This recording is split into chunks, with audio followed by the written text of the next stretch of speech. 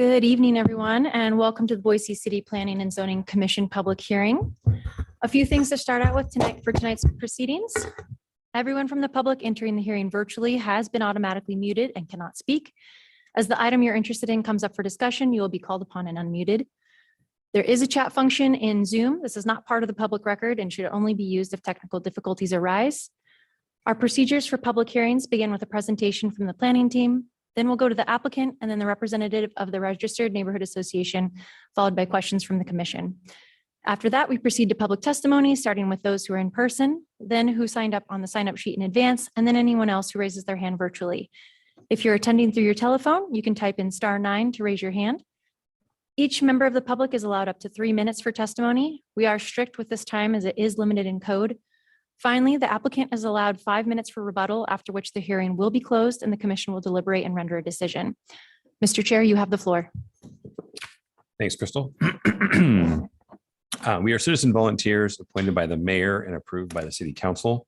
We make final decisions on conditional use permits, variances and appeals, and recommendations to the city council on subdivisions, rezones, annexations, and code or comprehensive plan amendments. Any decision made tonight may be appealed to the city council, provided that the appeal is filed within 10 days of this hearing. In order to file an appeal, you must have given written or oral testimony at tonight's meeting. So that's why it's important to give your name and address when you testify tonight. We utilize a consent agenda.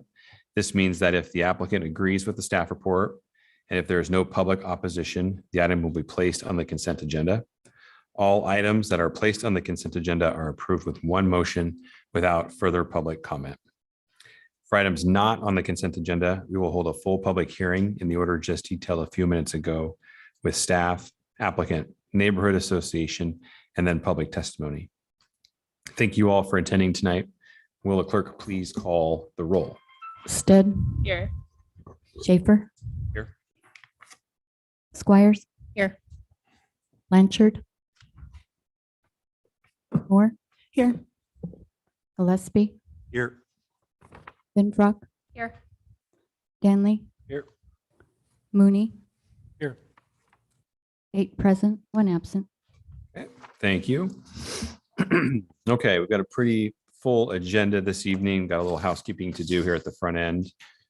We're going to start with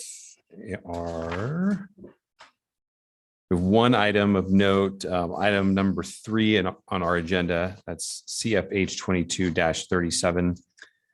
That's Kara and Jason Blumberg. Address is 2617 North Heavens Way. That item has been withdrawn, so we will not be hearing that item tonight. And then item number 9 this evening is requesting a deferral to November 7th. This item is CAR 22-9 and also CUP 22-12 and CVA 22-13. The applicant is South Beck and Baird. The address is 3691 North Harbor Lane. This is a rezone and a conditional use permit for a drive-up establishment with a coffee shop in a C1D DA zone. This applicant is requesting deferral of these items until our November 7th meeting. Is there anyone in attendance tonight that is intending to testify on this item and you cannot attend our meeting on November 7th? Okay, very good. With that, I'll Mr. Chair, entertain a motion. Commissioner Stead. I move that we defer CAR 22-9 and CUP 22-12 and CVA 22-13 to November 7th, 2022. Second. Got a motion to defer by Commissioner Stead and a second by Commissioner Finfrock. Any further discussion? Okay, very good. Will the clerk please call the roll? Stead. Aye. Schaefer. Aye. Squires. Aye. Moore. Aye. Gillespie. Aye. Finfrock. Aye. Ganley. Aye. Mooney. Aye. All in favor, motion carries. Okay, thank you very much. And then now we have a few items on our agenda that are eligible for the consent agenda tonight. Without objection, I will place the minutes from our September 12th, 2022 meeting on the consent agenda. And then moving to new business tonight, item A. This is PUD 20-32 Todd Campbell Construction.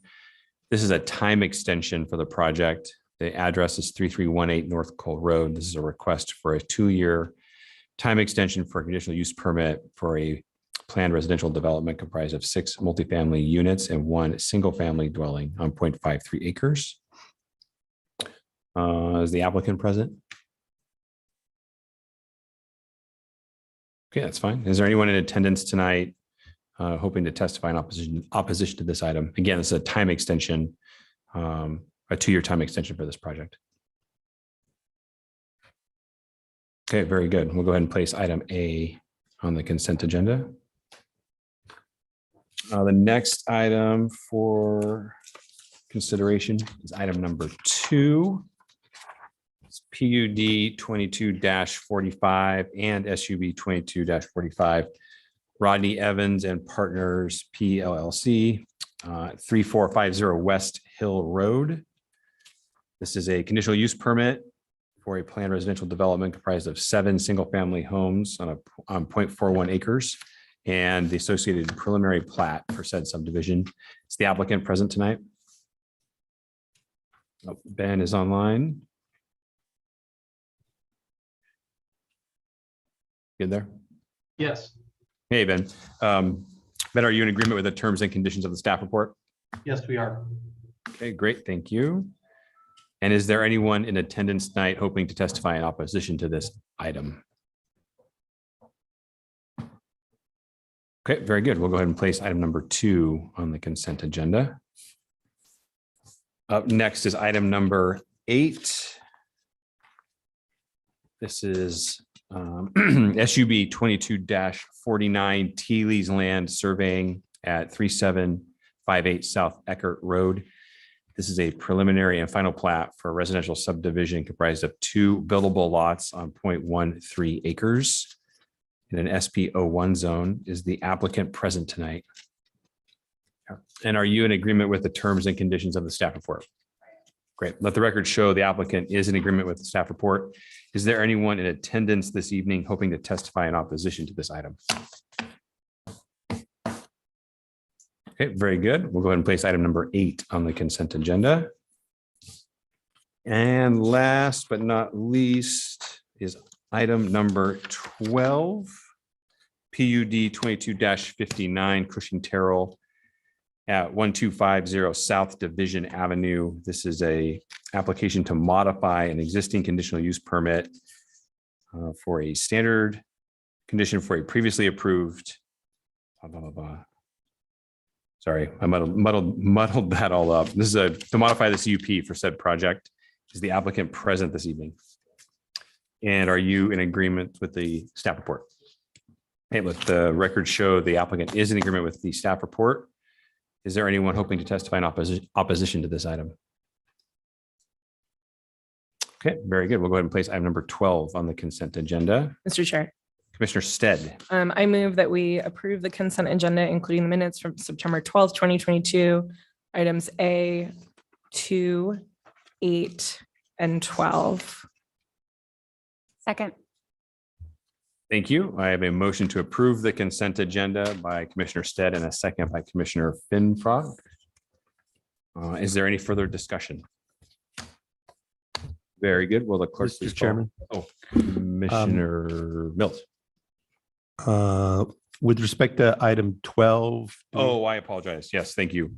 Let the record show that I will be recusing myself from the consent agenda vote for item number 12. Thank you, Milt. Okay, with that, will the clerk please call the roll?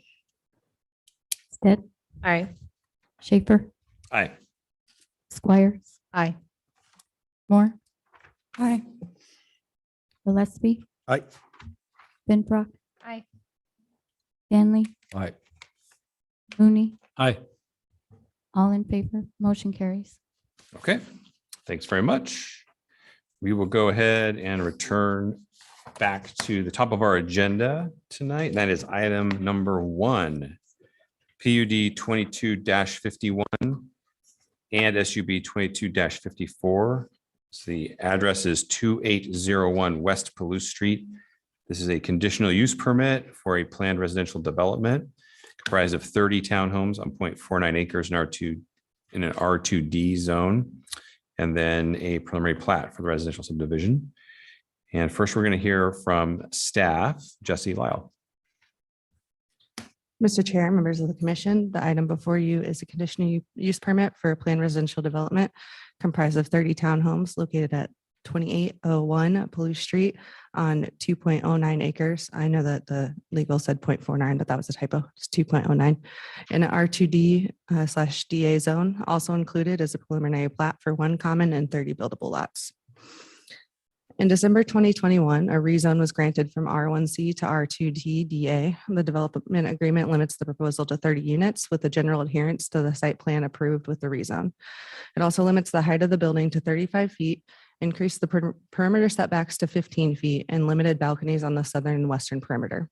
At the council hearing for the rezone, there was some direction given to the applicant to explore pedestrian connection to the south of the subject property onto Limhi. This connection was explored, but not part of either application, as the parcel to the south is a buildable lot that can be utilized for additional housing.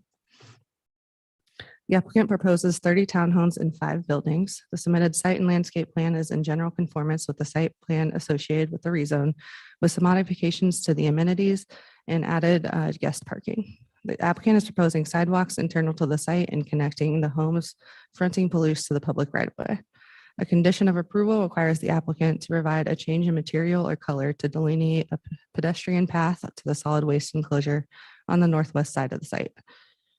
Another condition requires the applicant to move the solid waste enclosure proposed at the southeast side of the development to the southwest side and to provide safe pedestrian routes to and from.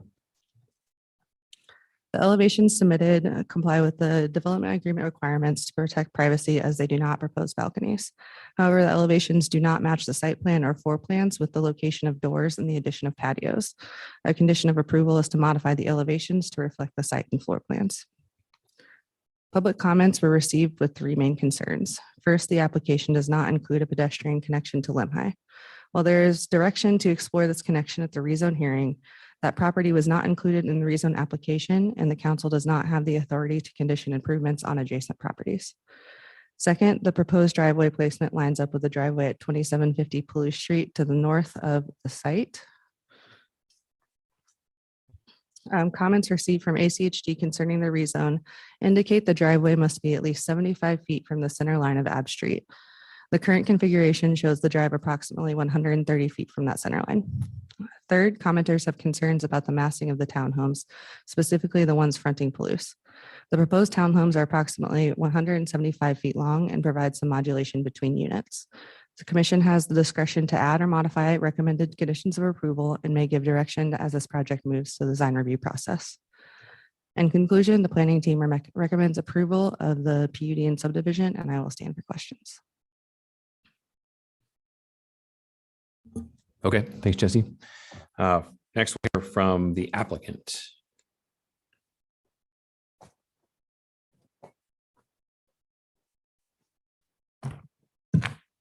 Thank you, Mr. Chairman. Commissioners, for the record, Penelope Constantakis with Riley Planning Services, Post Office Box 405, Boise, Idaho 83701. The applicant project team have reviewed the staff report and concur with the findings. We do appreciate the supporting materials that Ms. Lyle included. The most recent neighborhood meeting, the attendees made several good suggestions that we have incorporated into the site layout. We rearranged the play structure for the youth, and we moved the bike parking, which enabled us to add 5 more parking spaces to the site. The ADA spaces, which are the 3 spaces that are to the south, the previous site layout actually had that noted as an ADA. Somehow it just got lost. So we'll have 1 guest space and 2 spaces for ADA there. Other input, the solid waste folks here at Boise City asked us to relocate that the southeast solid waste structure and put it over on the southwest because they're going to be using a front-loading truck. The landscaping next to the ADA space, we'll add that. Additional bike parking style, we'll incorporate that. We'll add the patios onto the landscape plan so that the landscape plan and the elevations match. I did want to talk briefly about that pedestrian connection to Lemhi. A couple of things. First of all, it is off-site, and so it's not part of our application. The second thing is both of the adjacent neighbors on either side of that parcel do not want the pathway. They were very adamant about that in the neighborhood meeting. And the third item is if you've ever walked Lemhi, west of Vista Avenue, it chokes down quite a bit and it has quite a turn. And it's really not very safe to walk anyhow. So if you have additional questions on that, I'd be happy to answer them. But the neighbors really didn't want that, so we took it out. Let's see, we are looking forward to moving forward with our design review element and then on to final plat. I did visit with two of the neighbors before the meeting. The elevations that depict the Palouse Street fronting units is just a bit longer than the rear loaded elevation that you have in your packet by 2 units. So they're identical except for the length. And then the driveway location, ACHD has located it where they feel it's the best place to be. So we're happy to do that. With that, I'd be happy to answer any questions you have. Okay. Thank you, Ms. Constantakis. We're going to sit tight on questions just for a Very minute. good. Thank you. Okay, thank you. First, we're going to see if we have anyone from the Neighborhood Association with us here this evening. That's the Vista Neighborhood Association. Okay, doesn't look like it. Oh, there's a hand up. Thank you. Ms.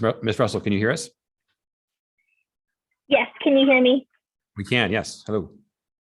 Okay, I am representing the Vista Neighborhood Association, and I am going to read a letter that we have drafted.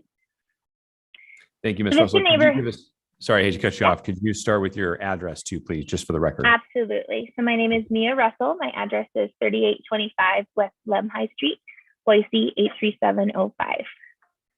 Great, thank you. The Vista Neighborhood Association has met with the developer's representative, Penelope Constantakis of Riley Planning regarding the development at 2801 West Palouse Street, and we have reviewed the new site plan. After review and discussion, the Vista Neighborhood Association has concerns with this development moving forward for the following reasons. The neighbors along the Vista Neighborhood Association, or the neighbors along with the Vista Neighborhood Association rather, voiced many concerns to Penelope at Riley Planning and Boise Planning and Zoning at the January 3, 2022 meeting over the block or slot development of 7 attached townhomes fronting Palouse Street. This large wall of 7 townhomes, all connected, does not fit with the aesthetic or historic integrity of this older neighborhood. While several commissioners commented that this could be handled during the PUD, during the next neighborhood meeting with Riley Planning, they informed the Vista Neighborhood Association and neighbors that this was their plan and they were not changing it. The existing streetscape on this section of Palouse Street is one that includes single-family homes with larger lots, established landscaping, and beautiful large trees. We are concerned that the proposed plan includes a single row of 7 attached homes with minimal frontage. If approved as proposed, the contrast between the existing homes and the development will be stark. We believe that attached homes in a duplex or a triplex would be more fitting for that portion which directly faces Palouse Street. Along with this, the existing dwellings are a variety of designs, and we ask that a varied design aesthetic for all structures facing the street be considered for this new project. Row homes on the interior portion of the property would not interfere with the existing streetscape, and we support denser housing with row homes on the interior of the lot. At the Boise City Council meeting, February 15, 2022, the rezone was approved with direction to Planning and Zoning Commission and the Design Review Committee for future entitlement. Number 1, provide off-street pedestrian connections to Lemhi to provide better connectivity to the neighborhood. Riley Planning did not incorporate the connectivity, and the Vista Neighborhood Association was told at the neighborhood meeting that this was just a recommendation, and Riley Planning decided not to go forward with the recommendation. This pedestrian walkway between Palouse and Lemhi would add better connection to the neighborhood, and the Vista Neighborhood Association is disappointed that it was completely disregarded as it was part of the rezoning process. During the public meeting, January 3, 2022, the driveway in and out of the development was pointed out to be right in line with 2750 West Palouse. In the statements, the PUD was the time to address this concern. The new site map does not take into consideration that the driveway lines up directly across from this house on Palouse, and that most of the turning traffic go right onto Vista Avenue, and the headlights will flash directly into this home. Our primary concerns about the new site plan include concerns over the slot development, maintaining the existing streetscape and design aesthetic, walkable connectivity to the neighborhood and neighbors' homes directly in line with the driveway, and the limited number of visitor parking spots. As a whole, the Vista Neighborhood Association believes that the developer is on the right path with this project, and with some improvements, this development will be a great addition to our neighborhood. We recognize the need for housing, and we know that the Vista neighborhood is a great place to live. We request that you consider our thoughts when reviewing this project. Thank you. Thank you, Ms. Russell. Okay, we'll go ahead and open this up for any questions from the commission for the staff, for the applicant, or the neighborhood association.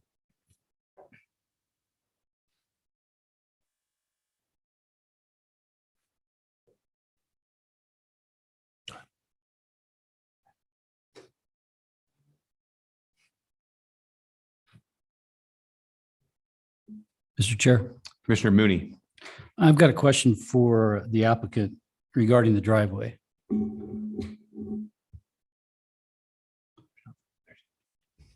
And I guess for staff as well. I'm looking at our agenda packet, page 62. And at the time of the publication, the Ada County Highway District had not commented on the proposal, but I heard the applicant say that ACHD says that's where the driveway should be. So I'm confused. Help me.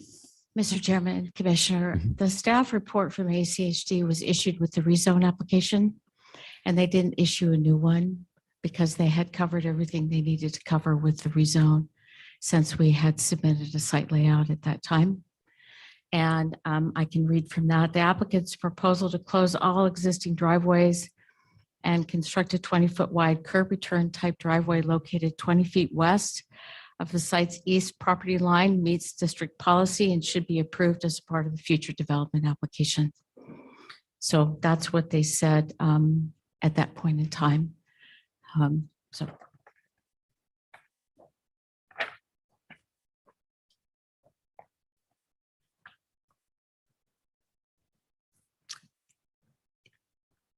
Mr. Chair. Yeah, please, John. Another question for the applicant regarding the pedestrian connection to Lemhi. So do I understand it? That's same ownership. Is that correct? That is correct. Then there were two neighbors. The two neighbors that lived on either side of that parcel came to the neighborhood meeting, and they were very emphatic. They did not want that connection.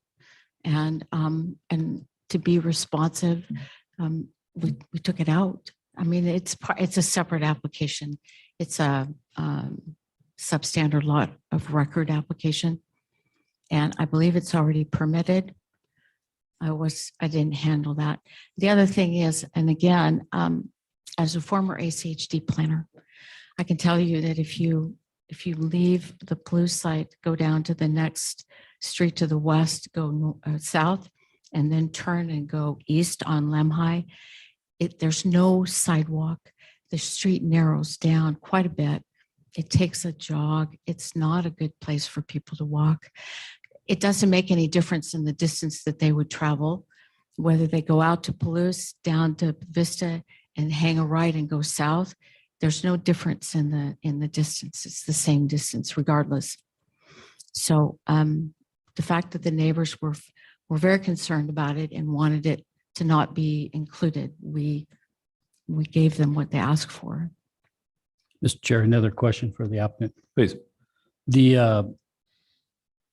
Would you be interested or be able to stub a path to that offsite if we determined that was the correct way to go? Mr. Chairman, Commissioner, again, the neighbors just really didn't want that there. I understand that, but the Yeah. council was very clear that they wanted it. Well, Councilwoman Clegg asked us to consider it. You're absolutely correct. I don't quite know what to answer with. I don't know that that would be, maybe that's something we need to take up with council. Thank you. Mhm. Mr. Chairman, Mhm. since I'm up here, is it time for me to do rebuttal or not? Not quite there. Okay. We got a few more Very good. minutes. We got a few more minutes to go. Okay, very good. Mr. Chairman. Commissioner Gillespie. So normally Chris Blanchard would weigh in now on the slot development effect. But since Chris unexpectedly decided not to come tonight, I was wondering if Commissioner Squires would also ask the questions about that issue. And if not, I'm prepared to. Okay. I think you're just doing a fabulous All job. right. I get it. Okay, Mr. Chairman. Milt, please. So this question to the city. So, we've heard this kind of before. The comp plan has some language about not putting sort of very large row buildings right on the street. I'm not aware of anything in the code specifically that addresses that. So what's the city's response to the criticism that we're putting, 8 units right on Palouse, and they're 3 stories tall and it's pretty long, and it's essentially, I guess they're arguing it's not compatible with the neighborhood. Mr. Chair, Commissioner Gillespie, the land use designation in this area is compact, and that does allow for townhome development. And the proposed units would be 2 stories. And they provide some modulation. So there is something breaking up that, development. However, if the commission decides that they want to see some other, tools to break that up, that is within your discretion to condition tonight.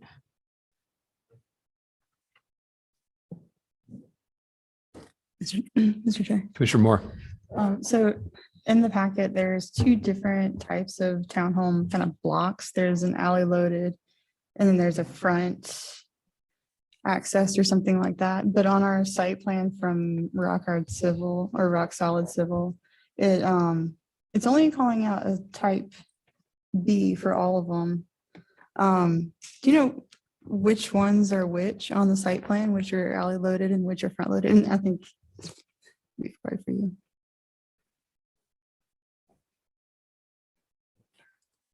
Mr. Chairman, Commissioner, the units along Palouse Street, and there's 7, not 8. Those are rear loaded. Then in the interior of the site, we have rear loaded units. It's kind of a muse layout where you have the front doors facing each other, kind of an old English style design. And then the units along the southern and western perimeter are both front loaded units. Garages and front doors are on the same side. Okay. Makes sense. Thank you. Mhm.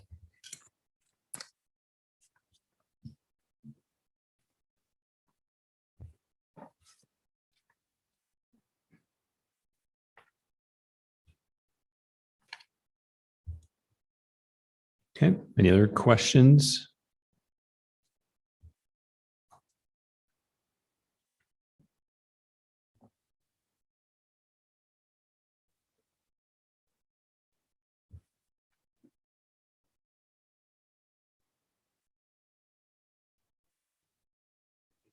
I think we're okay, huh? Okay, sorry. Just making, everybody's doing their homework. I'm just making sure. Just making sure. Okay. All right, we'll go ahead then and move on to public testimony on this item. So you're here tonight to testify. We'll start with the folks that are in person. The podium is free. Come on up. Everyone has 3 minutes And please start with your name and address. And then we'll move to folks online after that.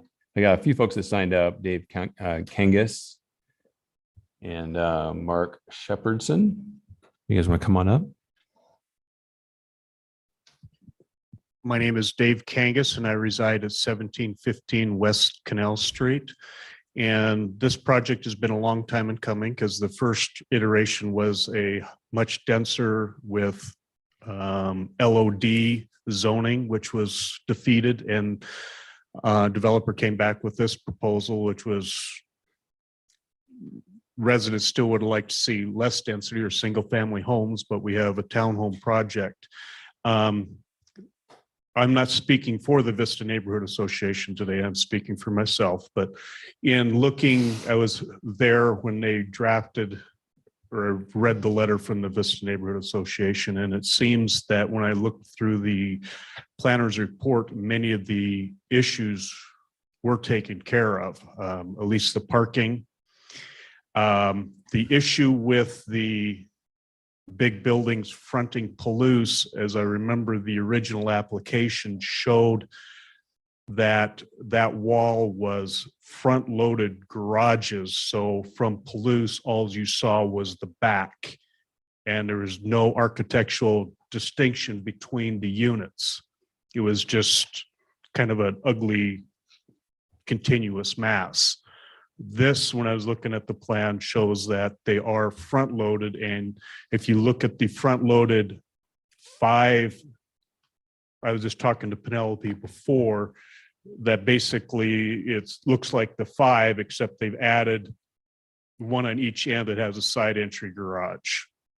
So obviously I think there's been a lot of improvements. There's still issues with the driveway, which I couldn't tell from the plans exactly how that lined up. So that's all I've got. Okay, thank you.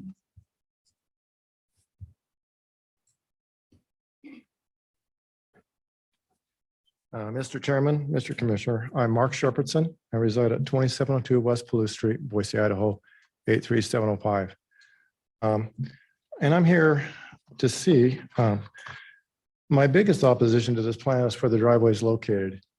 And from day one, where that driveway was located was always in question because it comes up and 60 cars shining headlights right into the people across the street's front windows, not anything anybody wants. Nobody here wants that. It impacts their life.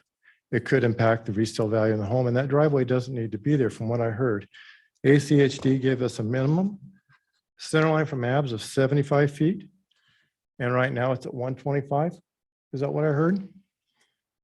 And so moving the driveway to where ACHD says a minimum would do 2 things. We get the driveway where it doesn't impact these young people in that house. It would also break up that big block. You may have 2 units here and 4 units here. You still have the same number of units, but you'd move the driveway down so these headlights aren't coming out straight into somebody's house.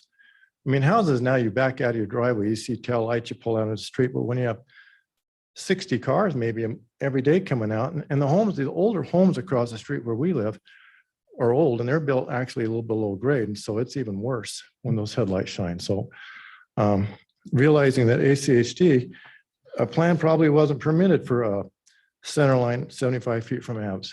And it probably should have been because this was an issue from day one. So I asked that you don't approve a plan unless we can find out if that driveway can be moved, approved by CHAD, and have, instead of 1 huge block of townhouses, you would have 2 and 4, whatever it works out to be. That's what I'm asking. Okay. Thank you. Thank you. Okay, anyone else would like to testify? Okay, we'll move to the folks online. Anybody online that would like to testify on this item? Okay, looks like no takers. So we'll go ahead and move to rebuttal by the applicant.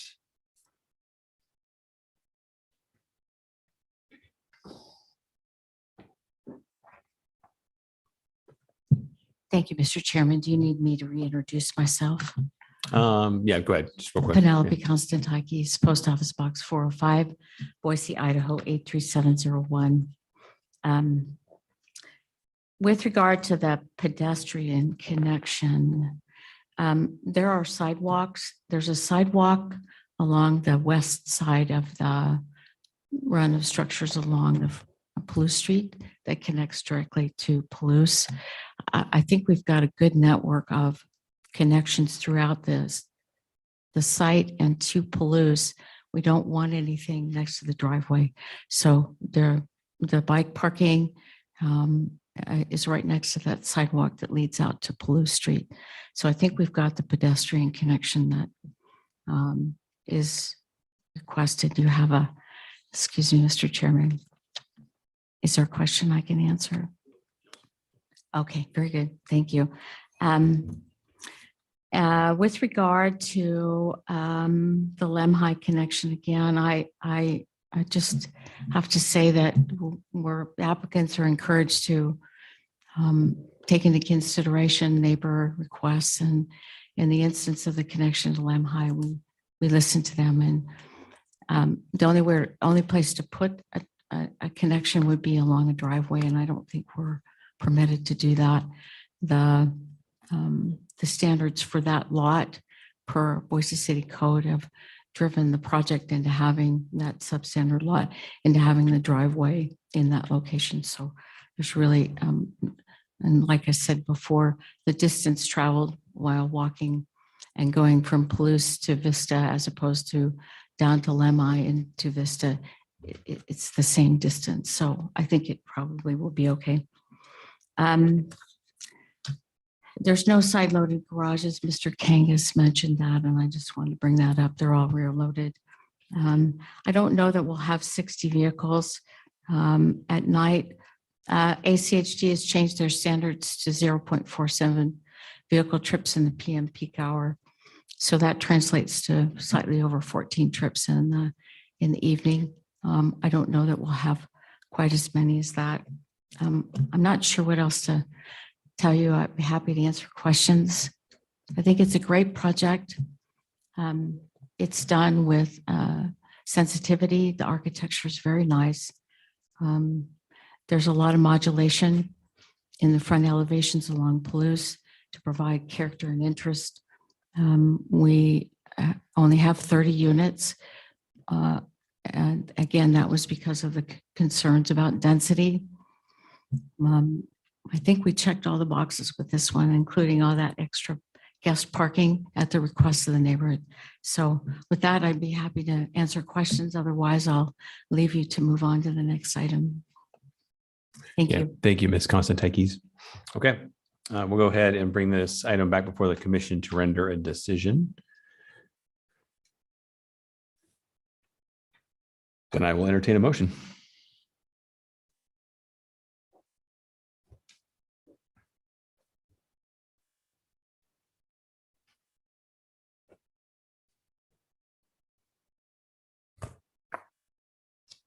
Got a talkative group this evening so far. Mr. Chair, Commissioner Mooney. I move that we deny PUD 2251 and recommend denial of sub 2254. Do I hear a second? For purposes of discussion, I'll second that. Okay, got a motion to deny by Commissioner Mooney and a second by Commissioner Squires. Any discussion? Mr. Chair.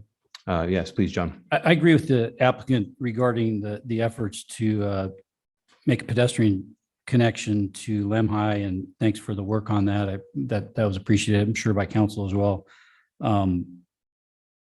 I believe that we owe the neighbors a better drive alignment, and I think the driveway alignment, I agree with the testimony we heard from the neighbors tonight as well, that if we change that drive alignment, it also breaks up that frontage, which solves what Commissioner Blanchard, if he was here, would be having some problems with.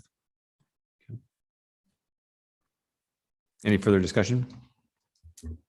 Mr. Chair, Commissioner Stead. would it make sense, I wonder, to think about, if the commission wanted to think about deferral instead of a denial, to give the applicant some time to rethink that consideration if that's the deal breaker for us? Good point. Mr. Squires, any thoughts? as the seconder. Mr. Chairman, members of the board, I would certainly be open to that. I do have the same concern regarding the driveway. I think there's a way you could probably accommodate a better alignment and still keep the same number of units.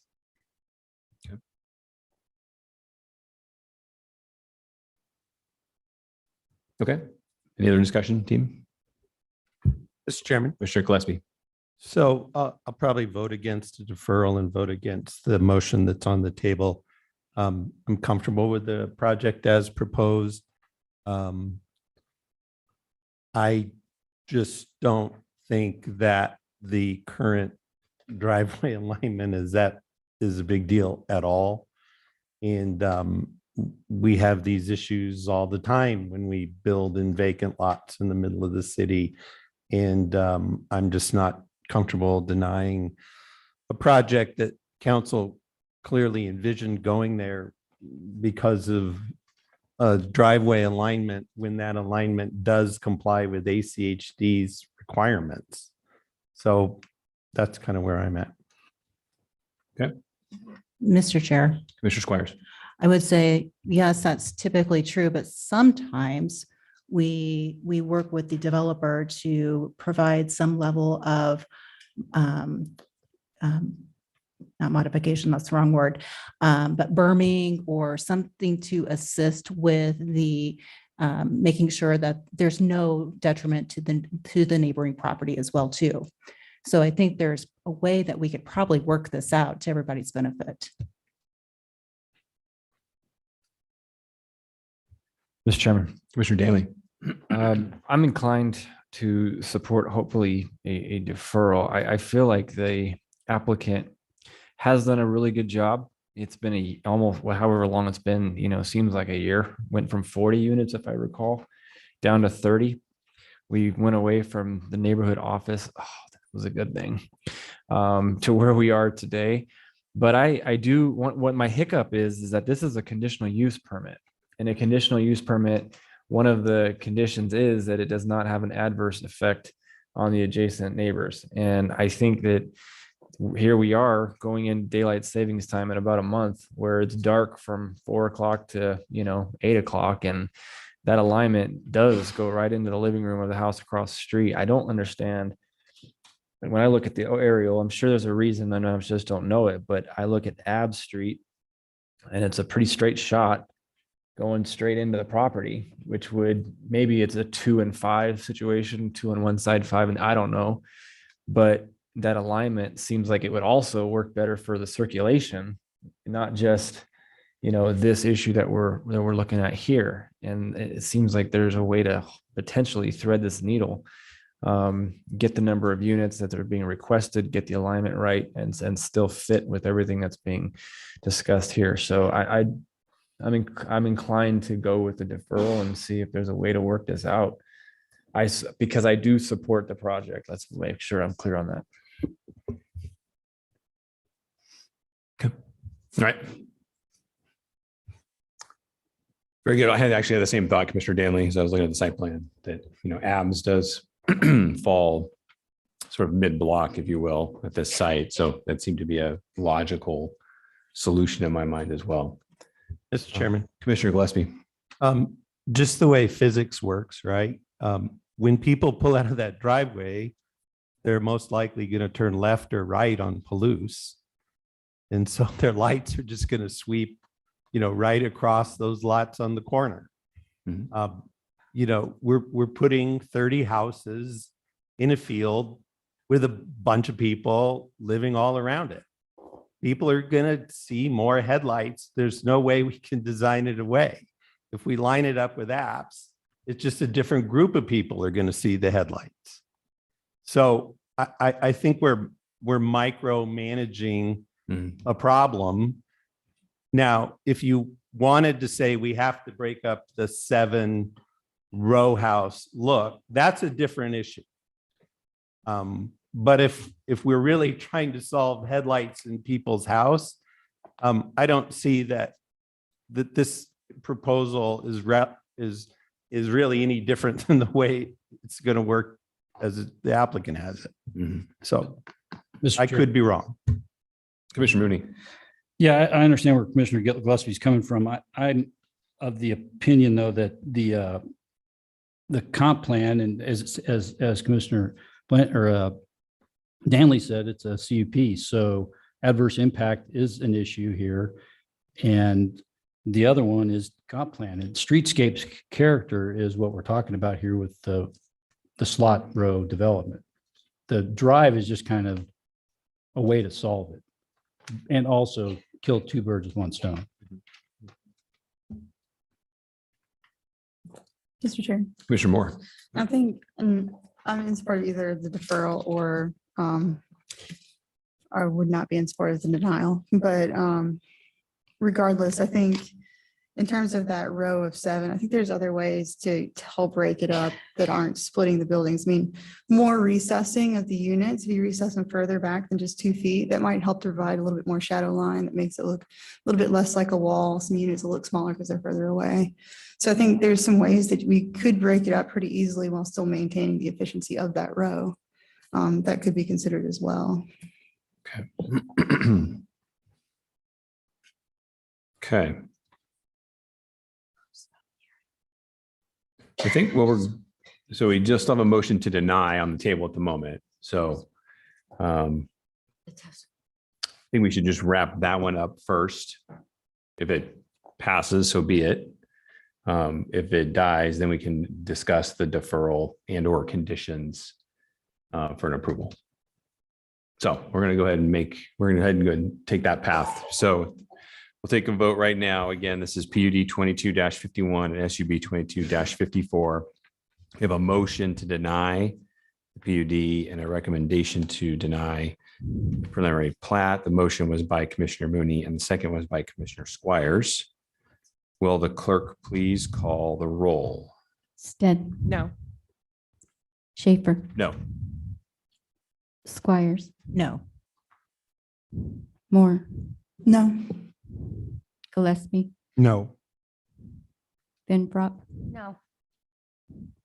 Danley, No. Mooney. Aye. 1 in favor, 7 opposed. Mr. Motion Chairman, fails. Thank you. Commissioner Gillespie. I move we defer item 1 to our November 7th meeting. At Second. which time I should, well, I'll leave it there. Okay, we have a motion by Commissioner Gillespie to defer to November 7th. Do I have a second? Second. Second by Commissioner Danley. Any further discussion? Mr. Chairman, Please, Milt. I mean, I think the record of our deliberations is clear as to what we're asking the applicant to try and do. The applicant, of course, has a right to come back and say, no, I'm not going to change it. And then we get to do this again. I'd also point out, I believe the next hearing essentially, and Rob, you'll have to help me on this, it will have to be essentially a de novo hearing based on the new site plan. So we'll get to restart the whole hearing process. But I support the motion to defer and see what Penelope and her guys can come up with that, you know, better meets what we think the needs are. Okay, very good. Any other discussion? Okay, very good. We'll go ahead and just keep on moving then. We'll take the vote now. Again, a motion to defer to November 7th, PUD 2251 and SUB 22-54. Motion by Commissioner Gillespie, second by Commissioner Danley. Will the clerk please call the roll? Stead, Aye. Schaefer, Aye. Squires, Aye. Moore, Aye. Gillespie. Aye. Benbrook. Aye. Danley, Aye. Mooney, Aye. all in favor, motion carries. Okay, thank you. All right, let's see. Up next on our agenda is item number 4. Does that sound right? Okay, item number 4, and that is SOS 22-15, Teely's Land Surveying. The address is 5320 West Wiley Lane. This is a waiver to the subdivision ordinance requirement to construct curb, gutter, and sidewalk as part of a minor land division on 0.99 acres in R1C zone. We're going to hear from staff first. That's Sabrina Mortensen. Good evening, Mr. Chair, members of the commission. The item before you is a request for a waiver from the subdivision ordinance requirements to construct curb, gutter, and sidewalk as part of a minor land division on 0.99 acres located at 5320 West Wiley Lane in an R1C zone. On June 10th, 2022, the planning director approved a minor land division application, which would allow the two existing parcels to be divided into 3 lots. A condition of approval required the applicant to install curb, gutter, and sidewalk along the site's frontage on Wiley Lane. Boise City Code allows the commission to issue a waiver of the requirement to install curb, gutter, and sidewalk when it is required for a record of survey, provided that the property is of such unusual size or shape or has unusual conditions that would cause strict application of the regulations to result in a substantial hardship or inequity. The applicant requests a waiver from the requirement to install street improvements and associated with the subject minor land division, citing past waiver approvals in the area as a condition that would result in substantial inequity. The planning team finds that the requested waiver is not appropriate as it is against the public interest. Although other waivers have been granted along Wiley Lane in the past, including on the adjacent parcels, the Greenway subdivision to the east was recently required to install street improvements on the same side as Wiley Lane as a subject property. Furthermore, there is a potential for other sites along Wiley Lane to redevelop in the future, providing future opportunities for improved pedestrian connectivity over time. Multiple comprehensive plan policies encourage providing a continuous network of pedestrian improvements to improve safety, connectivity, and comfort. The neighborhood association and one neighbor of the project submitted letters of opposition to the requested waiver as late correspondence. The comments received note that Wiley Lane is a key connecting corridor between the Greenbelt and Northwest Boise. It also references other planned improvements in the area that facilities along Wiley Lane could connect to in the future, including the State Street Transit Corridor to the east. In conclusion, the planning team recommends denial of the waiver, and I will stand for any questions. Thank you, Sabrina. Next, we'll hear from the applicant. Yes, I am Dave Silva. I live at 5320 Wiley Lane, and I've been there 27 years. When I looked at that property, my wife wanted to hit me over the head to buy that, but it took me 20 dump trucks to remove engines, cars, and then there was a trailer upside down. So we worked on it for years, and finally we moved here with 4 of our 8 children, and we packed ourselves in, added some additions. And basically, there are no sidewalks on the street. There are no curbs and gutters on the street. And I was just wondering why I might be being singled out for that when there is nothing on it. I have pictures of the neighbors. I do have a film, if you want to show that, of the street. But there's no sidewalks at all. There's no curbs and gutters at all. And my house was built in the 70s, and I added additions on. Now, at 85 years old, I have a chance to build my first new house. I still work. I teach driver's ed for Boise schools. And my wife works at Misty at St. Luke's. And we finally have a chance to build a new house. And now we have conditions to remove telephone poles, put in curbs and gutters where the water will not move anywhere, just stay right in front of our house. And we would have the only sidewalks. And also, when I moved there because I could walk 100 steps to the Greenbelt. After the wealthy subdivision put in a dead end there and locked up gates so we couldn't go through there, which was fine. But there was a path to the Greenbelt. And they came and shut that down, the Recreation Board. I called them and they said, well, those people wanted it shut down after they finished the last house. And I said, well, doesn't that, we're on this side of the street. So anyway, long story short, they asked me to petition the street. I got 50 neighbors to sign a petition, went to the Recreation Board and got voted in to open it up. So I gave, what happened was there was a piece of land that a friend of mine, one of my buddies I grew up with, we bought that property across the street, right directly across the street. And we gave 20 feet so they could drive EMTs, police cars, fire engines into the Greenbelt. And now it seems because I did that, they want to improve the street with sidewalks and curbs and gutters, and there's nobody else on that street. Again, I have pictures to show you. So it's really going to be a big hardship for us to do that, and it may negate the opportunity for us to build a house a little bit north of our property in the back. So I have letters from ACHD where they built a house a year ago across the street. They built 4 houses, and the ACHD said that they couldn't take care of the curbs and gutters, so they recommended it not be done. So my request is not to do this, the curbs and gutters and the sidewalk, because again, I will be the only one on a half a mile of street from State Street down to the dead end where I am at. And it just seems very, very unfair. Okay. That's it. All right. Thank you, Mr. Silva. Okay. Yeah. We may have some questions for you in just 1 minute. Okay. Okay.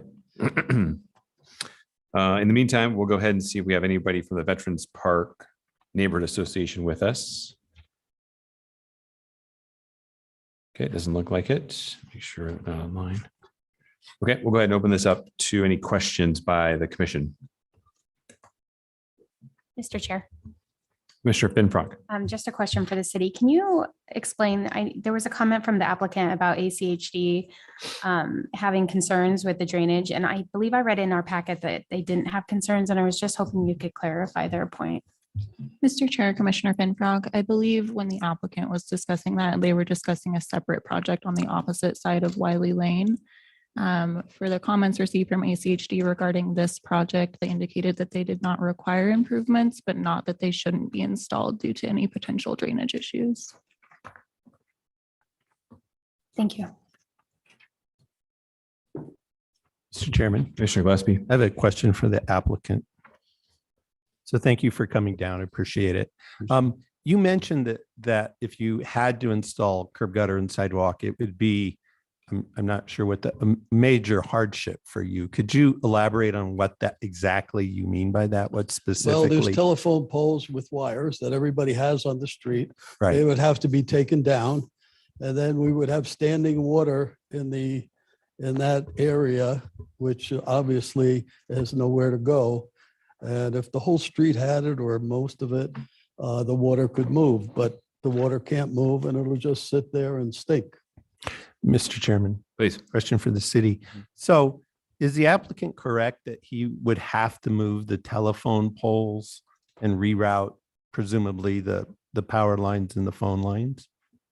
Or is it possible to put in curb gutter and sidewalk when there are power lines or poles present? I've Mr. never Chair. heard that argument, basically. Yeah, Mr. Chair, Commissioner Gillespie, this slide here shows a street view of the subject property. So there does appear to be room for attached curb gutter and sidewalk to be installed here without requiring relocation of power poles. So, Mr. Chairman, so a question for the applicant. So why do you think you'll have to relocate those poles? Have you had the design work done and been advised that those poles would have to be moved? The poles are right where the sidewalk would have to go, and they would have to be taken down, yet the whole street is all telephone poles. Yeah, I see. Okay. Thank you. Mr. Chair. Commissioner Mooney. Question for staff. Could you put up the background slide that shows other properties along the street there? And the question is, where's greenways? Because that's what you call out in the analysis. Mr. Chair, Commissioner Mooney, this is that slide, and Greenway is the one here with the green line along Wiley Lane. Thank you. Mr. Chair. Commissioner Stead. I have a question for staff. So if we could we consider a condition, do we have the authority to consider a condition that would say if the telephone poles needed to be moved, then sidewalk could be reconsidered, or sidewalk would have to be installed if the telephone poles don't have to be relocated at his expense. Mr. Chair, Commissioner said, yes, that could be a condition that you. Thank placed. you. Mr. Chair. Commissioner Moore. So typically when there's no connection, we see just a recommendation for sidewalk, but a waiver for the curb and gutter. Why is, and so I'm a little bit confused why curb and gutter would be required here as opposed to just sidewalk. Is the water just gonna sit there, or is there some other drainage opportunity? Yeah, Mr. Chair, Commissioner Moore, it is possible to do on-site drainage, and that curb is typically required to provide vertical separation between pedestrian and vehicular movement. But if the commission believes that waiving curb and gutter and only requiring sidewalk would be appropriate, that's also an option that you could pursue. Mr. Chair. So Mr. Mooney. follow up on that question. So Greenway, is that vertical curb and gutter as well, or not? Mr. Chair, Commissioner Mooney, I believe only sidewalk was required there. Thank you. Mr. Chairman. Commissioner Danley. Question of staff. One treatment we see continually all over our city in a situation like this, which is a really low volume street. I think it's a cul-de-sac even at the end of a cul-de-sac. In this instance is paving an additional 5 feet with an extruded curb to allow for the drainage to occur, but still provides a stable facility for ADA requirements. Why can that treatment not be used here in lieu of curb, gutter, sidewalk? Mr. Chair, Commissioner Danley, can you reword that question a little bit? So curb, gutter, sidewalk, the purpose of curbing is to take stormwater and divert it to some other place. It also is allowing for a vertical separation for the traffic and the separation for pedestrian movement, especially with respect to safety. I understand that, but typically it's also used in a street with higher volumes, and contextually, other treatments such as paving, extending the asphalt an additional 5 feet, which would be the width of a sidewalk otherwise, with an extruded curb. So you have the curbing, but you don't have the concrete sidewalk with the elevation. That treatment is already being done by ACHD and other places. And it's done specifically in contexts very similar to this, or when there may be a bigger potential for redevelopment with a bigger property, big greenfield kind of a thing. But it allows the facility to be protected because you have a vertical barrier, and it allows the drainage to still work because you have gaps in the extruded curb. So that's a treatment that's already being done by the district and has been accepted and utilized elsewhere. So I'm curious why, when I look at this street, that seems like an absolutely perfect treatment for this road rather than the full-fledged curb, gutter, sidewalk. In addition to that, I look at this and I look up in the entire section of this, and it can be done all the way up. And so we could actually make that happen and get the walking pedestrian facility and not just be sidewalk one parcel at a time, when four of those have already been given a waiver on just that side of the street. But doing this treatment allows you potentially to do the whole block. That's a long question, I know, right? My question doesn't know the answer. It just boils down to, can we not allow and permit an alternative treatment to curb, gutter, and sidewalk, and do again a 5-foot paved extension of the street with the extruded curb? Mr. Chair, Commissioner Danley, that's at the commission's discretion to determine whether an alternative treatment would be appropriate in this location. Great, thank you. Okay. Any other questions? All right, very good. We'll go ahead and move on to public testimony on this item. Mr. Silva, you can take a seat just for a minute. If you're here to testify on this item, please come on up to the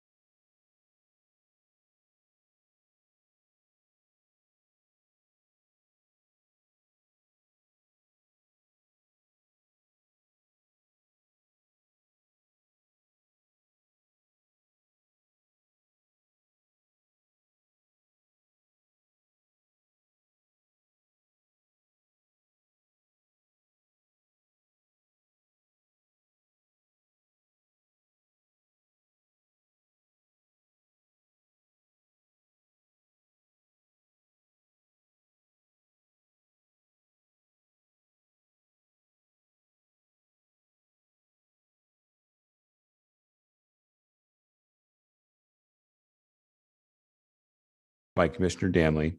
Approve the waiver with the condition essentially to install sidewalk at grade with an extruded curb. In short layman's terms. Correct. Correct. And the second was by Commissioner Gillespie. Any further discussion? Mr. Chairman, Commissioner Danley. it's pretty straightforward in that there are numerous alternatives to providing safe ADA compliant walking facilities that get to the same result as in a sidewalk. This is one of them. It is absolutely recommended at the federal level. There's the district has utilized it, and it's an absolutely perfectly fine treatment. And it's especially applicable to situations like this. I think that the neighborhood association is correct in that we do want a facility. It does need to get out to State Street, and for all of those reasons that were cited. But I also think we shouldn't necessarily have to kill the fly with a hammer. And this is a treatment that would, I think, thread the needle. So for those reasons, I'm going to support my own motion. Thank you, Commissioner Danley. Commissioner Gillespie, any other thoughts as the seconder? No, I can't add any more to that. Okay. Any other discussion? Okay, very good. All right. I'm going to follow everyone else's lead and agree with Mr. Danley's statements on the matter. So I think we'll go ahead and call the roll. Again, this is a Mr. Chair, sorry, I think I'm actually not going to support the motion. I don't know that, I'm not super familiar with that treatment. So it's hard for me to imagine that only because of my own inexperience, but therefore can't support the motion, unfortunately.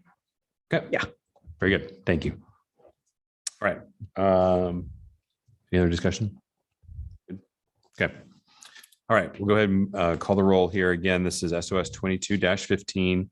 We have a motion to approve the waiver with the with an added condition to install a sidewalk at grade with extruded curb to provide separation for the pedestrian facility from the roadway.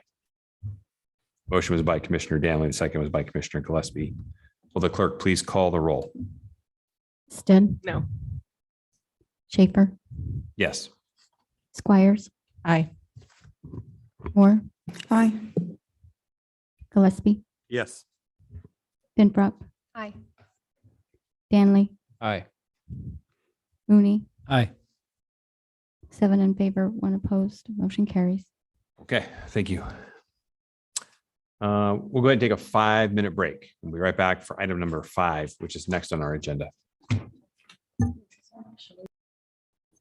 Okay, we're back.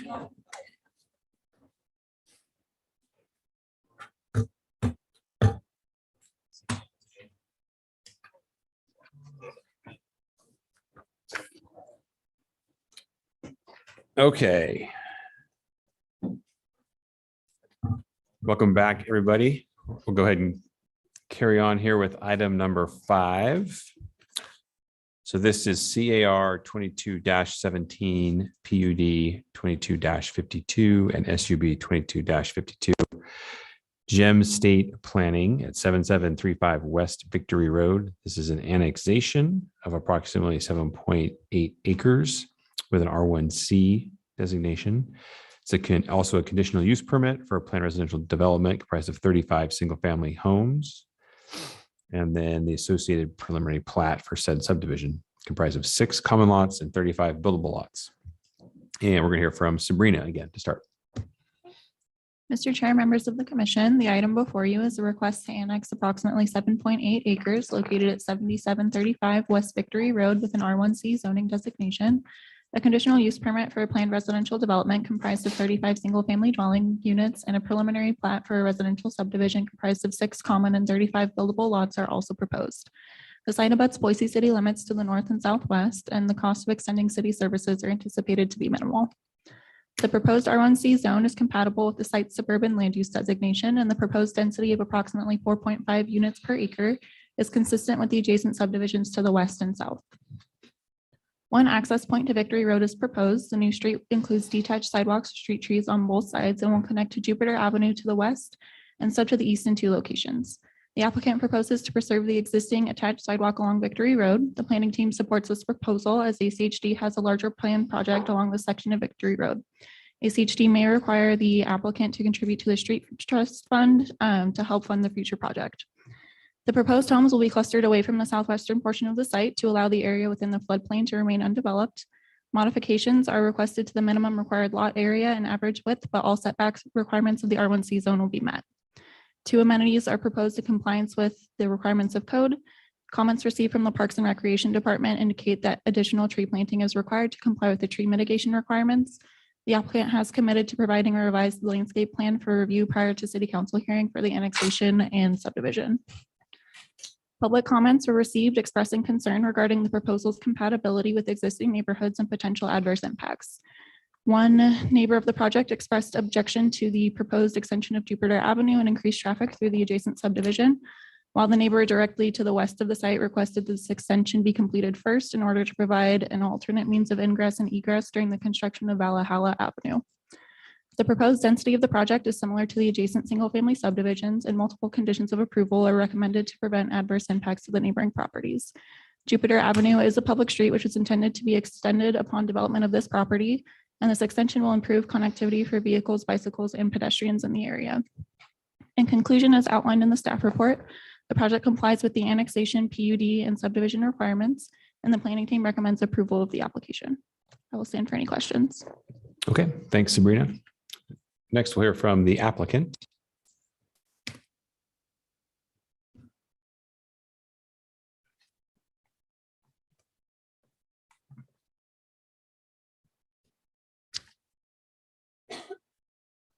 Good evening, commissioners, staff, and guests. My name is Jane Suggs. I'm with Gem State Planning, 9839 Cable Car Street in Boise. I'm here representing Callisto Heights and Trilogy Development. And before I get started, does this show up here or just up here? Yeah, I think this monitor is not, it's oh, broken. okay. It'll be above, sorry. If I start looking funny. That's Yeah. why. All right, now I can. Well, I'm very pleased to be here to represent Callisto Heights. Sabrina has given you a really good overview, and I may repeat a few things in my presentation. So let's get started. We are requesting an annexation of approximately 7.8 acres with an R1C zoning designation, and this zoning is compatible with your comprehensive plan. As shown in yellow, Callisto Heights is located on Victory Road, and it's just to the west of Cole Road. Okay. We lost all this. Was that me? Commissioner, we've been having a little bit of issues with Zoom, so just give us one moment while we reconnect. We'll pause the time. Thank you. Thanks. Yeah. Blackout. Yeah, thanks. Did I hit that? Is that what I did? Don't press that. Don't press that. Just One right there. Don't press that. Okay. we like to throw some tricks at you every once in a while. Yeah. Right. I'm not going to throw any tricks at you. How's Okay. that? Deal. Let me go ahead and tell you, you can relax now because I do agree with the conditions of approval. And according to the last information you received from me, which was in your late package, asking that we continue to work on the tree mitigation plan. Here's our landscape rendering. 35 single family homes of various sizes with our gross density of 4.59 dwelling units per acre. Okay, that is hard to read sort of. So I'm going to put this sideways. Now north is to the left. The lots range in size from 4,449 square feet to twice that size, 9,730 square feet. The average lot size is 5,945, which is just under your minimum lot size. This mix of lot sizes actually allows us to do some mix of housing types as well. We have 6 common lots that total over an acre, which is of the over 10% of open space that are required. We are requesting, as Sabrina explained, to reduce, using the PUD to reduce the lot sizes from 5,000 to this minimum of 4,449. And some of the lots that you see that are on the east side of the property are 36 feet wide. We can see in this plan that we do have detached sidewalks, and that provides for a really nice tree-lined streets. You'll also see now that we are also providing a centrally located park for the neighbors. This will have a playground and a picnic shelter and lots of landscaping. And here is the preliminary plat. I just will go ahead and kind of respond to the neighbor who sent some information about their objection to the project. You received the letter from the Inglis and Boise neighbors.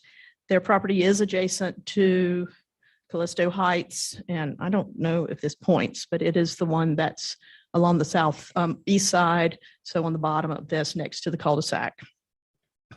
The properties that are adjacent to Callisto Heights that back up to the Inglis and Boise properties, those lots are 8,060 square feet, 7,237 square feet, and 8,519 square feet. So just to let you know that those are pretty good sized lots. They're not the smaller lots in the project backing up to the lot that Kristen and Ruben own.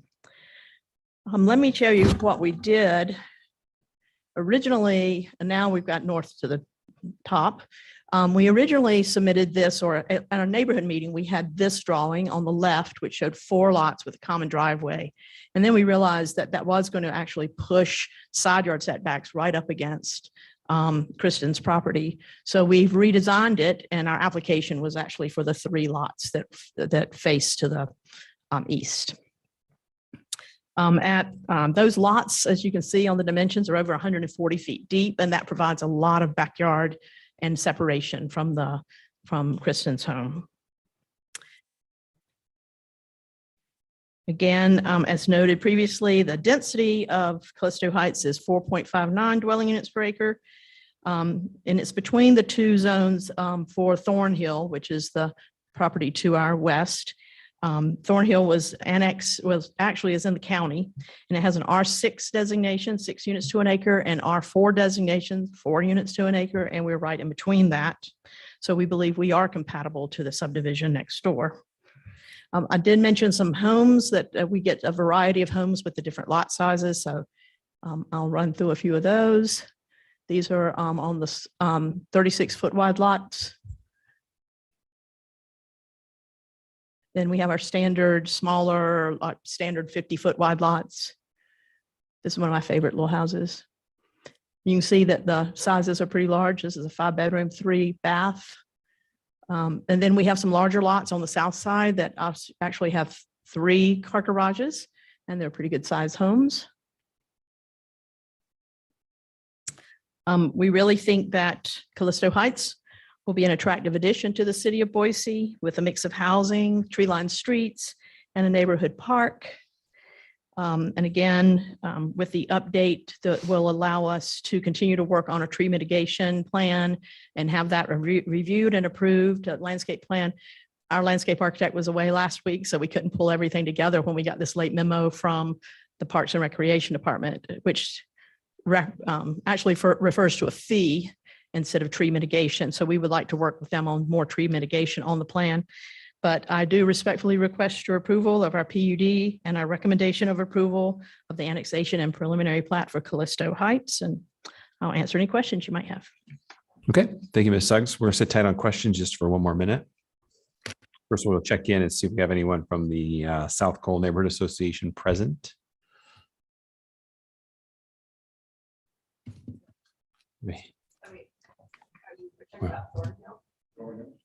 No, sorry. South Cole. This is Amy Russell. I'm part of South Cole. Are you representing the neighborhood association, Ms. Russell? I am indeed. I am the vice president of South Cole Neighborhood Association. Okay, great. Terrific. Thank you. Go ahead and give us your address if you would, please, then proceed. I live at 5310 South Umatilla. Okay, great. Thank you. So the concerns noted from the neighbors at the neighborhood association meeting were the development of open lands, potentially creating more issues with wells going dry in Southwest Boise, and then additional traffic on Victory Road, which is already quite heavy and has additional high density housing that's already planned close by this request. And that is all I have. Okay. All right. Thanks, Ms. Russell. All right, we'll go ahead and bring this back to the commission for any questions of the applicant, staff, or the neighborhood association. Mr. Chair. Commissioner Finfrock? Question for the city, please. So just to South Cole's comments, can you maybe expand on the traffic issue? I don't think I saw an ACHD report in here. Is that we still don't have one? Is that correct? Mr. Chair, Commissioner Finfrock, that's correct. We haven't received ACHD comments yet. But of course, it will be an added condition that will comply, to comply to ACHD. And then what about the wells going dry? I know we've heard a lot about this in the area, and I'm not sure what this commission covers, but could you maybe touch on that as well? Yeah, Mr. Chair, Commissioner Finfrock, we have received confirmation from Veolia that they will serve this site. We don't have any data regarding the wells and that aspect. Thank you. Sabrina, in regards to the tree mitigation plan, I know that applicants stated in their testimony they're working on updates for that. Do we need to add a condition? Mr. Chair, there is a standard condition of approval that requires compliance with the Parks and Recreation comments. I would recommend just removing the date from that condition so that they can continue to work with them instead of having a reference to an old memo. Okay. All right. Thanks. Mr. Chair. Commissioner Mooney. Question for the applicant regarding Valhalla Street. If ACHD comes back and says that that long straight stretch there, if it's, I'm sure it's more than 750 feet, do you happen to know if it's shorter or longer than that? Because that's where they start talking about bulb outs and traffic calming features. Because we have that intersecting street at Jupiter coming through, then that remaining portion, I think, will meet all the ACHD requirements, and we would be happy to do some bulb outs if necessary. In fact, maybe right where the park is, so that we have a little place where people can cross the street right there. So I don't have this up anymore. Thank you. That's good. Yeah. Mr. Chair. Commissioner Finfrock. I had another question, and this might have been in our packet. I just didn't see it. In the R1C zone, it allows for 8 units per acre. And I know 35 are proposed here. What is actually allowed on this parcel? What's the actual number based on the 8 units per acre under an R1C? Mr. Chair, Commissioner Finfrock, hold on one second for some quick math. It would be a maximum of 62 units. So we're quite under that number. Thank you.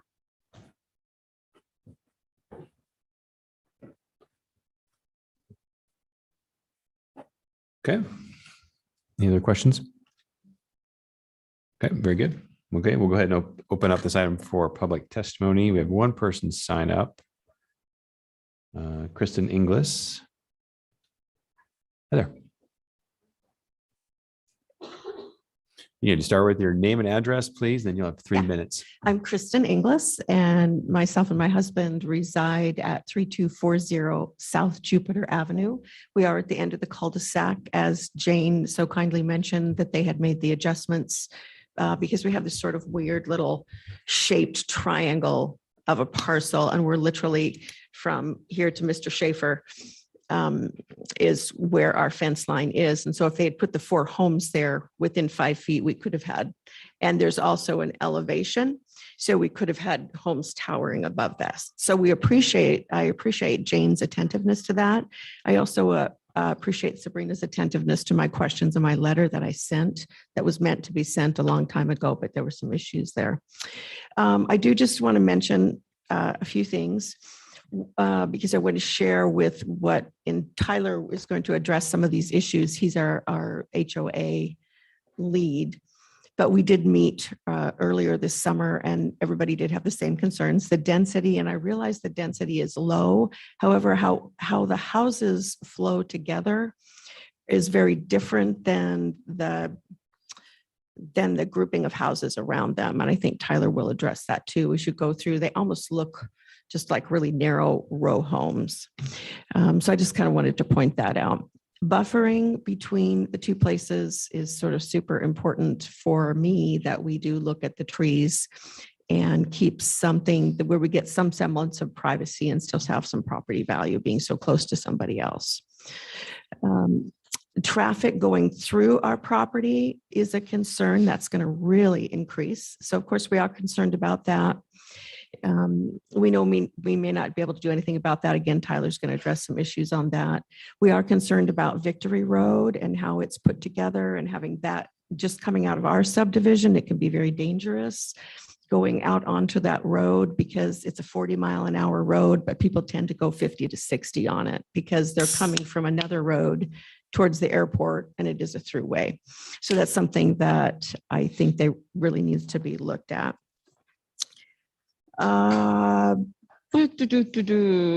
Just in general in the area, I really hope that we think about, as we develop out this area, how few parks there are and open spaces that there are as we develop out that area, and the traffic.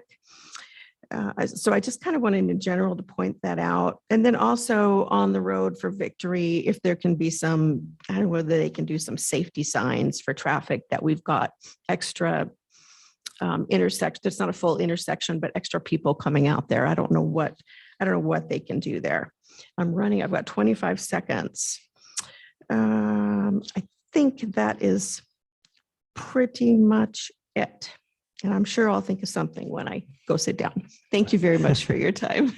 Thank you. Okay. Anyone else like to testify here today?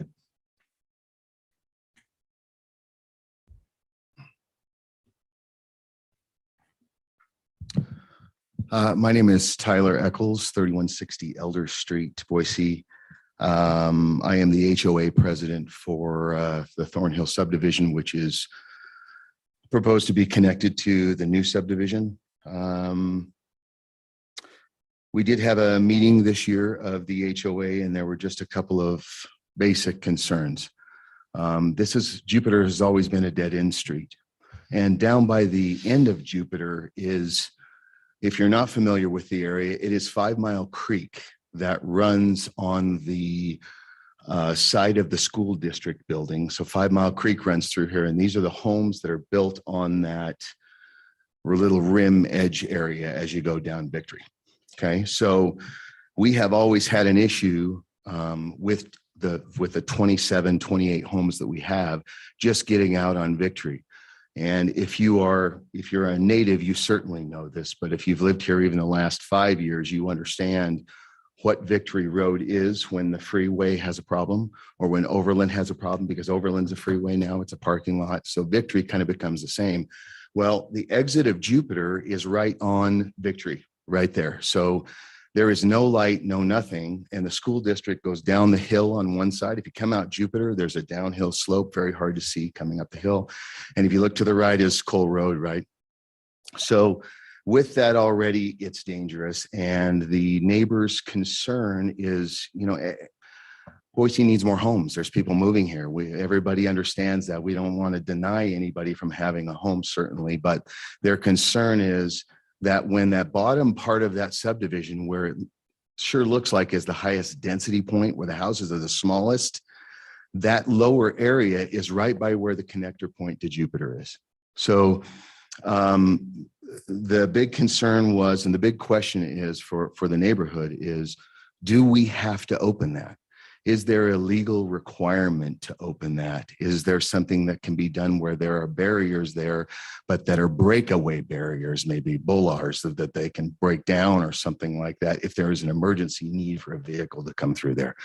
That would be the preference of the neighborhood, if there's a way to do that, to reduce that traffic. And the people that are certainly down in that bottom portion of the new subdivision, they're going to want to come out the other side. And I'm concerned not only for the Jupiter exit, but for the exit from the new subdivision. And then the only other point really quickly that was already made was that, yeah, it's in between the zoning, but it's not the same, right? It's not like Jupiter, and you're not connecting them. You're connecting more houses into existing houses in an area that has always been, since I was born here, it's been a farm area. There was a farm there, right? And then we've developed it and things like that, which is fine, but let's try and keep it consistent. Thank you. Okay, thank you. Okay.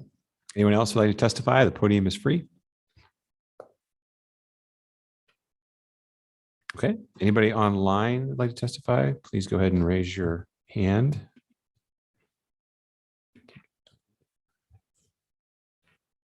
Okay, looks like no takers online either. So we'll go ahead and bring this back to the applicant for 5 minutes of rebuttal.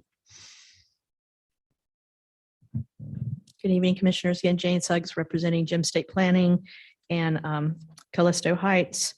I don't really have a whole lot to add. I believe Jupiter was actually built with a cul-de-sac and a little piece of 50-foot wide section at the cul-de-sac so that it could be extended. So it's always been planned for extension, just like we are also providing opportunities to extend to the east. This is how you build community. This is how you build neighborhoods out. So by connecting these, in fact, and we do think there will be traffic from Callisto Heights that might go up Jupiter, and there might be traffic from Jupiter that actually decides that they want to go up Callisto Heights because maybe the views are a little bit better. And I think they are because we're sort of getting closer to the crest of that hill. So yeah, and I do agree people speed on Victory as we develop out. That is when, as development occurs and more residential development occurs, sometimes we can find out ways to reduce speeds, but that's up to ACHD. I really don't have a whole lot to add other than, yes, we do have a portion of the 5 Mile Creek floodway fringe, or what's sometimes referred to as the floodplain, that's on the corner of our property, on the southwest corner of our property. So that is the area that's going to remain natural, so we don't impact that flooded area, which is kind of a low area that's next to the school. I can answer any questions you have. We just really think that this mix of lots, some of them that are only 36 foot wide, this is the way we get the density up, and this is the way we provide some affordability for some of the homes that we're trying to have in Boise. They can't always be 8,000 square foot lots. They can be some of those, but we like the idea that we're building a community that has a real mix of lot sizes and a real mix of housing types to serve a lot of the community. Thank you very much. We do request your approval and recommendation of approval. Thank you. Thank you. Okay, we'll go ahead and bring this back before the commission to render a decision. Just a reminder, we're recommending on the annexation. And Commissioner Finfrock, yeah, please. Okay, so I recommend approval of CAR 22-17 and SUB 22-52 and move for it to approve PUD 22 or 22-52. Second.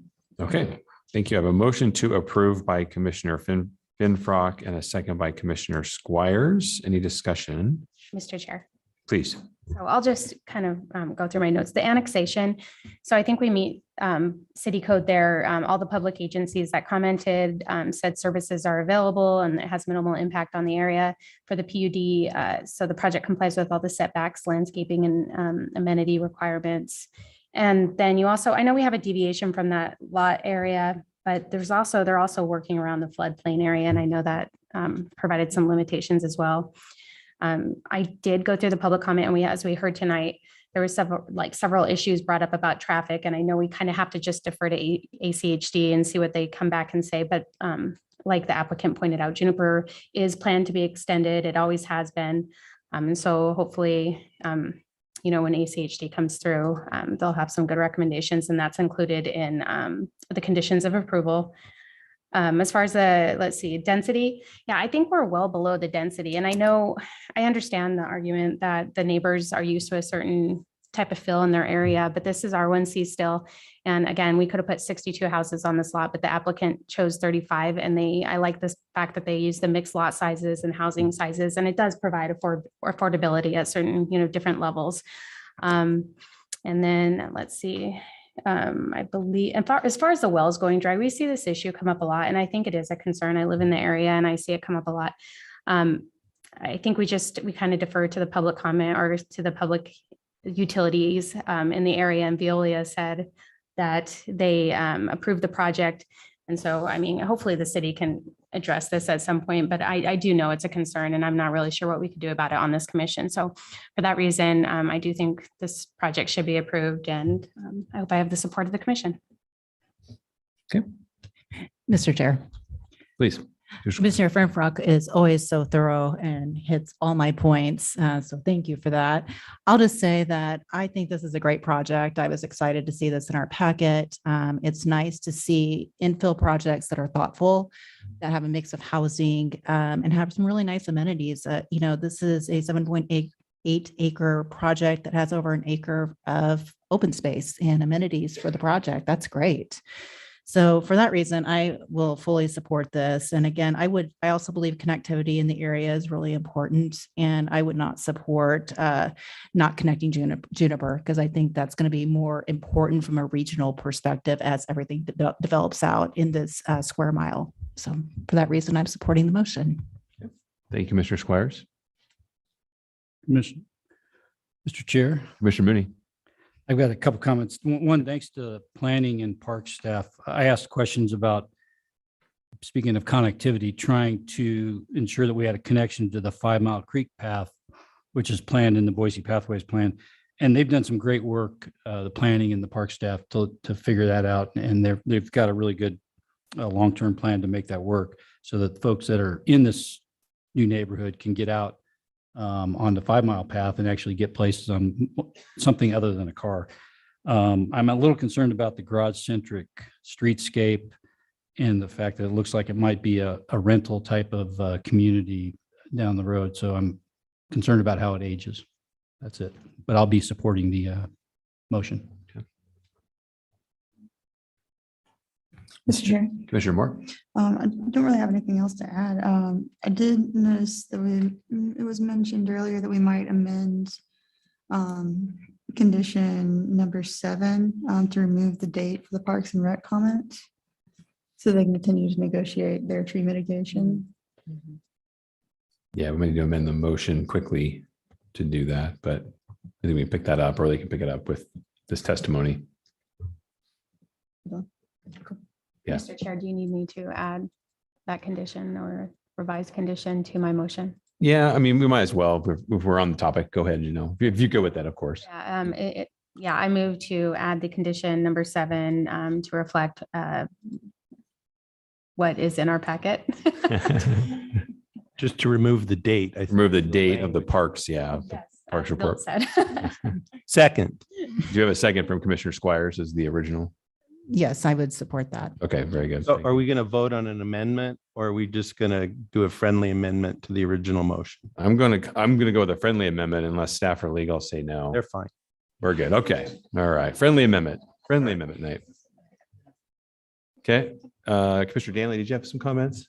Brief, if I can. Yeah, please. Just one word of an encouragement, and that is to the applicant. When I think what I'm seeing, hopefully this is accurate, but in the existing drainage area, that sort of corner portion of the property, given that there are so many trees that are going to go away, I know that new ones are going to come along. It seems like a perfect place for a decent little grove of trees to go in and drain in the water as well and filtering it. And so an encouragement there, and also provides a little bit of a buffer from the neighborhood to the next or to the west. With respect to connectivity, this is precisely the problem. The reason why our arterials are often so gummed up is because we have such poor street connectivity all over this city. It is exactly the opposite reason why certain portions of the bench, certain portions of the north end have not been widened. They haven't been widened because there's a grid pattern in place and the connectivity is so solid. So the better our street connectivity is, the less pressure there is on our arterials and the speeding problem that we're also experiencing. Street connections absolutely are essential to proper flow of traffic. And so this is a good example of extending that and then some, because the next development will hopefully do the same. So in my opinion, we absolutely need to see more of that in order to alleviate a lot of the problems that we see all over the city. So that's it. Okay. Thank you, Commissioner Danley. Any other comments? Good. Okay.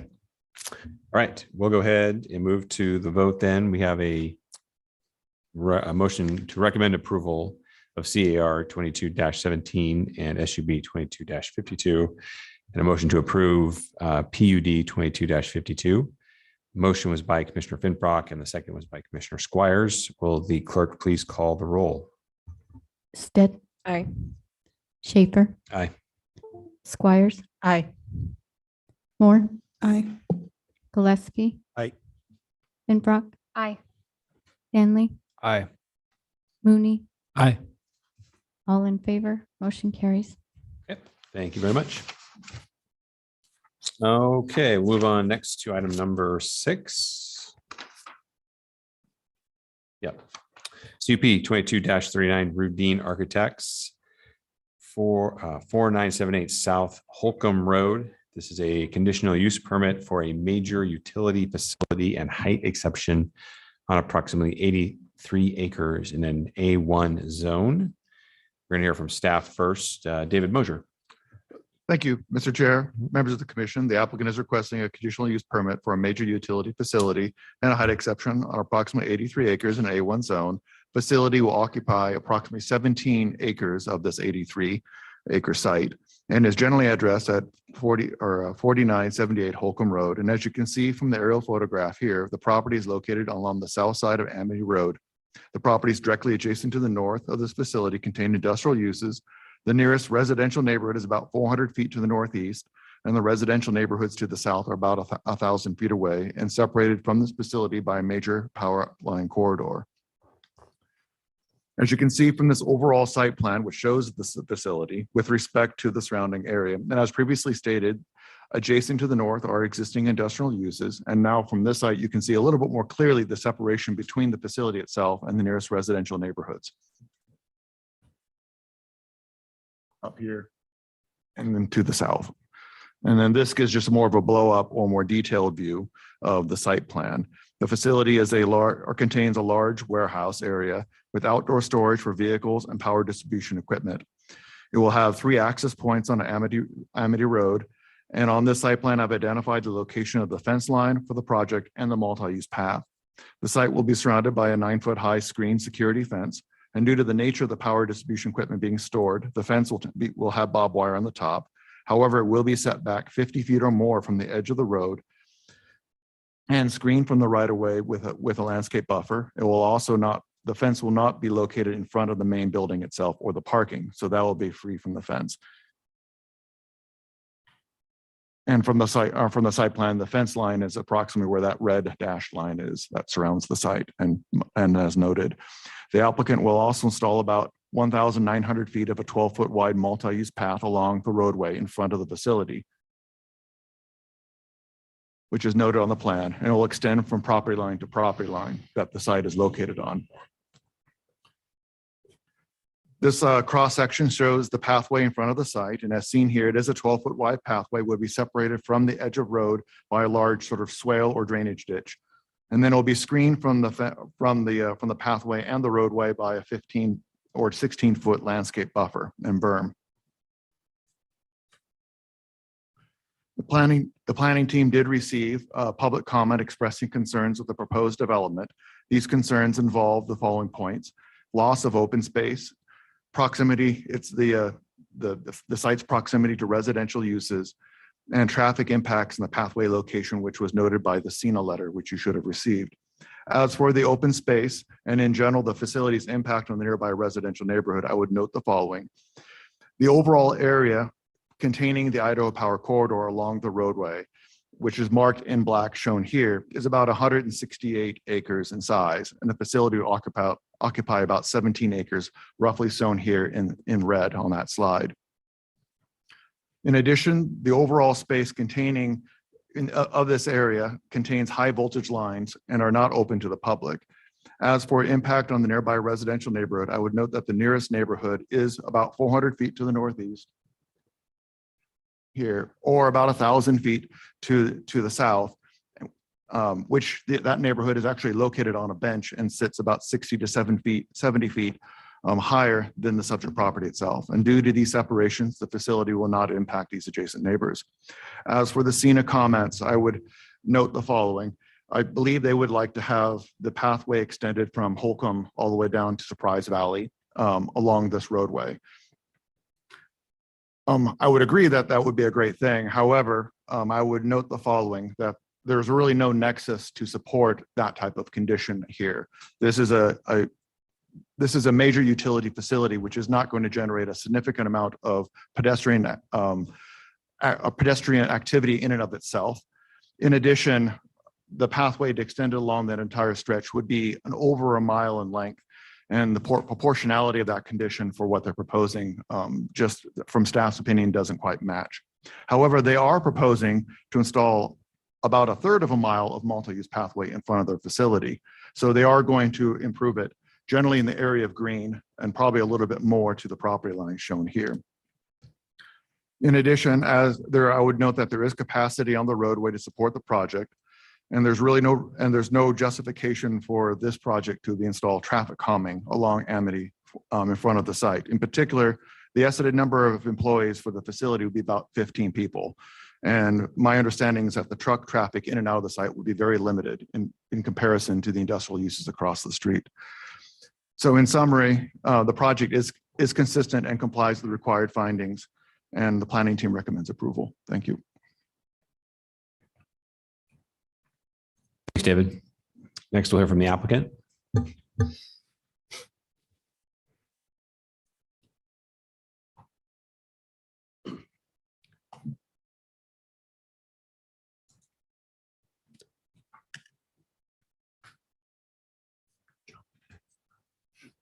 Yes, my name is David Blodgett with Erdene Architects, 199 North Capitol Boulevard, Suite 602, Boise. I'm here representing Idaho Power for their distribution center that's proposed on Amity Road. We're requesting a conditional use permit for the major utility in an A1 zone, as Mr. Moser described. And we're also asking for an increase of the building height in an A1 zone from 45 feet to 50 feet to allow for some clearances within the warehouse space to be accommodated. Is it possible to make the slide larger? What? Is it possible to make the slides larger, or am I? Okay. There. Okay. Yeah. So this first slide just a general architectural rendering of the facility from Amity looking west.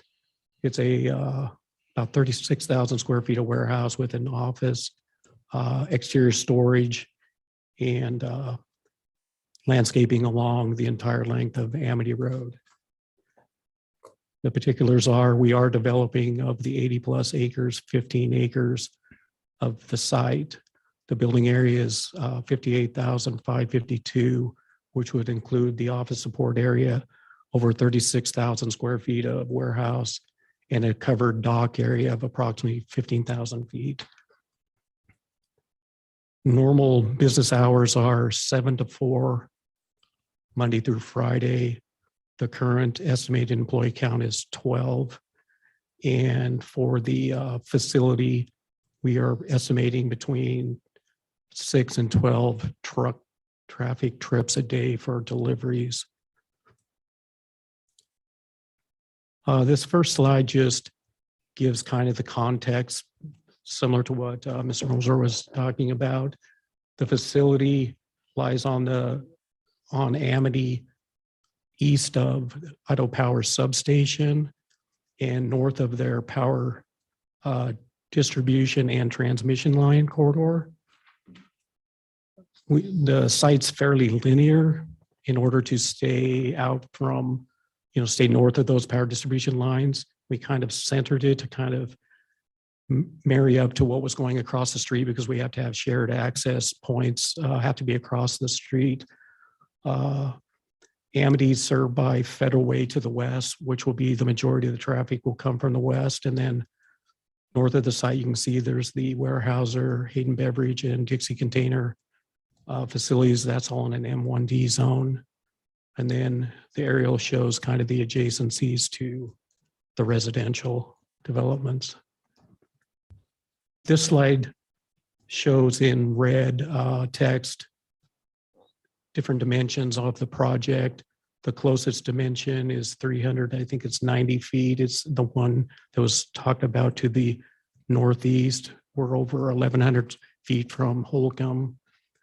Our fence line is 840 feet from the southern property line where the residential is, and our actual developed area where the paving starts is 950. And then to the southeast, there is a residential 1,800 feet to the southeast. This is just a close-up of that site plan with an aerial overlay. This first slide just starts to describe kind of vehicular access, because I know that's is always a concern with traffic and larger vehicles and whatnot. So what we have is we have 3 access points. The easternmost we've identified as the primary truck access, one-way traffic into the site. There's also, so the green circle represents the point of access. To the west of there, we have noted a deceleration lane that we have spoken to ACHD about, because Idaho Power had concerns with, larger trucks being able to make the radius and whatnot and slowing down. And so this seemed like a good solution to solving that issue, since there's no current plans for any improvements to Amity at this time by ACHD. The next slide represents the truck exit point. So that will be just one way out. And so everything that gets into the fenced area, they will exit the site on that westernmost point. The center exit or entry point is technically in an employee entry point, and other Idaho Power vehicles may use that to get to the back of the site. The parking on this for the building is directly north of the building to the west of that access point. This is a general site plan that just depicts the location of the building. There's a dock on the east side of the building. There's outdoor storage proposed for both on the east and west sides of the building. There's a perimeter fence. The next thing is, one thing there's been a lot of discussion on is a multi-use path that we are proposing. We have 1,890 linear feet of pathway that's extending to the 2 lot lines of the 2 lots shown on the drawing. Originally, it was planned to be 10 feet, but based on staff comments, we have widened it to 12 feet. And this particular slide just represents basic site circulation and actually the fire lane. We went through a series of revisions last month based on some comments from the fire department. So this represents kind of the overall solution to their concerns. And these last 3 slides represent the landscape. So along Amity, between the building and the street, we have south of the multi-use path, we have street trees and landscaping in planters in some lawn areas. And then we have a mix of lawn areas and landscape planters north of the fence line in the building. And then as we go to the east, we have a mix of street trees at the berm that was shown in the slide that David was showing earlier in the presentation, which is also shown in this drawing. It's in the center of that landscape plan. So that concludes my presentation. Okay, great. Thank you. Next, we'll see if we have anyone from the Southeast Neighborhood Association present. Okay, doesn't look like it. Okay, so we'll go ahead and bring this back for any questions by the commission.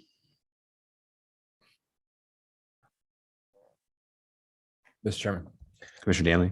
2 questions. One, and definitely for the applicant, and one for probably both. So I'll go with the applicant first. I'm just genuinely curious here.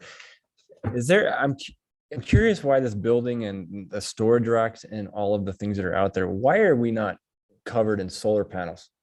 I know that one of the biggest expense of solar's proximity to the other facilities and things that are needed, transmission and all of that sort of stuff. It seems like it's ready made. I'm genuinely curious why that's not the case. Yeah, can you guys come back up to the podium, please?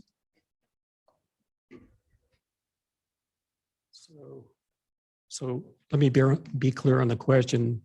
Is it so right now, the building itself, the main warehouse portion, the roof structure is being designed to accommodate solar panels at a future date. And so we did this in another facility for Idaho Power in Twin Falls. And so that is a desired thing Idaho Power wants. So it's being designed right now, at least from the structural standpoint. And the second point is, I believe you were asking for covered storage with roof panel. With the solar racks, you pan- see parking stalls in Right. other places that, Sure. you know. Currently, there's no plans to do that. I mean, I guess our whole vision was that would happen at the roof structure of the building itself. Okay, fair enough. So here's my other question, and I wouldn't go too far. Thanks. I know this area like the back of my hand, and this section of Amity is absolutely essential for the overall Boise Greenbelt system. This section of Amity is missing right now. And it takes you all the way up to Federal Way to a $10 million pathway, right? And connects all the way to Surprise Valley, which also has pathway all the way up and ultimately to Lucky Peak. It also has connections on Holcomb that take you over the canal down towards Boise Avenue, and another connection on the other side down Amity and Eckert rather, and takes you to the Greenbelt and the river. But this section is missing, with the exception of the sidewalk that is on the other side of the road. So I'm curious, you have a chance to be a hero. Name the thing, I don't care, right? But my point is that this is essentially, you may not be back to develop any more of this property. And so with requesting a height exception from us as well, I'm curious, how can we make this happen? How can we get the balance of this parcel done? Because the section that was outlined in the map, at the very least, gets you to that Holcomb section and down across the canal, to New York Canal, down toward, again, the other side, and then takes you all the way to Surprise Valley. How do we make that happen? Is there a mechanism that you can pay upfront costs and the city refund part of those funds later on? How do we get there? We have to get to yes. Do you have a preference who starts? I could care less. Go for it. Okay. Well, I can't Go ahead. answer that question. There is an Idaho Power representative here that may want to speak to that, but I'd be curious to defer back to Mr. Moser on kind of his take. Mr. Chair, members of the commission, I suppose, I think even in the SENA, they said they had grant possibilities, maybe through that. I don't know if we still have the neighborhood investment grants for neighborhoods that the city could contribute to try to get this pathway in, although they would have to work with Idaho Power because the pathway's on their property. But if it's a matter of construction, there might be possibilities to help facilitate the cost of that the city could contribute, and the neighborhood. I Mr. think Chair. they had mentioned it. Yeah, Commissioner Stead. I just have, wouldn't it be, I mean, I guess my question is why could it just be a condition, because this is a developing property that they're here to grant permission, looking for, could it just be a condition? Mr. Chair, members of the commission, you could condition it, although the staff had concerns with this, in the sense that every condition has to have, or legally there has to be a nexus to the condition being applied to the use, and has to be proportional. And we had concerns in this case, in the sense that the site in itself does not generate pedestrian traffic. So, and it would be, to get it all the way, would be over a mile of pathway. So for this facility, and we didn't think the condition would meet those two standards of being a nexus to the condition and being proportional. Got it. Thank you. Mr. Chairman. Commissioner Daly. And this is how our system is broken, because you're also going to be required to pay impact fees. That's going to go to a ACHD capital improvement plan for presumably projects that are probably 5 miles away. Mr. Chairman, are Right. we on questions? We are on questions, actually. Good. Yes, we are. Let's Maybe we do probably should focus on questions. questions. Thank you. Thank you, Mel. I'm trying to get to the question, Commissioner Gillespie, and that's the point of the point is that when it comes to the rational nexus, this is immediately to the property of that's a subject. And we don't know how many bicycle and pedestrian trips might occur. Granted, it's not going to be a major generation, but there's still going to be something. Whereas like the CIP and impact fees, again, that's something that's absolutely going to be happening, and it's going to be happening miles away.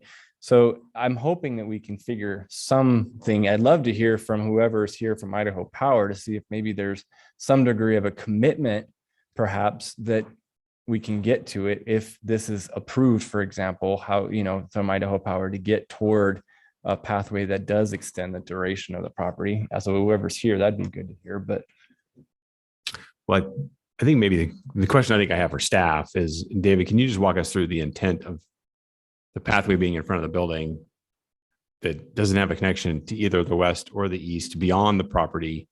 And we were talking about 12 employees in this building. So we're building a 12-foot wide pathway in front of the building for 12 people.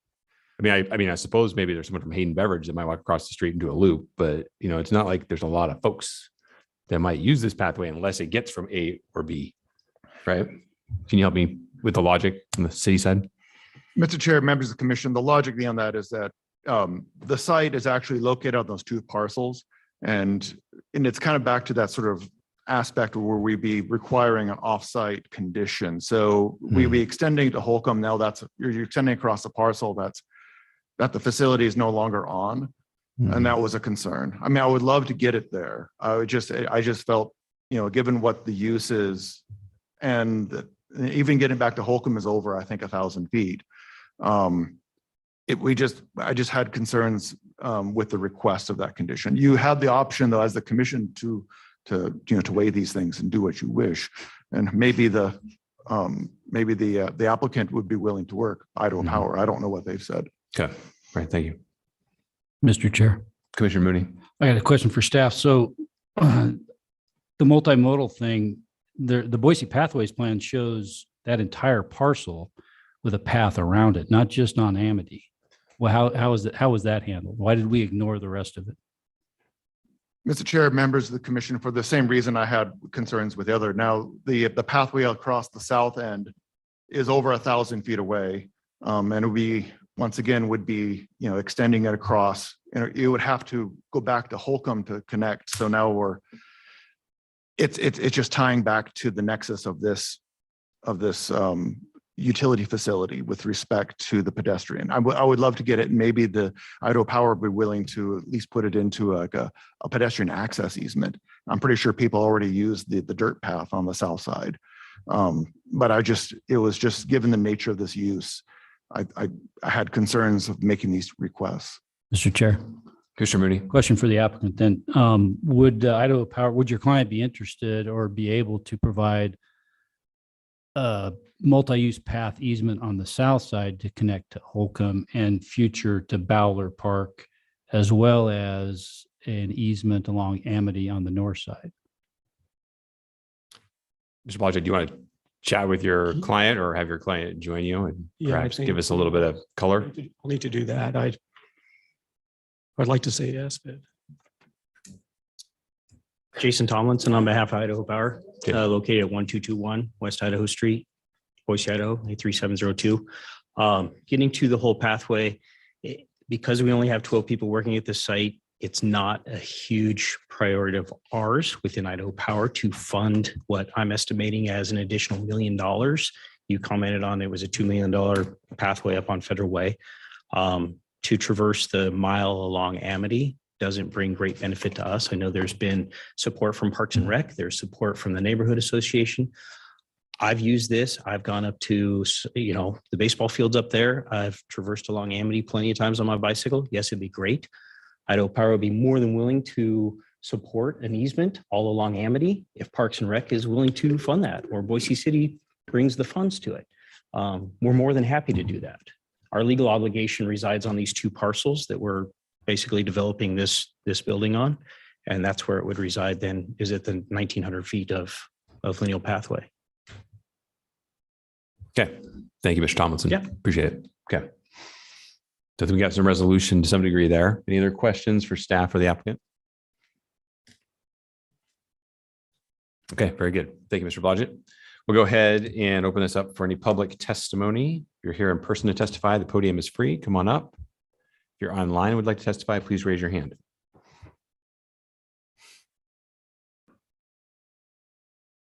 Okay, very good. Looks like no takers. For the applicants, then this is your opportunity for rebuttal. Typically, there's public testimony to rebut. That obviously isn't the case here tonight. So you can certainly yield that time, or if you have a couple of final thoughts, please come on up and share those. Okay, let the record show applicant has yielded their time for rebuttal. We'll go ahead and bring this back before the commission to render a decision. Again, this is item number 6, CUP 22-39. Mr. Chair, Commissioner Mooney. I move that we approve CUP 2239 as for the reasons as stated in the staff report, with an additional site-specific conditional of approval to provide public easement along Amity Road to connect Holcomb to Surprise Valley, and a southern easement for a multi-use path to connect Holcomb to the Ballard Park Trail Network. Second. I got a second from Commissioner Stead. Any discussion? Mr. Chair. Mr. Mooney.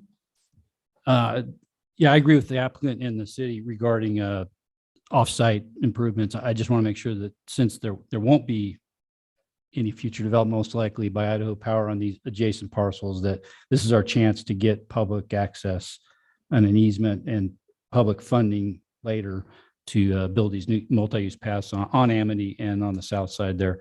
So I appreciate the sounds like the interest in Idaho Power in providing that public easement. So I'd like to forward that as a consideration for the commission. Okay, thanks, John. Any other discussion? Nothing. Okay. Mr. Chairman. Commissioner Gillespie.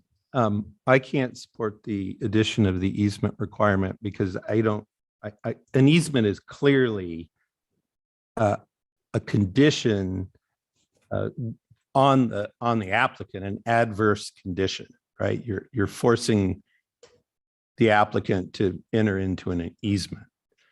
And it's their property, so they lose, it's a condition. But we have no testimony, nothing in the record that says, what are we trying to mitigate? Like what problem or what nexus is there that we're trying to fix? And yet we're asking the applicant to give up an easement on parts of their property not even related to this application. Sorry, I hope they do, but I think it's way out of line. Mr. Chair. Just a Mr. question for Commissioner Gillespie, because I kind of understand and appreciate where you're coming from, but we do ask that of other applicants, like along State Street and other things. I mean, we've asked this for almost for numerous applicants that have come in Along front of their us. property, maybe, and related to their development, yes. And when it involves, they're putting in a subdivision and there's pedestrian issues or bike issues, but we're talking about requiring an easement on the south side of their property that is 1,000 feet from the building they want to put in. And that, by the way, there's a big cliff. So it's like an easement on their property, sort of in the middle of nowhere. And John's motion would extend that easement clear to Holcomb Road, which, is a parcel of land they own that isn't even involved in this application. That's Mr. Chair. Commissioner Mooney. To Commissioner Gillespie's point, I understand where he's coming from, but I also would like to hang my hat on all the public testimony and work that was done on the Boise Pathways Plan. If we didn't have clear Boise Pathways Plan plotted that encircles this entire parcels that we're speaking of right now, then I wouldn't have made the motion. But the fact that it's gone through the city and the public process and we plotted a path that I just described as a condition seems to me to be reasonable.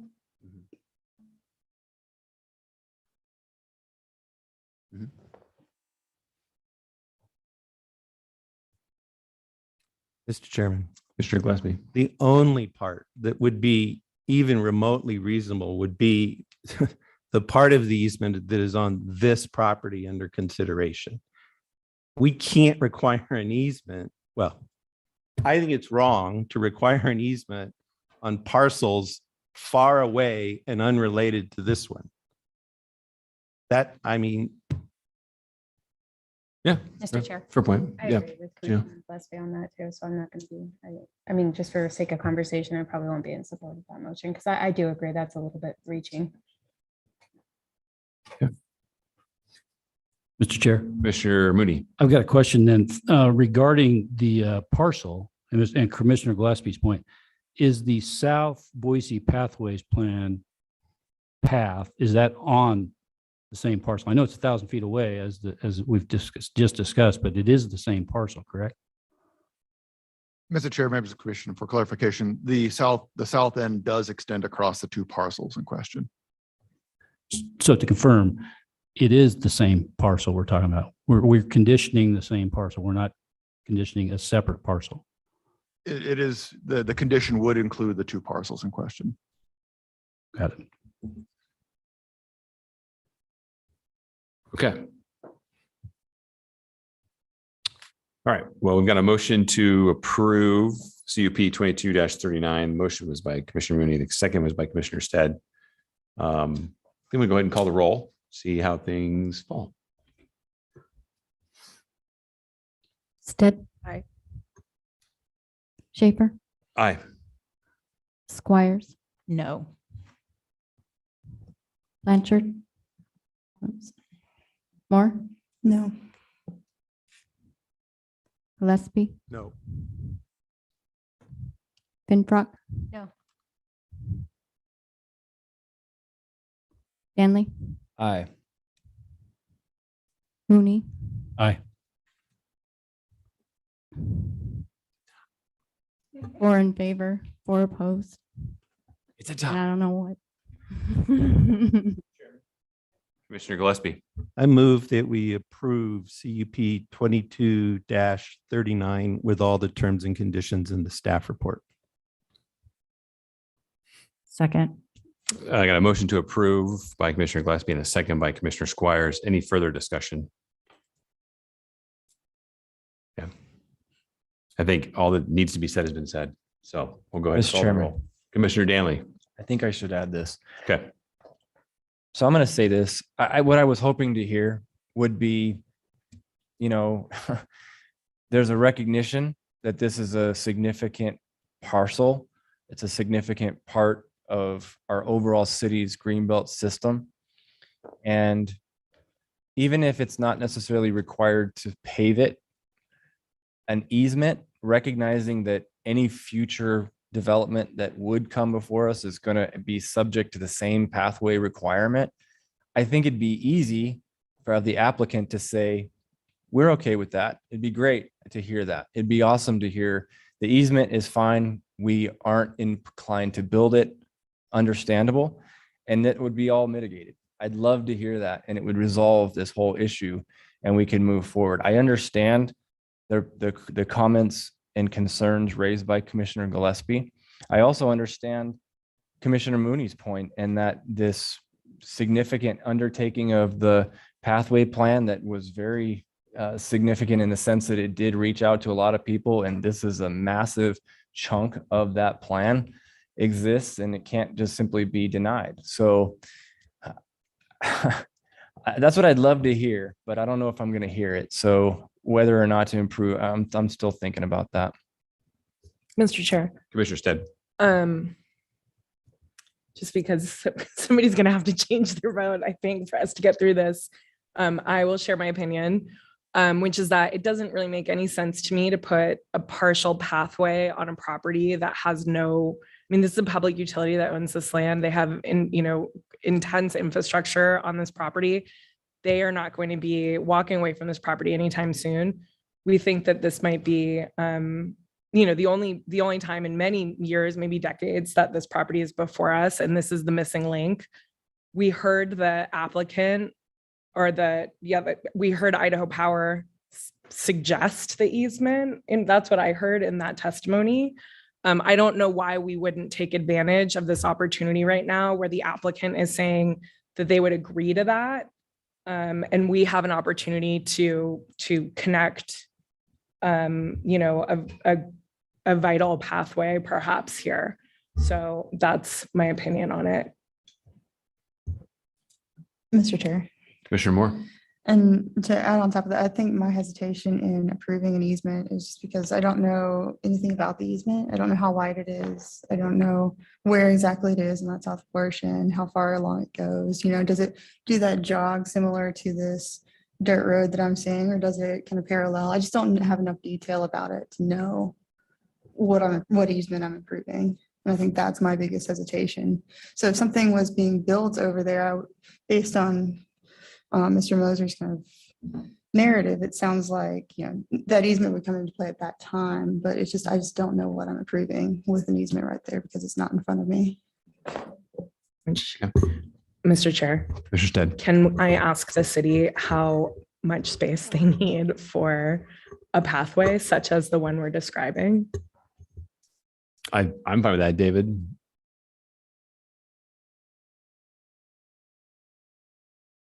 Mr. Chair, can you repeat the question? Well, I think essentially what we're getting at is what's some clarification. Well, as it stands right now, we have a motion to approve with no additional conditions. Okay, so we'd have to resolve that situation before we do anything else, or add a condition with the motioner's approval. But essentially, the questions that Commissioner Moore and Commissioner Stead are asking of David is, what is the easement? Where is the easement? What would the width of the easement be? Where is it going? So more detail to that. Or Mr. Chair, facility. Can we maybe specify by saying that mirrors the path to be built in the existing project, street front? Yes. Mr. Chair, members of the commission, along the roadway, we would generally want a 12-foot wide multi-use path with 2 feet on either side for the easement itself, and it just extend, and it would mirror and extend naturally along the road. That would follow in a straight line as much as possible the existing path they're proposing. That would be my suggestion. As for the pathway along the south side, it'd still be a 12-foot multi-use path with the 2 feet either side, and it would just mirror the pathway location as shown as best as possible in the pathways master plan. Mm-hmm.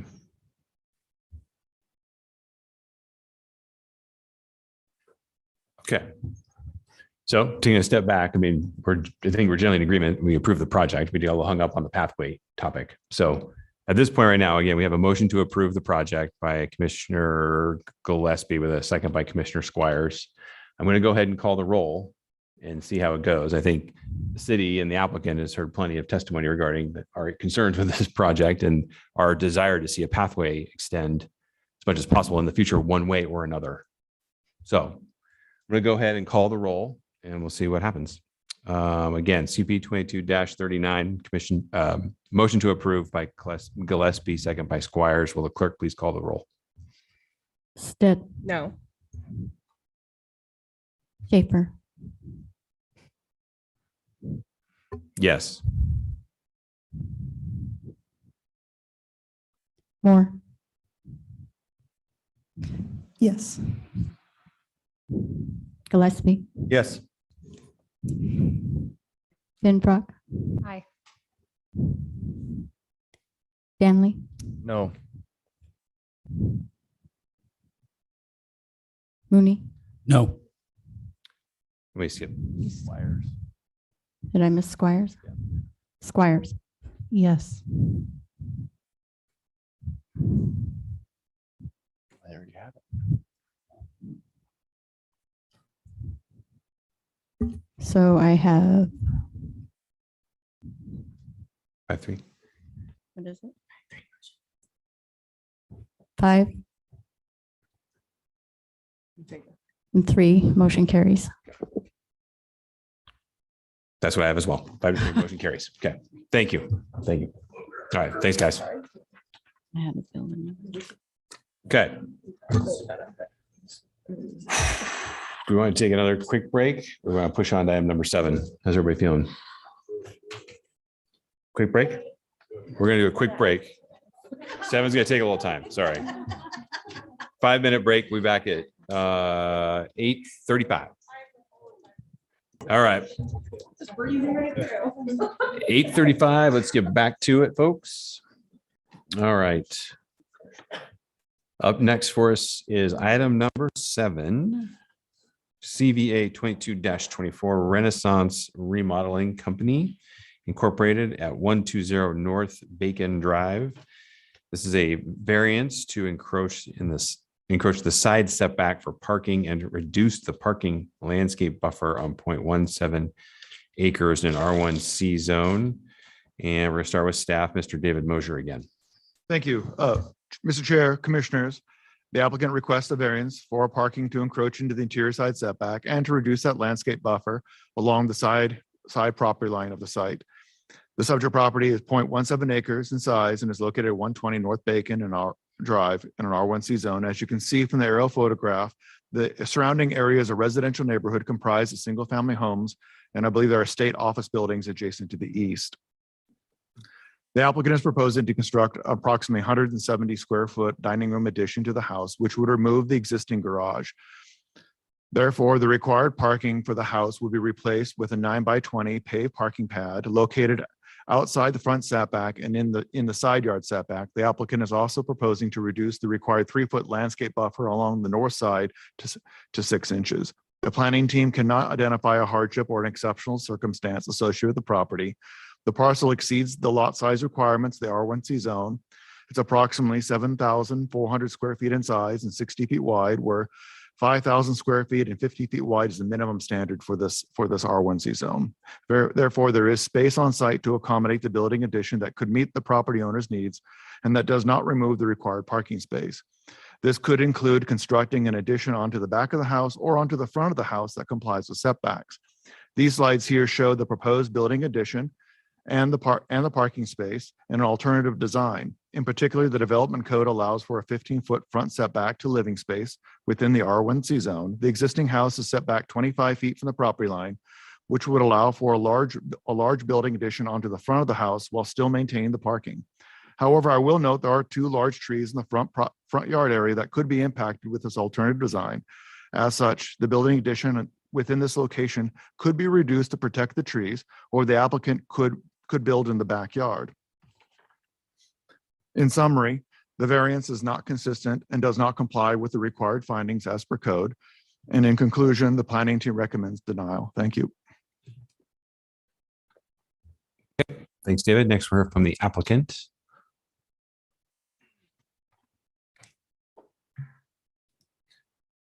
All right, we have a slideshow coming up. All right, the blackout button. You remember which I have one no it is? idea. I've never held that thing. We'll just make sure it doesn't happen. If you're not sure what the button does, don't push it. Okay, we'll try it. All right. Hi, my name is Kevin Vincent with Renaissance Remodeling at 4220 Osage Street, 83714.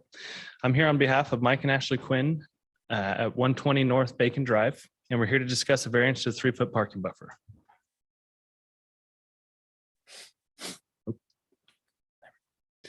Douglas Anderson, a vet and a friend of the longest standing warden at the old Idaho State Penitentiary, purchased his home in 1949. You can see him up there. This home also backs up the old State Penitentiary. Today, Mike Quinn works for the VA hospital down the road. And in addition to this, Mike Quinn is the great nephew of the original owner, Douglas and Louise Anderson.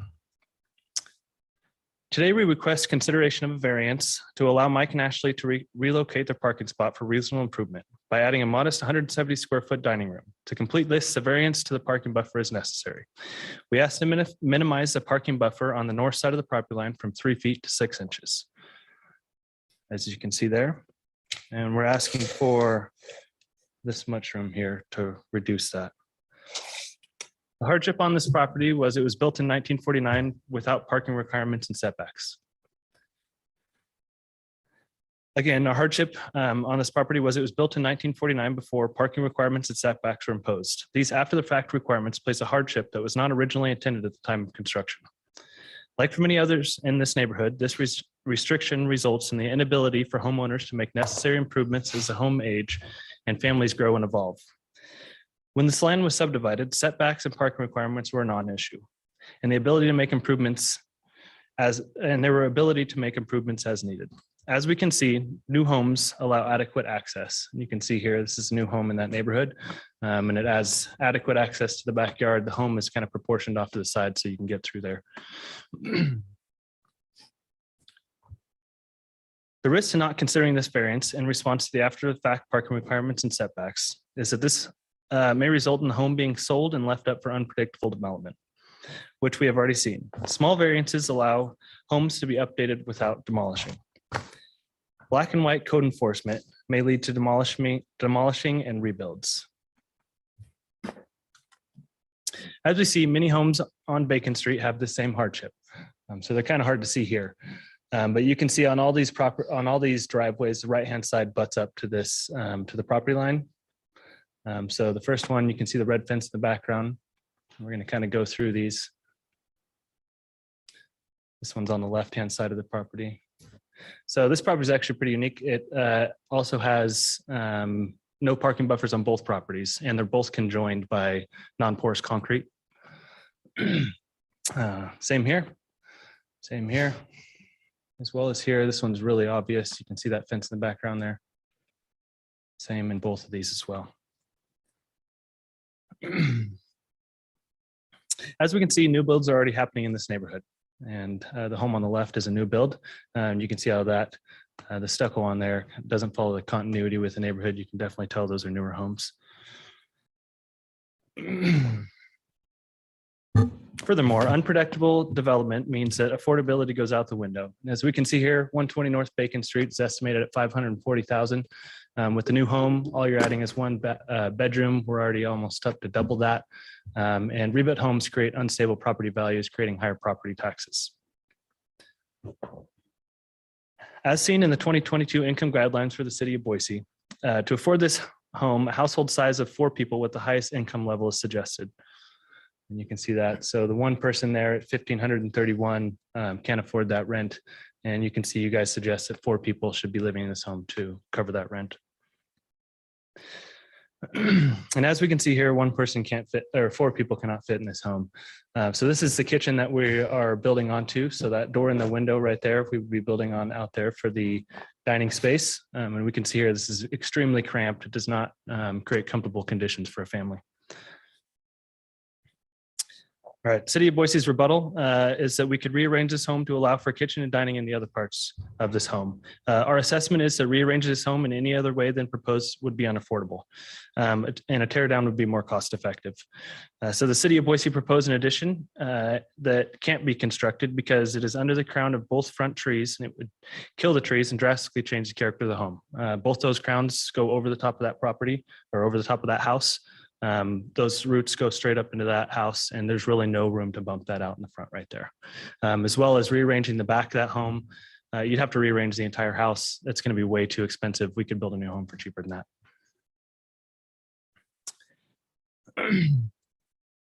City of Boise's rebuttal: there is no exceptional circumstance associated with the property that are generically applicable in larger residential zoning districts. In particular, the single-family homes within overall residential neighborhoods are all required to provide required parking outside of setbacks.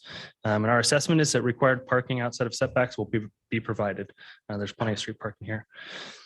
City of Boise's rebuttal: many of the adjacent single-family houses within the neighborhood provide the required landscape buffer between the parking space and the side property line. As such, the requested variance is not compatible with the surrounding neighborhood. In addition, this project design can be modified to meet the development code.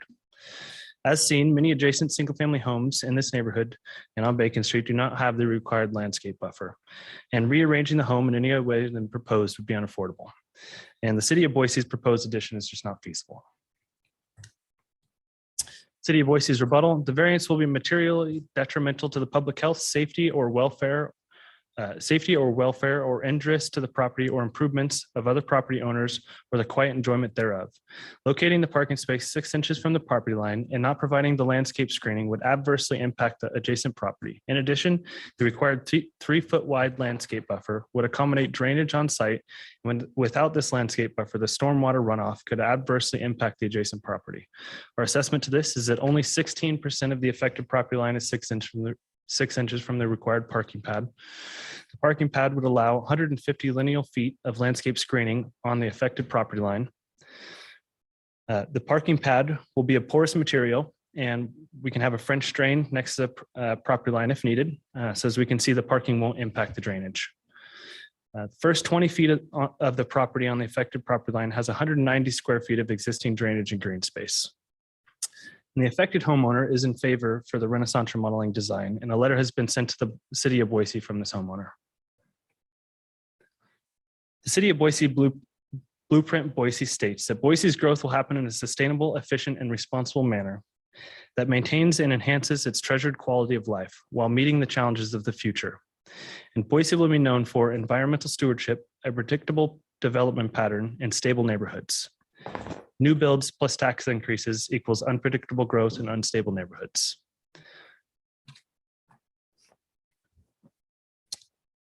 In a community such as the neighborhood on Bacon Drive, where the homeowners are an integral piece of the culture of Boise City and are approving of the proposed improvements, homeowners must be able to make realistic and reasonable requests for their homes, such as this variance, to maintain the character of the neighborhood, home, and the beauty of the city and its communities.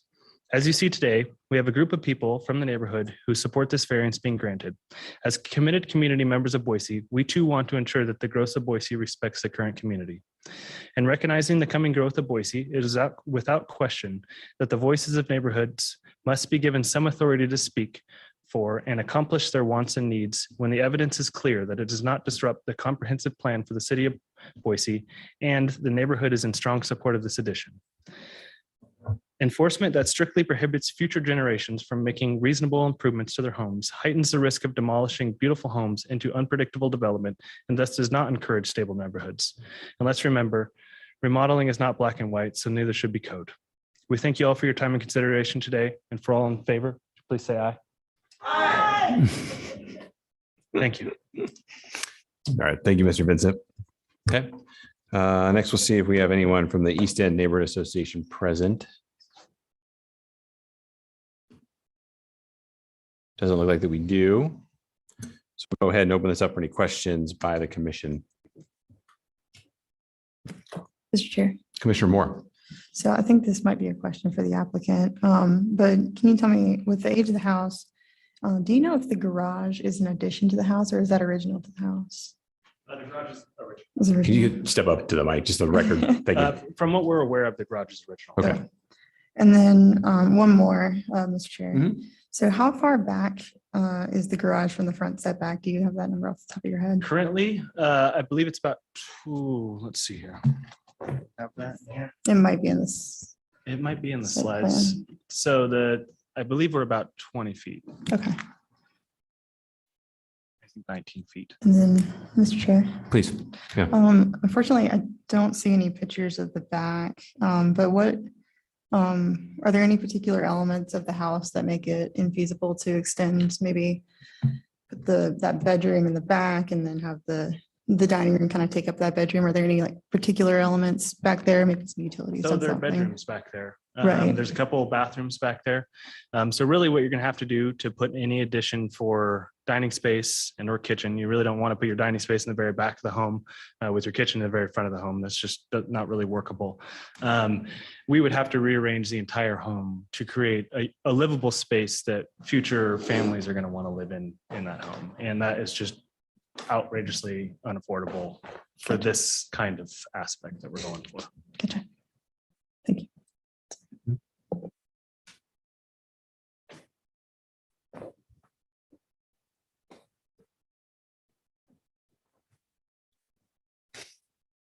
Okay, I have a couple questions. Mr. Vincent, could you step back up? A couple questions for you. Sorry to make you do the dance up and down.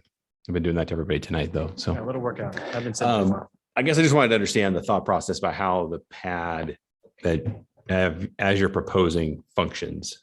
Mhm. So you have basically the driveway, and you have a pad that's sort of kitty corner, if you will. Yeah. Is the thought process, what's in front of the pad?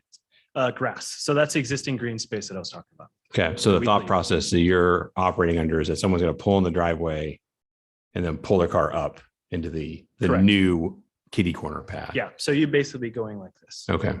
Okay. Yeah. All right. And did you study, did you study the width that you have, from sort of the existing corner of the house Mhm. near the door to the setback? I mean, it sure seems like to me you've got maybe 16 feet before you get to the setback, the 5-foot Okay. building setback on the property line. Standard parking space anywhere you go is 8 feet wide or 9 feet wide. So I guess I'm kind of struggling to understand why we think we need to stagger it and then push into that landscape setback. So the only way to get this addition in that area, and it doesn't work on the front of the home. We know it doesn't work on the right-hand side of the home. So really we're stuck to that, right? There's no Okay. access to the back of the home. State owns that. Is that is currently a approved parking spot, right? So we'd be taking that one away and putting one next to it. Rather than, So really you can't do anything else. So if you put something there, you can't park in front of it, right? Because you'd be outside of setbacks at that point. So we'd be in the same situation. And the only other part is to the left of that, which is next to the property line. So. okay, gotcha. Mr. Chairman. Yeah, please, Mo. It's a question for either applicant or the city. So basically, we're going to put a parking space, one of the required parking spaces in the setback. Is that correct? Mr. Chair, members of the commission, that is correct. So basically, is it correct to say that there's going to be a car parked in the setback? Mr. Chair, members of the commission, that is correct. It will be parked in the side setback. Okay, thank you.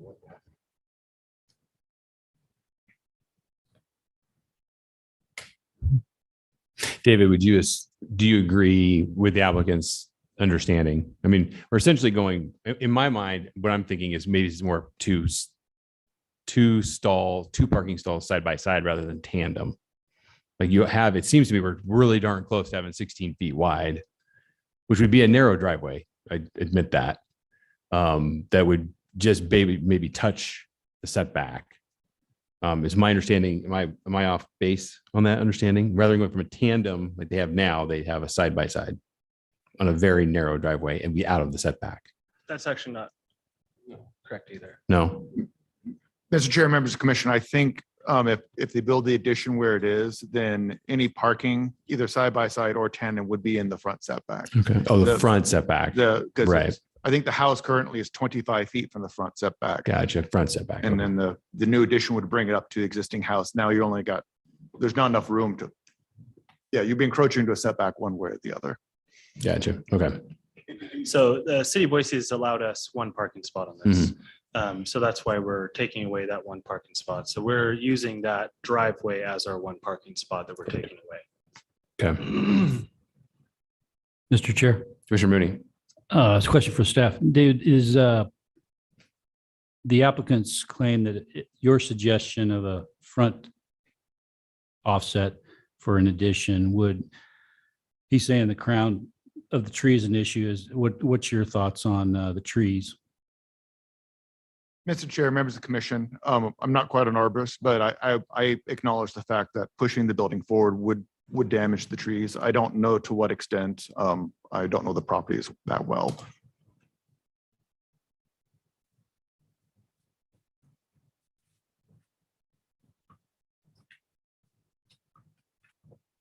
Anybody else? Any questions? Mr. Chair, Commissioner Moore?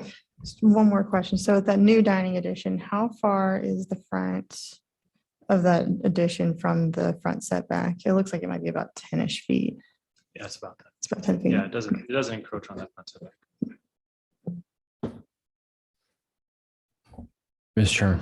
Commissioner Daly. Just a quick question of staff here. So in reading our code, it says that, where it can be shown a strict application of this ordinance creates an undue hardship which I think we've said, the city staff report has said that does not exist. Or where there is an exceptional circumstance, which we're also saying does not exist, but also says related to the intended use of this property and where there is no opposition. That's also in the code.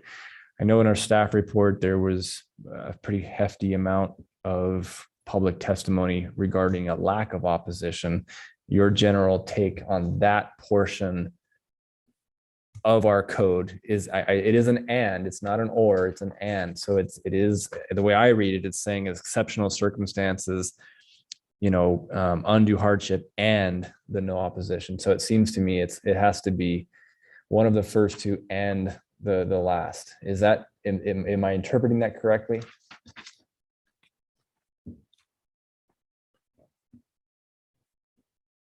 Mr. Chair, members of the commission, I'm trying to figure out the first finding, as I understood it, was that there's either a hardship with the property itself or an exceptional circumstance related to the intended use of the property that is not generally applicable to the district. I don't know where the opposition is, unless you're talking like administrative variances. Yeah, that's where I'm reading that. Okay, So that's a different process. An error. Okay, fair enough. Okay. Good catch. My fault. Good catch. Okay, any other questions, guys? Okay, very good. Thank you. We'll go ahead and open up. Go ahead and open up this item for public testimony. So we have a few folks in the audience I assume would like to testify tonight. So you guys can queue up here at the podium. You all have 3 minutes. And we're gonna be strict with that time. And you can start with your name and address, please. And the podium is yours. Thank you. My name is Delina Arrington. I live at 606 North Bacon Drive. I have one of those driveways like they have. I mean, we have a garage, we can drive into it, but we can't open the doors. Like we don't use our garage. So I completely understand where they need that extra parking. The Bacon Drive is not a really wide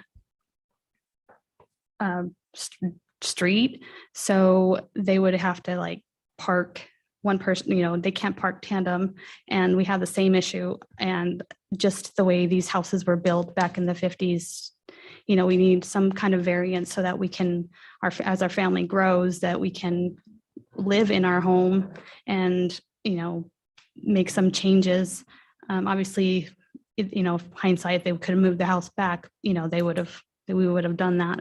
And I just hope that you consider this variation for them and be able to move forward with their project. Thank you. Thank you.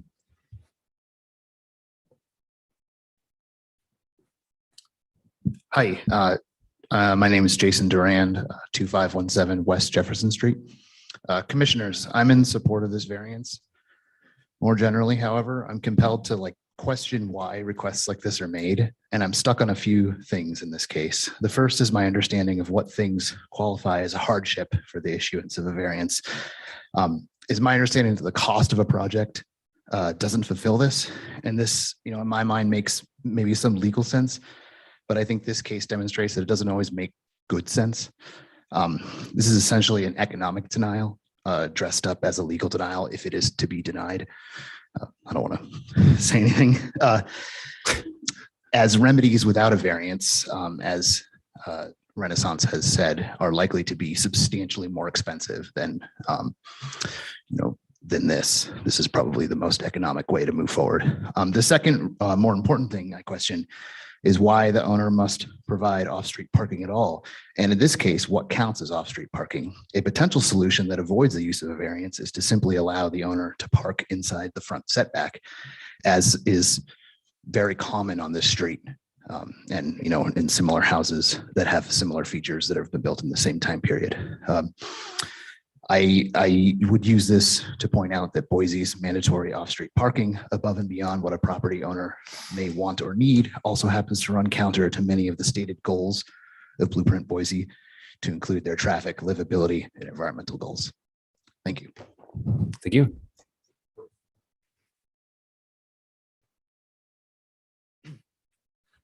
Hi, my name is Mike Quinn. I'm actually the owner at 120 North Bacon Drive. Just wanted to clarify a few things for you, mainly to your comment, Commissioner. We do not actually have the ability to gain access to the rear of our property. So there is an actual, it's state land behind us. There is an old barbed wire top fence. There's actually a drainage swale behind us, and anyone who cuts a gate in or does any improvements behind our property lines kind of gets slapped around by the state of Idaho because they own that property. So there is no vehicular access to any of the properties along our neighborhood. Other than that, I've spent the last probably 6 years of my life personally remodeling my house to make it exactly what I want. I've put blood, sweat, and tears. I know every inch of my house. I have already remodeled it exactly as I want. The only thing missing is simply a dining space more than you can seat 3 people. So currently, if we have people over, we're talking 4 people. I have to move our tiny circular dining table out that is nested against a wall. It blocks the walkway into our kitchen. So anytime someone has to get up and get a food item from the kitchen to serve the table, you actually have to get up from that seat, pull the chair aside to get someone into the kitchen. It's not great. Try having anyone more than 4 people total in the house. It's pretty much not feasible. So we've really tried everything we can. We're trying to do this the right way. I have permitted everything and been approved by the city to date for everything I've done. I'd like to continue doing that so we don't end up as many other properties down, our neighbors really that pave up to the property line. I don't want to be that guy. So I would ask please to approve the variance so we can do this very thoughtful, we'll say non-invasive addition to our house. Thank you. Thank you. Any other takers? Podium's free.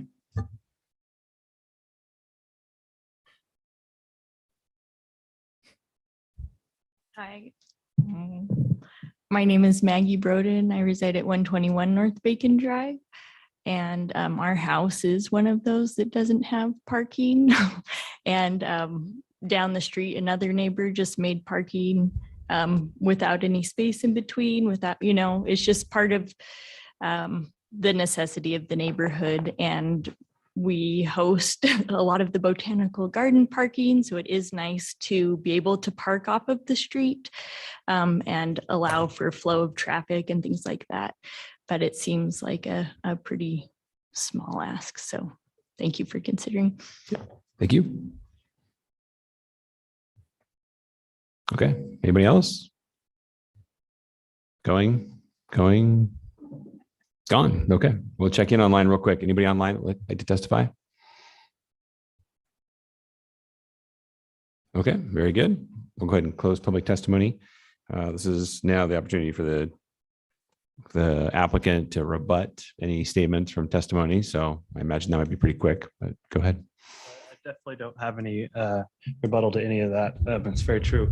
I think the one thing we need to remember is that we're all talking about what our communities need, what our community wants. That's what you guys are here for. We've, I think, shown to you that the community around 120 North Bacon Drive is totally accepting of this feature. They all feel that it fits in with this neighborhood. That is a good thing to accommodate these things for these homeowners. And I think the big thing is, like we've seen here, Mike his family has lived here the entire time this house has been here. That's what we don't want to drive out. And we could easily see how that could happen with some small things. So really what we want to see is to look at these jobs in a little bit, job per job basis, so we can really try to save these homes and neighborhoods, not kind of look at it black and white. So we force these people out. That's all I have. Thank you. Okay, thank you. Okay, we'll go ahead and bring this item back before the commission. Again, this is CVA 22-24. And I will entertain a motion.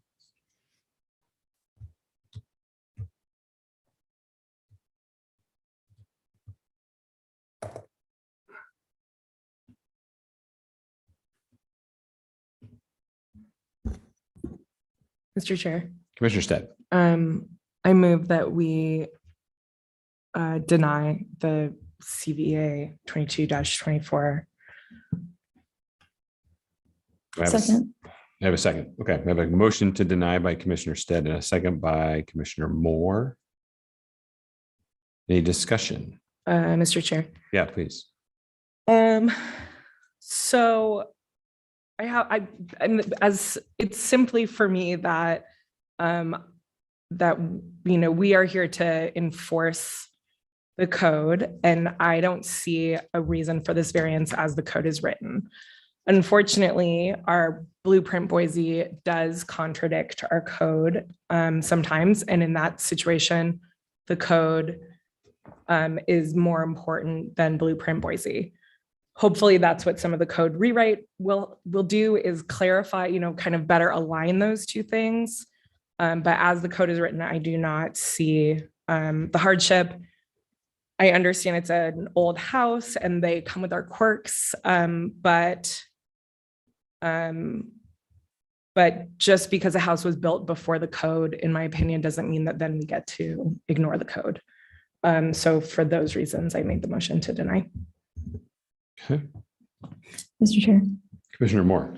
And totally agree with Commissioner Stead. I think the biggest thing for me is, I don't see any photos of the back of the house, and not necessarily vehicular access, but why, that bedroom can't be moved slightly planned north and the dining room take its space. I think a little bit more detail about what's going on in the back of the house, why it's not feasible to add an addition onto that rear portion. That's really the reason why I'm in support of the denial. It's just because I can't prove that there's not a hardship without seeing it, or there is a hardship without seeing it. The other reason, if this garage was an addition or maybe built after the fact, I could kind of get behind the argument that it wasn't, built with kind of these setbacks in mind. But in fact, the parking was built inside the setbacks, even though they may have looked different at that time.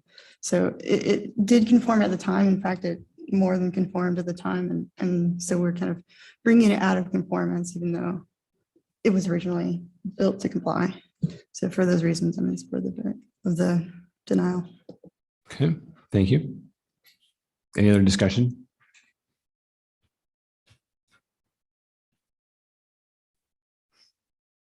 Okay.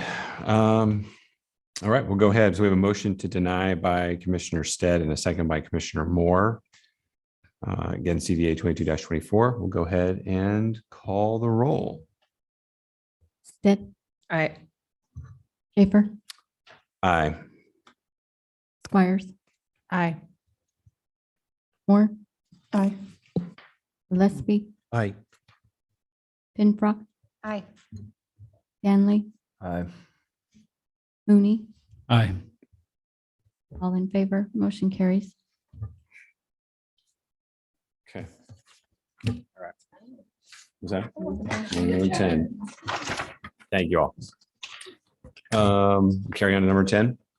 Okay. Is that right? 10's next. Okay. Up next is item number 10.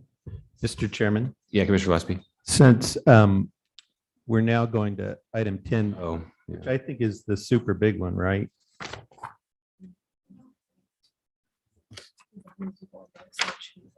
Yeah, 10's probably the more time consuming than 11. We only have two more left. We have 10 and 11. I'm just wondering if we'll get to 11. I'm okay going for it. Yeah. Yeah. Is everybody else okay going for it? We got two more items. And I'm 10. usually the one who's like, yeah, you're the tired old guy.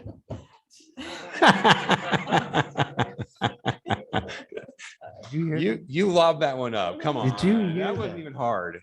I'm ready to keep wanting this to be. Okay, we're gonna carry on. I didn't say you were a mean old guy. Okay.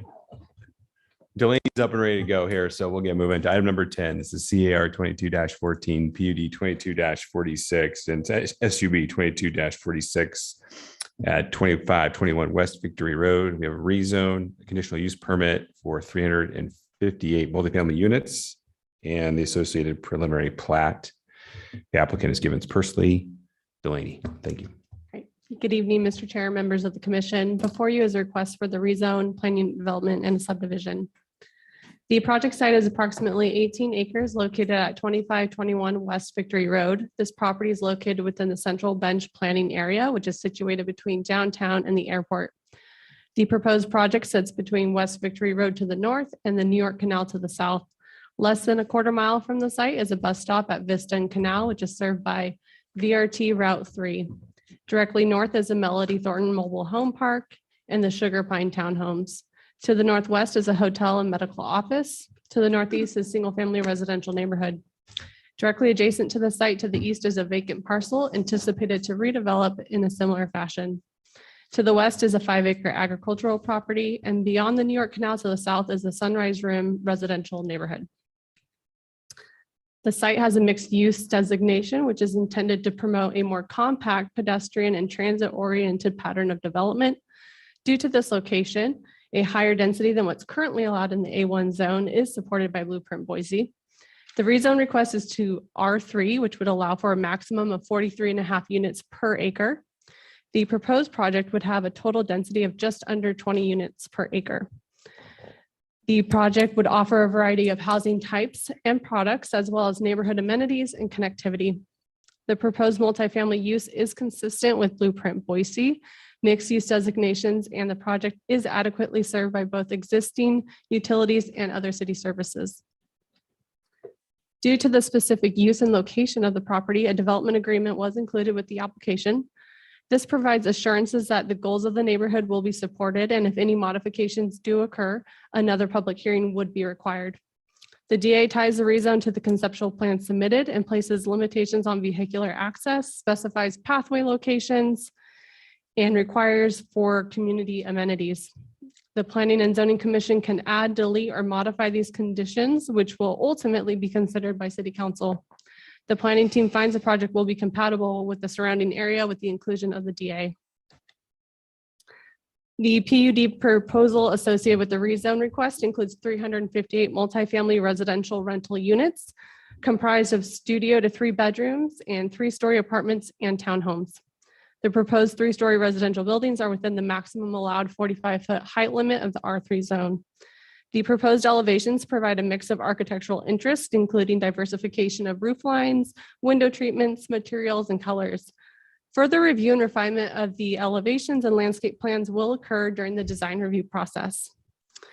Each unit includes a private patio, balcony space, and the buildings are situated to provide street activation with either front doors or patios facing the road.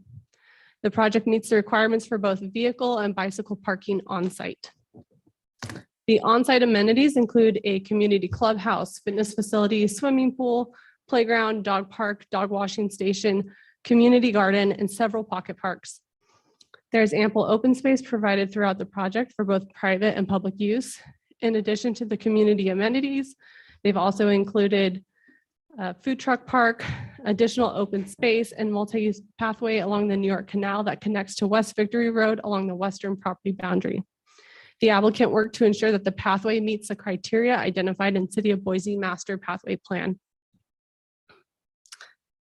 The request also includes a preliminary plat for a subdivision comprised of 3 buildable and 1 common lot. The subdivision request is to allow for the extension and development of public roads through the project. The site plan proposes 2 stub streets extending to the east and 1 stub to the west. 2 public street access points are proposed from Victory Road running north to south. This public street network is vital to provide adequate access and future connectivity to the surrounding neighborhood. Public comments were received and detailed concerns with the increased traffic, safety with the existing infrastructure, and incompatibility with the neighborhood. The planning team points to the improvements that the site will be making to Victory Road. The applicant will be providing and adding pathway connections throughout the property. And the site is designated mixed use, which is intended for this higher density product. ACHD provided an agency comment letter within the late correspondence. This letter requests additional on-site parking to the project. additional right-of-way dedication along Victory, which can be accommodated, and requested that internal streets be private. They also point out if they are to be public, that they need to meet and be constructed to the ACHD standards. Ultimately, the planning team recommends approval, and the motion needed this evening is a recommendation to City Council on the rezone and subdivision and a final decision on the PUD. I'll stand for questions. Okay, thanks, Delaney. Next, we'll hear from the applicant.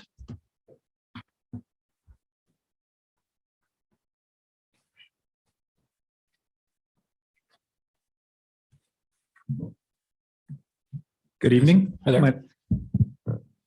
My name is Ryan Morgan, 333 Josephine Street, Denver, Colorado. Good evening, Mr. Chair, members of the commission. It's a pleasure to speak in front of you. I just want to start by saying we really appreciate staff working with us on our project, and we agree with the staff report. Perfect. I want to give you a little background about myself and my company. Again, my name is Ryan Morgan. My partner is Ari over there.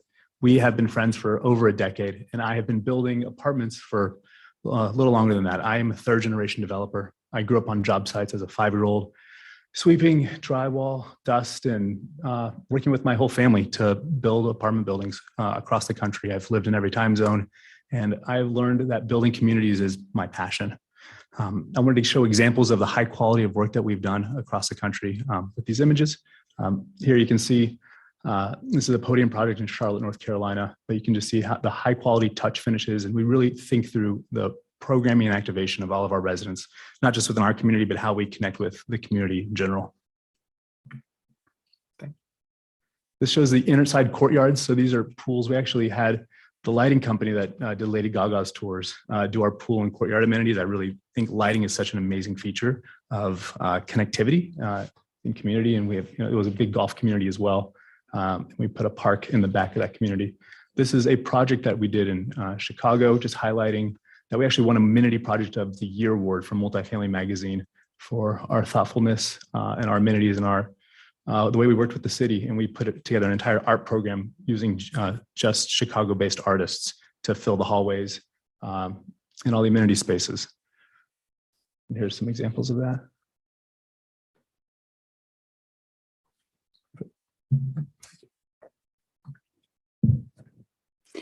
Deborah Nelson, 601 West Bannock Street. I'll continue the applicant's presentation here and try not to repeat too much of what Delaney said, but we are in agreement with staff's recommendations here. And so she did a great job covering it. I think just in addition to the vicinity, I would just point out how close we are to the airport, just about a half mile here and immediately below that New York Canal. And in Vista, we've got VRT Route 3 adjacent here to the area that will serve this site well, providing bus access to the airport, to downtown, and to commercial areas along Vista. Focusing in on the site plan, as Delaney mentioned, Seasons on the Bench includes 358 units with a mix of townhomes and apartments and a range of unit mixes within those buildings. This includes an increase in the townhome count based on staff's comments on the application. The site includes a central clubhouse and pool and extensive amenity areas. You can see the little pink tree areas, the clusters there are pocket parks that are surrounded by benches or have benches and plazas that create gathering areas throughout the site. There's a 10-foot wide pathway that runs up north-south along the west side, and the 20-foot wide path along the south, all along the New York Canal there. That area will be programmed for the residents and the general public and the community with pop-up commercial activities such as the food trucks. There's also a dog park, a green space there, and a community garden along the pathway. Pedestrian walkways run north, south, and east-west throughout the site, and they're designed so that you can walk through the site and never really see the surface parking. Very, very nice layout. Delaney mentioned the preliminary plat. This is required here simply to accommodate planning department's request to include public streets. And we did get comments, as was noted during the staff presentation and during the late correspondence from ACHD, that include a number of conditions related to the conversion to public streets, addressing width and alignment, and cul-de-sacs in some locations. Many of these conditions we can accept. Some are going to require a little further work with ACHD in the city to make sure we've got the right widths that meet everybody's needs. For example, Boise Fire ladder trucks have a turning radius that doesn't quite fit, and that's why we use the wider streets than meets ACHD's policy. And that has been approved in prior similar locations where those ladder trucks have been needed to serve multifamily buildings. And so I think we just need to continue to work with ACHD and city staff to make sure we find that right size and alignment to address everyone's concerns. And we're confident we've got the space and flexibility within the site to do that. The future land use map does designate this as mixed use, and your land use matrix calls it out R3 as an allowed zone. And in addition to being consistent with the flume designation, R3 and the proposed use and design and layout here is consistent with a number of the comprehensive plan's goals. The property is located within the Central Bench planning area. And in this area, the plan has identified a need for green space and parks, creating connected paths to downtown and diversifying housing. Seasons on the Bench will meet these needs with new parks, multi-use pathways, and a variety of denser housing types. Other goals and policies are met because this is an infill parcel with an innovative design that complements the scale and character of the neighborhood, promotes compact, walkable development, with appropriate density of rental homes adjacent to the VRT bus route, and a well-connected neighborhood with new bicycle and pedestrian access points.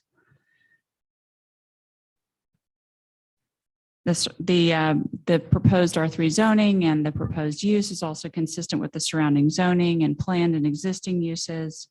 The R3 zone's purpose calls for higher density residential development in close proximity to retail, employment, and transit. With Vista nearby, we have those uses that will serve this site. We've also got a mix of residential around us on the other side that includes mobile homes, townhomes, single-family detached residential, and immediately to our east, a proposed new development that will include a mix of multifamily and single-family detached. So we are consistent and compatible with the surrounding zones and the planned and existing uses. The proposed development doesn't burden city services. The comp plan is already calling for and planning for an intensity of use and development on this site. Water and sewer is available. The site is infill, making it an efficient utilization of existing city services and infrastructure without extending or adding sprawl.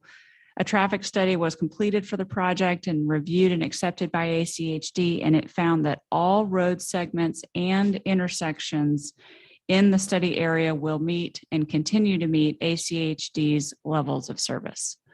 And that is true upon full build out of this development and the adjacent proposed development to the east, which was considered in that traffic study.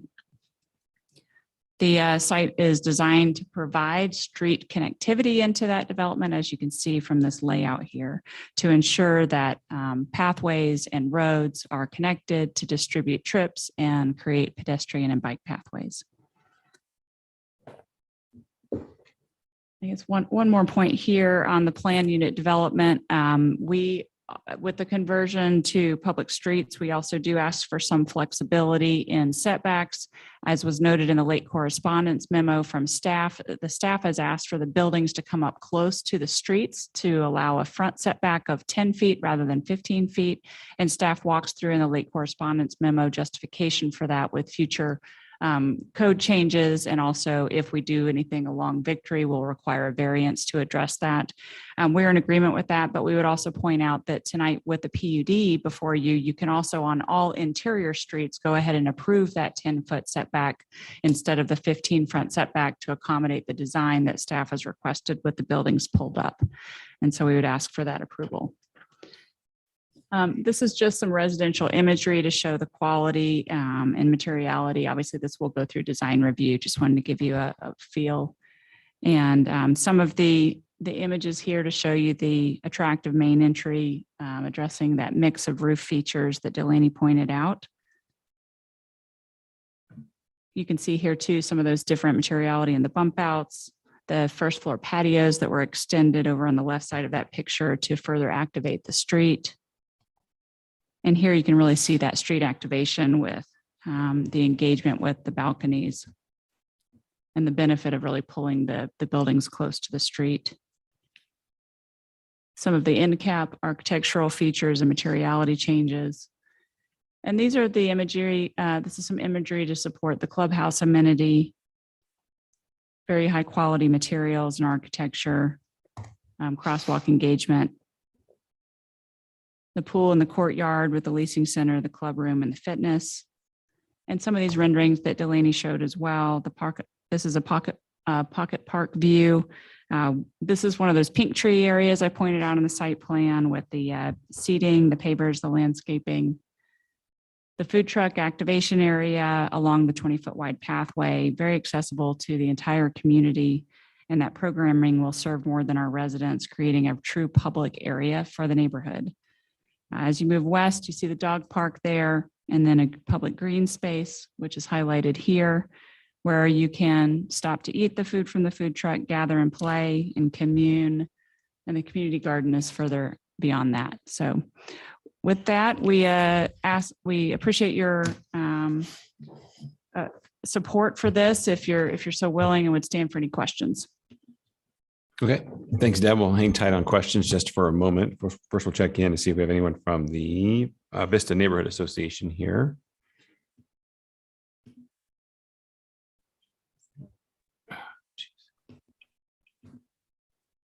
There we go.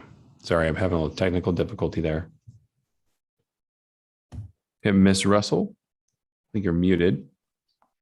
Hi, my name is Mia Russell. I am the Vice President for the Vista Neighborhood Association. I reside at 3825 West Lem High Street, Boise 83705. I have a letter to read to you tonight from the Vista Neighborhood Association regarding our thoughts on this proposal. The Vista Neighborhood Association has met with the developer's representative, Brian Morgan of Morgan Stonehill, regarding the development, and we have reviewed the site plan. After review and discussion with the Vista Neighborhood Association members, we have hesitations and concerns regarding the lack of local infrastructure, potential for increased traffic, and decreased safety when it comes to our neighborhood. Our neighborhood currently lacks the infrastructure to support existing residents, and we cannot enthusiastically support any new large development, no matter how exemplary they are, until the existing issues are addressed. Indeed, in meeting with Mr. Morgan, we generally find the proposed development to be something that we would really like to support if our existing problems were addressed first. We would like to share our thoughts regarding the development, which will be one of 3 major projects in our neighborhood. The 3 projects will be adding approximately 1,400 new residents in less than a half mile from each other. This will also increase the Vista neighborhood population approximately 36%, as it's currently estimated at about 8,400, and will increase to approximately 11,400. An increase of 3,000 plus people within this 1/2 mile block is immense. Can our current infrastructure handle this massive increase of 1/3 of our total neighborhood population, especially condensed in one particular area? Our neighborhood has suffered with brown water flowing from our taps for years. Neighbors have reported running their water for several minutes at a time, only to fill their tubs, washing machines, and sinks with mud-tinted water. This continuing problem has been brushed off due to old pipes, and Suez, now Viola, continues with vague responses that they're working on it, or that flushing is in progress, and that should address the issue. There is a continuing problem that any new development in the area should be aware of, and the city, county, and utility providers should be prioritizing. Our neighborhood also has a railroad crossing on Victory Road that, as it stands, does not appear safe, and with any increased traffic is only set to become even more of a hazard. We are very concerned about this. This crossing was not addressed in the late correspondence report from ACHD, and the VNA is once again asking for issues like this to not be glazed over. This is a critical piece of infrastructure that should be an essential part of any conversation involving development in the area. Likewise, the Federal Way Bikeway to the east of these huge projects is completely inaccessible via Victory Road and Malad Street. because there is no safe crossing across 40-mile-per-hour traffic on Federal Way. This particular project calls for 358 bike parking spots, but where are people going to be biking when there's no bike path on Vista Avenue and the Federal Way bike light is not accessible? Similarly, there is no safe crossing for bikes or pedestrians across the Victory Road Railroad crossing mentioned previously. Additionally, we have heard from numerous neighbors that are concerned about the potential for increased traffic. With increased traffic comes increased traffic accidents. The VNA understands the development is bound to happen at this site and likewise others around our neighborhood, but we wish to work together to solve traffic problems. However, we have found ourselves wholly left out of that conversation. We would suggest speed bumps, marked crosswalks, and possibly stop signs along Victory Road to decrease the speed of traffic and keep our neighborhood streets safe for all of our neighbors. As far as the proposed development itself, the VNA has appreciated the open conversations with the developer, and we have especially valued having our thoughts heard and considered. We especially like that the concept includes green space, a food truck alley, and a public path along the canal. Regarding the roadways, the VNA would support public roads within this development for the following reasons. First, public right-of-way to the bike path, green space, food truck alley, etc. Second, existing public roads adjacent to the projects will be accessed via the roadways that will be developed on this lot. Our understanding is that private roads cannot provide access between two public roadways. Therefore, roads to be developed should be public. With public roads, parking cannot be striped, and we would request that the developer review more parking on site in order to reach the required parking minimum. With the needed infrastructure improvements addressed, this development would be a great addition to our neighborhood. We recognize the need for housing, and we know that the Vista neighborhood is a great place to live. A development like this, in which we have had a voice and feel genuinely involved with a developer, is rare. We have enjoyed the open lines of communication immeasurably. We only ask that this type of open conversation could also be the case with city, county, and utility services so that we could have our infrastructure concerns validated and addressed before developments are approved. We request that you consider our thoughts when reviewing this proposal. Thank you. Thank you, Ms. Russell. Okay, we'll go ahead and open this up for questions by the commission.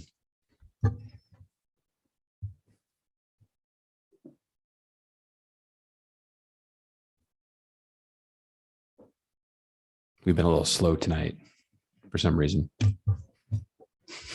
Unless we don't have any questions. Mr. Chairman. Commissioner Danley. Let's do this. Okay.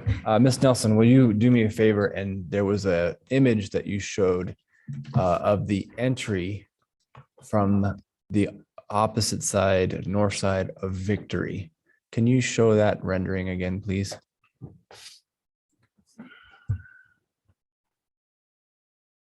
This is one of the last images that you showed on the presentation.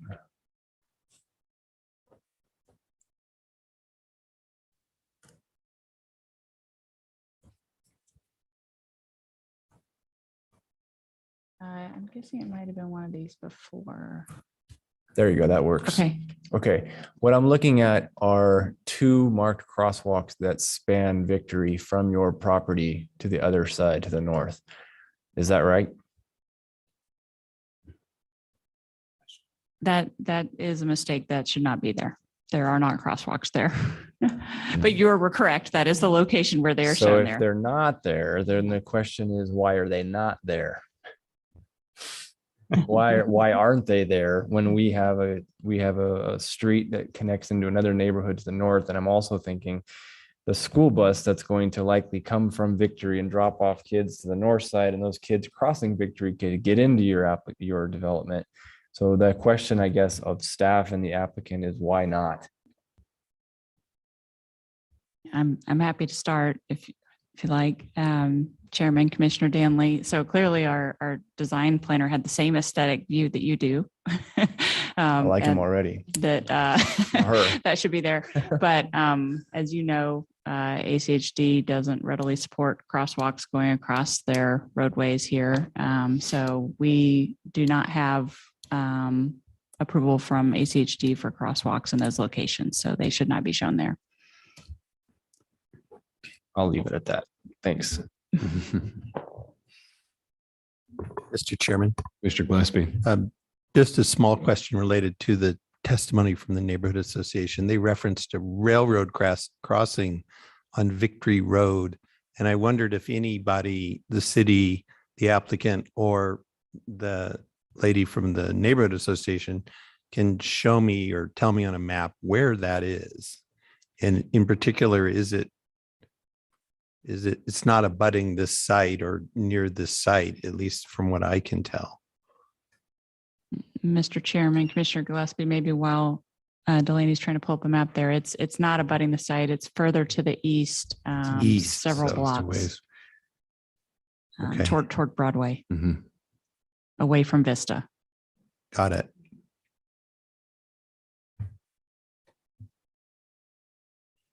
Mr. Chair, Commissioners, that railroad crossing is about a half a mile to the east towards, or on Victory towards Federal Way. Got it. Trying to remember where that is. Okay. Thank you. Mr. Chair. Commissioner Mooney. So sticking with that same real estate over there to the east, the TIS considered the Federal Way intersections at Malad and Victory, as well as it sounds like Targhee as well. Chairman, Commissioner Mooney, that is correct. So my question is, it sounded like, well, the TIS was clear. It says a right turn was warranted at Federal and Victory as part of this application, but there's not enough right of way there. The neighborhood expressed some concerns, and it's an ongoing pathway concern for the city to get bikes across Federal at Malad in particular, Malad, or how are we supposed to say it? Malad, that's right. And so is that something that the city thought about in conditioning this application? Mr. Chairman, members of the commission, in looking at the TIS, it did state that all intersections and road segments would operate within the levels of service that are appropriate deemed by ACHD. Similar to other projects this evening, the nexus to require that far of offsite improvements we did not feel was warranted with the project, being that it's not adjacent to the site and that it's further down the road. Mr. Chair, that I'm confused then. So, but the ACHD report says that a right turn lane is warranted at Victory and Federal because of this project. I'm confused. Mr. Chairman, members of the commission, they did acknowledge that the right turn lane would be warranted, but that there isn't room for that improvement. So we would rely on ACHD to make that call as far as offsite mitigation requirements. But based on their comment letter, I would say there isn't a viable way to get that improvement in at this time. So I guess I was beating around the bush. I was trying to transition from that to a crossing at Malad instead as an offsite improvement. Was that ever considered? Mr. Chairman, members of the commission, not to my knowledge, based on the ACHD comment letter we received. Mr. Chairman, Commissioner Mooney, if I might add to your comments there too, that it was within the study scope as you noted, and as Delaney explained, we did meet the overall level of service for the intersection. It was a particular queuing that triggered that comment in the analysis about whether it would be warranted there, but we're below the 10%. So yes, we contribute to the trips like everybody in the neighborhood does, but we're below the 10% threshold where ACHD uses to require mitigation in addition to there not being enough right of way. So it's just a small impact from the development that also falls under their policy level. Thank you. And Deb, that traffic study contemplated the proposed development on the parcel that's immediately east of this project, right? That's right. Like the expansion. Okay. All right. Mr. Chair. Yeah, please. Commissioner Moore. And to change topics on site, so ACHD staff report said that if these, just so because there was a lot of information that came in pretty quickly, if these roads are going to be public drives, they need to get wider basically. And then the staff's recommendation was to reduce the setbacks internally on top of the roads getting wider. Is that correct? Mr. Chairman, Commissioner Moore, that is correct that the applicant would have to build the public street to the ACHD section standard. With the width of the current dedicated right-of-way, there is room within that dedicated right-of-way on their plat to meet the ACHD public road standards. The request for staff to bring the buildings closer to the street is based on that right-of-way where that line is. So there would be adequate room kind of to play within the existing site footprint to accommodate both the roads and the building footprints. Thank you. Chairman, Commissioner Moore, just one point of clarification. There's actually places where our streets are wider than what ACHD was calling for. And that's again, that the ladder truck impact of the turning radius that we'll just need to work through. So kind of goes both directions. But as Delaney said, there's enough room to work with there that we feel like we'll be able to resolve that. Thank you. Yeah, so in that condition, so we're talking typical 8-foot planter strip, detached 5-foot sidewalk, all that typical section, vertically constructed road in this ACHD requirements. Chairman, that's right. We have the 5-foot detached sidewalks along all the public streets. Okay. Mr. Chair.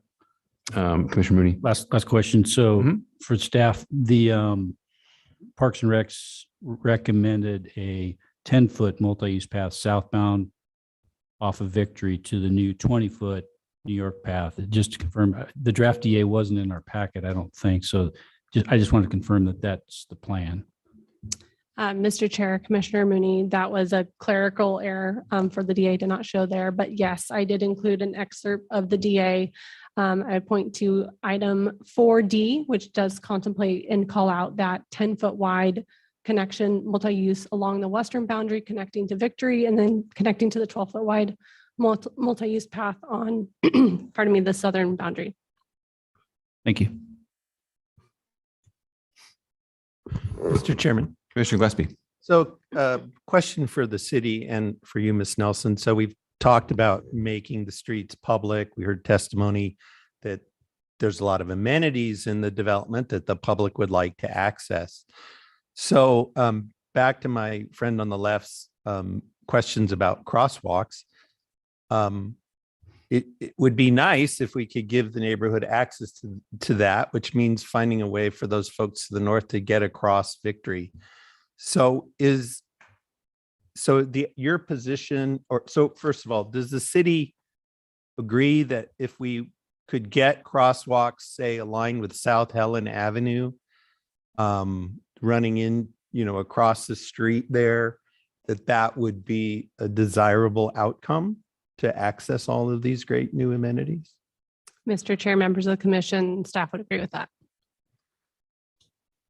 Ms. Nelson, what's your sense of our ability to condition that and then to ask ACHD to do that and ask for you guys to help fund that signalized or, whatever kind of crossing there is the right answer? Because I really want access to the site too. Yeah. Mr. Chairman, Commissioner Not me Gillespie. personally, but. So we think that we'll get great access to the site, at least from our side of Victory. So, I know that's not your point, right? But we are improving the connectivity that will serve everyone that can easily come down the bike path and through our roads. And there's a lot of connectivity that's been added there. What's across Victory is a little bit out of our control. It's not very improved over there as it is now. Perhaps it will be more in the future. And it's, ACHD as well as I do, hard to get that kind of access. I don't know whether or not that's feasible to have them approve that kind of crossing there. Certainly, we wouldn't want to have any condition of approval that required them to approve something that is out of our control. Right. I understand.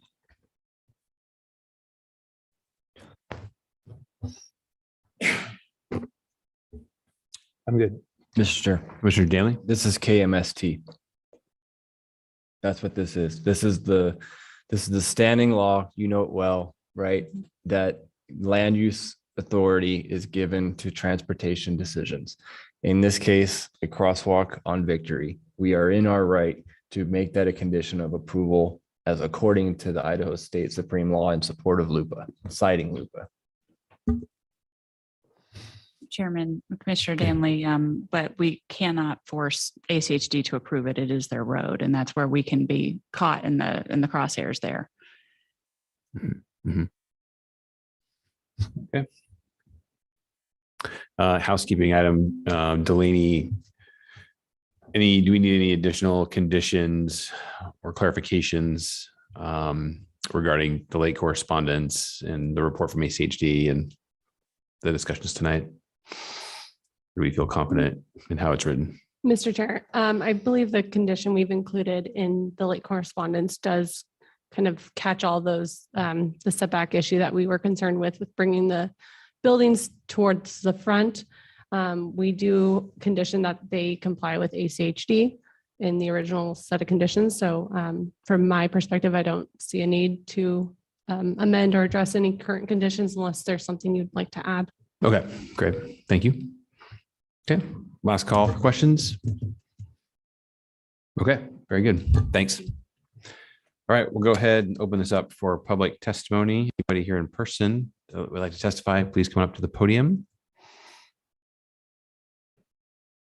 Everybody will have 3 minutes, and please start with your name and address.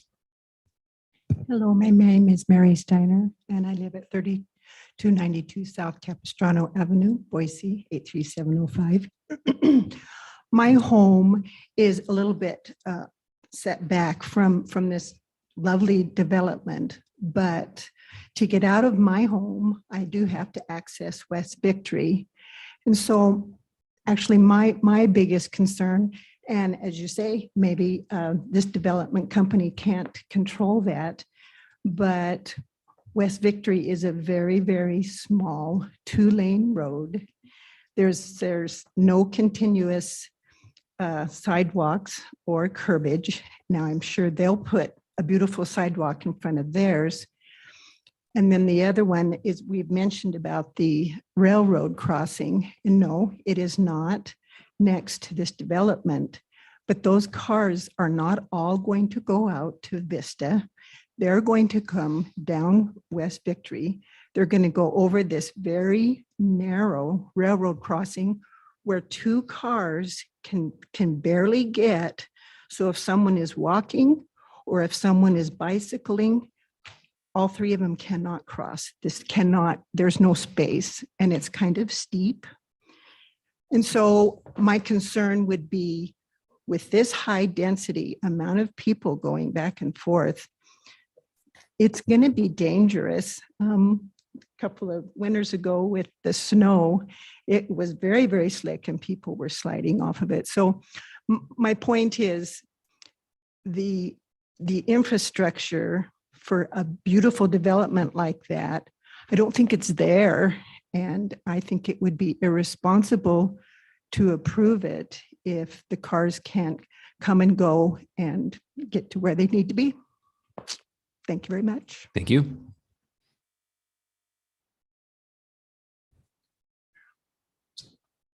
Yeah, my name's Gary Campbell. I live at 2340 West Victory. Actually, the city changed the address. It's 2999 South Helen. So I live right on the corner of Helen and Victory, right where you want to put a crosswalk, which is probably a good idea, but that road is awful narrow. And I've lived there for over 20 years.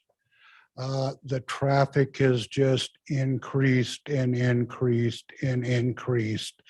And it's hard to get out onto Vista. It's hard to get out on the Federal Way.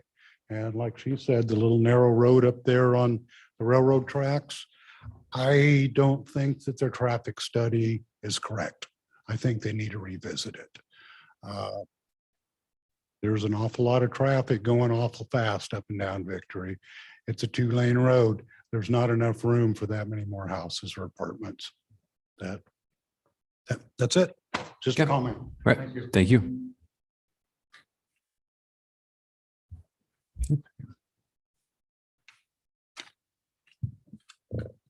My name is Dave Kangas. I reside at 1715 Canal Street, which is basically the intersection of Canal and Annette. I live about 5 blocks away from this development. From the beginning, it was never about developments. It was about the infrastructure, the traffic. Victory Road is a straightaway. It's basically a racetrack. Everybody that lives along it complains about the speed.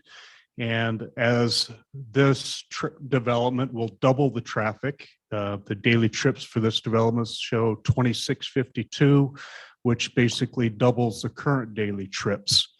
The study addresses 340 of those trips. For the AM and PM peak periods, it leaves out over 2,300 daily trips on where they are going. It does not address school traffic, which will go down Columbus to Hawthorne. It does not address left turns at Victory onto Federal Way or Malad onto Federal Way. It doesn't talk about those things at all. The crossing at Victory was designed in the 60s. It hasn't been improved since then. It was when there was nobody that lived there. It's an old country style railroad crossing. It's steep, it's narrow, has no room for shoulders to even walk. If somebody is walking up that, the cars have to stop or go around them into the other lane.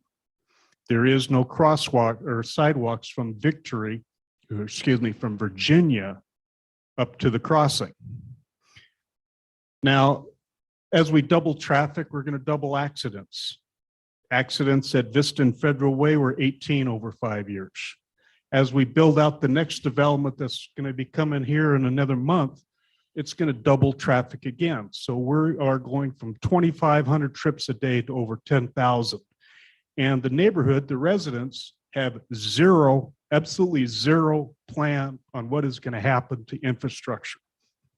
In 2016, this property was under contract to be developed by Conger. That deal fell apart. So over 6 years ago, I started to try to raise flags, to talk about the traffic issues at the crossings and a left turn at Malad. We have a great Federal Way bike path, but we have no safe way to get across Federal Way. 350 plus bike stalls. How do you get to the bike path? You run across it in front of 40-mile-an-hour traffic. Same thing happened at the apartment complex in front of the post office. They have 90 bike path, bike barn that was condition of the approval, but nobody had put a crosswalk in. At some point in time, if we're going to densify this city and build these developments out, the residents have to expect and demand safety and infrastructure. That's why we're densifying.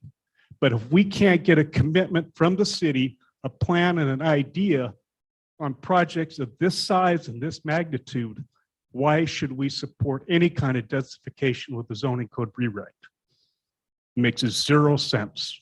Time. Over 1,200 units, over 3,000 people, from 2,500 to 10,000 trips a day, and nobody has a plan. Just build it and deal with it. Thank you. Okay, anyone else would like to testify?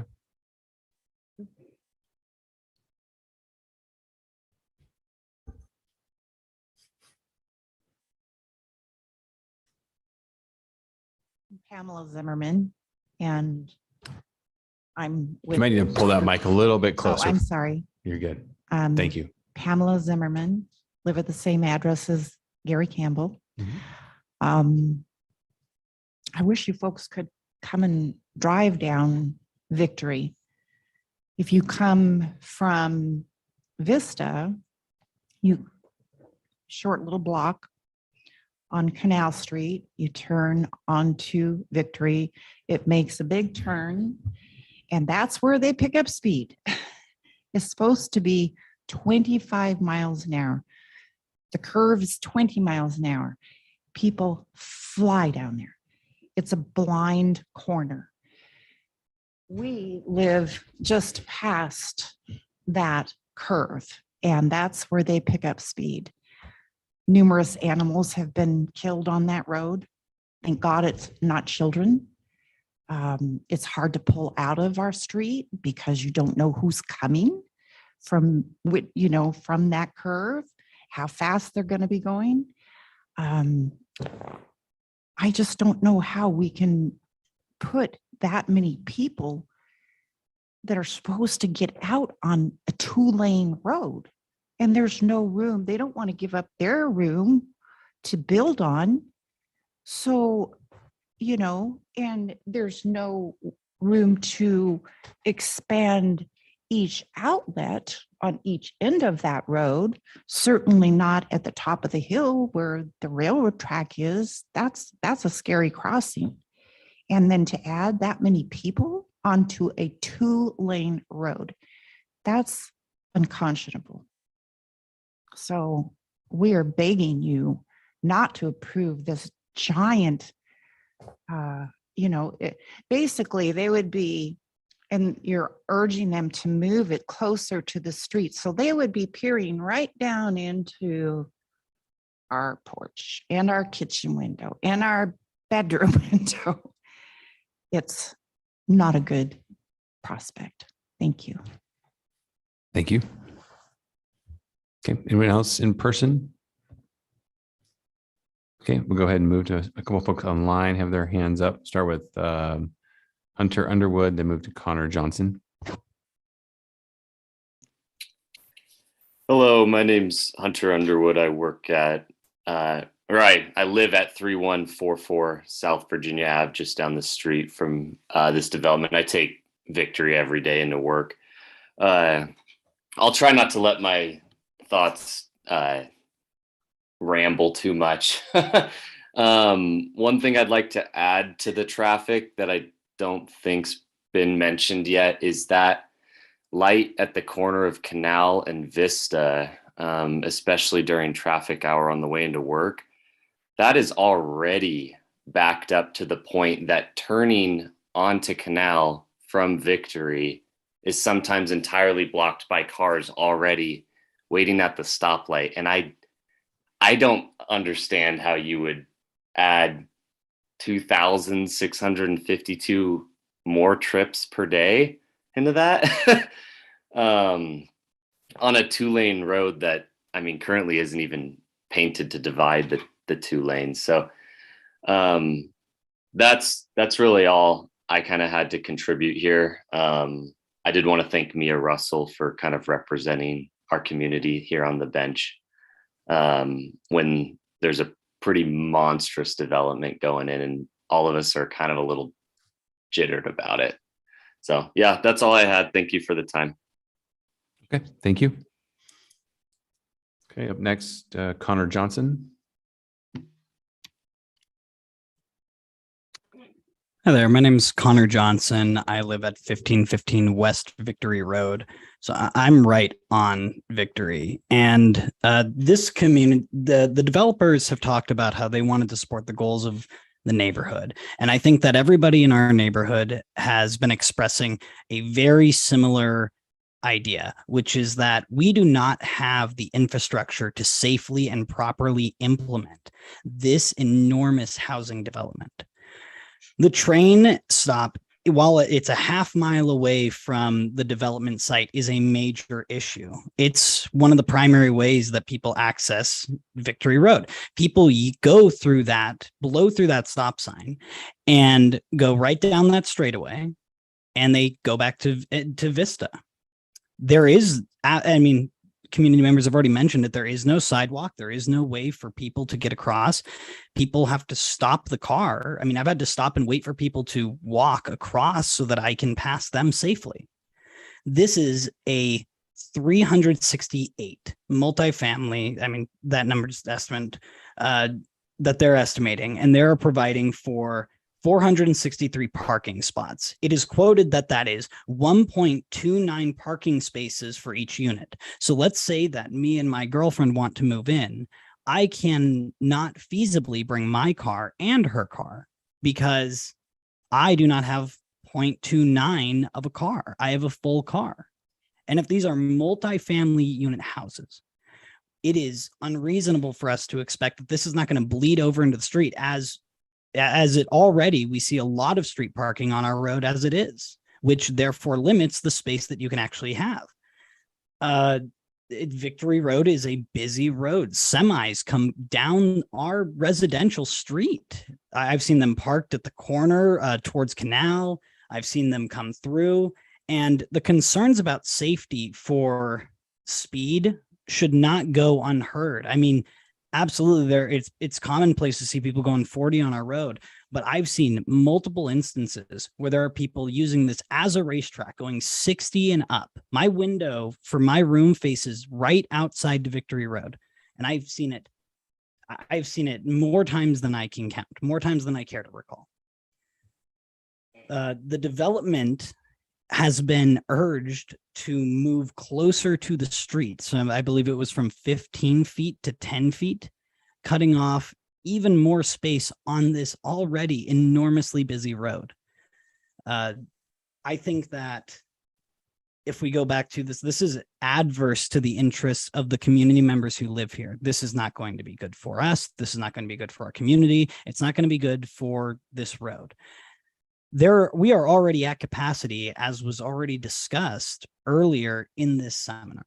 So I just want to encourage this committee to think about that before we add a third more of this community. Thank you. Thank you. Okay, I think that does it. Oh, sorry, apologize. Forrest Long is online.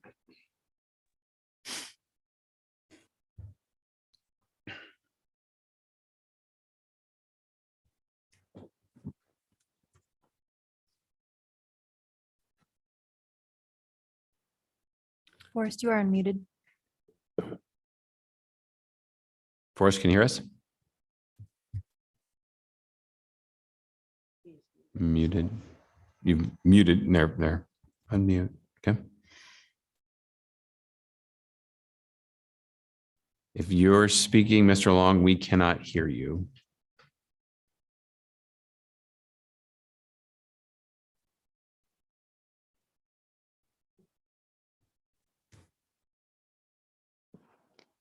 Mr. Long, if you were wishing to testify, you could put in the chat if there's a technical difficulty or if maybe not intending to testify.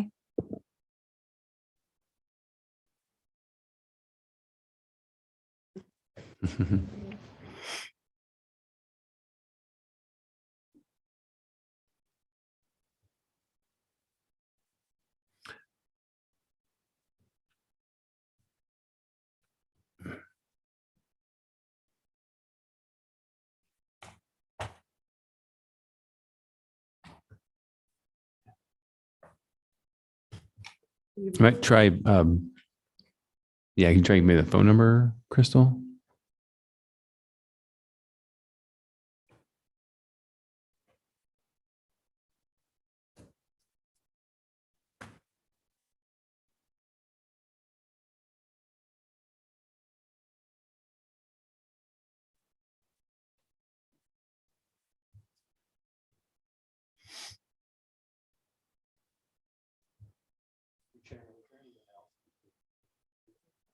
No, this is the last one. His hand up online. Yeah, no, I hear you. I hear you. Okay, sorry, Mr. Long, we can't seem to hear you. I think we're gonna have to move on. We'll see if maybe you and Crystal can't work out some tech here, but we'll have to move on, I think, to rebuttal by the applicant, because that wraps up our testimony component here tonight on this item. Deb is, yeah. Deb is 5 minutes good for rebuttal. Okay. Chairman, members of the commission. So maybe let's start with traffic, because obviously that's a big concern for the neighbors, and understandably, when their neighborhood is seeing a new infill development, and that's sort of the nature of infill coming in, is you already have existing neighbors that are experiencing their conditions around the neighborhood, and then you're the last in. And so this is one of the last infill parcels in this area. It is planned for intensive development. It calls for mixed use that could have a range of traffic impacts and trip distribution coming out of this property that is much higher than our just under 20 units per acre of this limited residential development. The city plans call for higher intensity of development, higher density in this area, to be next to transit, to be in this corridor, to be located within mixed use. And so the city has planned for this area to have this level of development here. And yet it is important to study what's going on in the area. And that's why a traffic study was done. It was scoped based on Compass and ACHD and ITD requirements and input. There actually was, I know that Dave Congas commented about the Malad and Federal Way, I believe he said wasn't studied. It was, I think that wasn't listed in the index though. I think he was correct to point that out, but it was added by ACHD. And so that was studied. So the scope was pretty broad for a relatively limited set of trips coming out of here. We only have 16% of our trips going east toward the railroad tracks that have been discussed and out towards Federal Way. And we will be improving Victory Road. So we will be adding additional width as we add, half of that improvement of the street width. We will be adding the bike lane. We'll be adding sidewalks. And so the development will be improving the conditions that the neighborhood is currently facing. We'll also be hopefully diverting more trips out of their cars. That's the whole point of putting dense development next to transit, right? Is to encourage more infill development where people can use that transit to support that transit. We'll have the pathways that are internal to the site that again will support non-vehicular transportation in the area. And we hope that with this type of development and the other developments planned in the area, that we can get some more people out of their cars. We'll provide amenities that will hopefully attract some neighbors to the site that will be pedestrian oriented as well. We appreciate the neighborhood association's comments, and especially since their comments are geared towards infrastructure concerns generally in the area, but their support for this particular project, if development is going to happen, is appreciated. And they've been good to work with for the applicant. So with that, we'd ask for your support. The project that's before you is consistent with city code, fulfills the goals of your comprehensive plan, is consistent with your future land use map. And we are in agreement with the staff support of this and appreciate all of the planning input that has added to the development in many positive ways. And so all of their input has been incorporated and reflected in the plan before you. So we would ask your approval of the PUD with support of the reduced setback. Oh, and I do want to address that briefly because the last commenter had some points about that on Victory, and I do want to address that. So we will be, of course, still widening Victory Road as required for the full build out there. We will still be providing all of the required right of way along Victory. So bringing the buildings close to the street, as it has been asked by the planning department, has no impact on the width, the functionality, the safety, or the streetscape improvements along Victory Road. You will still get the detached sidewalk. You will still get the parkway strip. And in addition to all of that functionality and safety you'll get on Victory Road, I would suggest that design that is recommended by and asked for by the planning department that we agree with will help limit the speeding that's going on there. When you add development, this is a vacant parcel right there. People speed by because there is nothing stopping them in this location. When you have cars turning out in and out to this main entry with that boulevard entrance, you are going to slow traffic in this area. And that is just what happens. But buildings coming up close to the street also create that feeling of slowing down traffic as well. So we hope all of that helps the neighbors. And we ask for your approval of the PUD with that 10-foot setback. Thank you. Okay. Thanks, Deb. Okay. I'm going to check in real quick with staff. I think we've got one more that Mr. Long that want to testify. Maybe has his tech working. You can give it a shot. Okay. Hi, can you hear me? We can. Yes. All right. Sorry about that little snafu earlier. My name is Forrest Long. I live at 2594 Kerr Place. I'll keep this brief. I just want to echo what the representative said from the VNA. There's a lot of issues in the area, and the underlying thing being that infrastructure is really not ready to handle such a massive influx of people.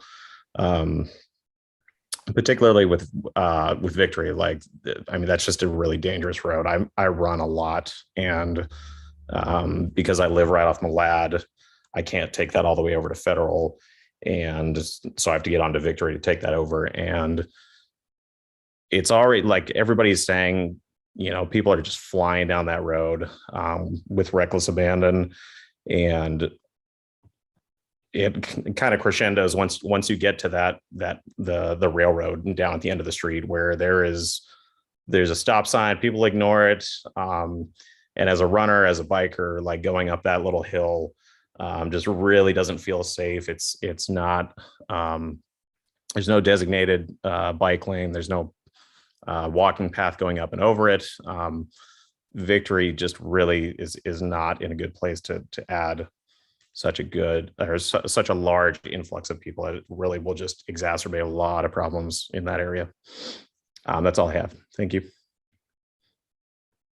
Okay, thank you, Mr. Long. Okay, with that, we've got, sorry about that little technical snafu there. So, Mr. Chairman. Yes.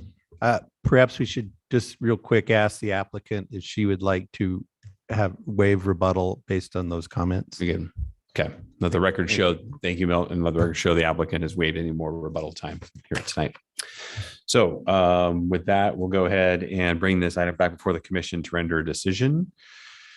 Just a reminder, we're recommending on the rezone and the subdivision and looking for a motion on the PUD. And we can do them all at once, or we can do them separately, or however you all want to handle it. Commissioner Gillespie. I'll do them all at once. Okay. I move that we recommend approval of CAR 22-14 SUB 22-46, and that we approve PUD 22-46 for the reasons stated in the staff report and with all the terms and conditions, with the only modification being the 10-foot issue, which I setback, as was discussed. A second. Thank you. Any discussion, Commissioner Gillespie? Yeah, Mr. Chairman. First of all, the usual kudos to everybody for staying for a long night, for the applicant for doing a lot of work, for Mr. Kangas. I always derive value from what you have to say. Thank you for being here, for the Vista folks. You know, the crux of the issue for me comes down to the traffic issues. And while I understand the narrative or in the anecdotal nature of the traffic arguments against the development, the simple fact is page 4 of the ACHD staff report simply says staff generally agrees with the findings and recommendations of the traffic impact study, period. All road segments and intersections in the study meet ACHD's acceptable level of service planning thresholds. The city of Boise and the Ada County Highway District 40 years ago decided to split the roads and the planning. So within our system of government, the ACHD are the technical experts, and they make the recommendations on such things as traffic issues. Their recommendation in this case is clear. We've heard no testimony that would offer an expert rebuttal or question the validity of what they did in a meaningful way. So that's where I'm at. And I think we should approve it. Okay. Thanks, Milt.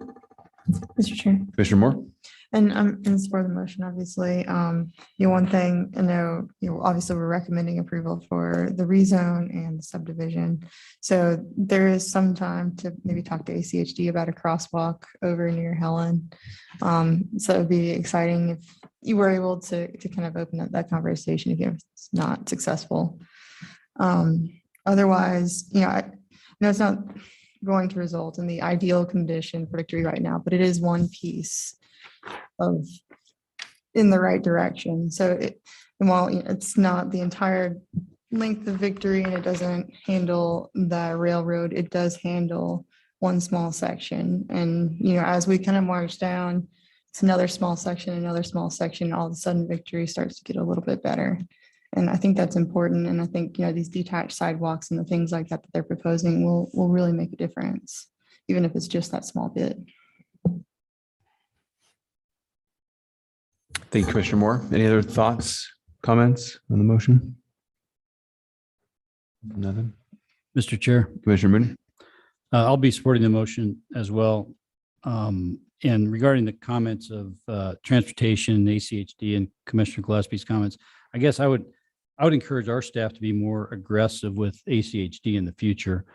You hate to put the applicant between the two agencies within our unique governmental setup, but I think it takes the city staff saying, hey, we really think it's appropriate to put a crossing at Helen, or we really think it's appropriate to put a crossing at Malad to get all these 386 bikes across to the federal bikeway.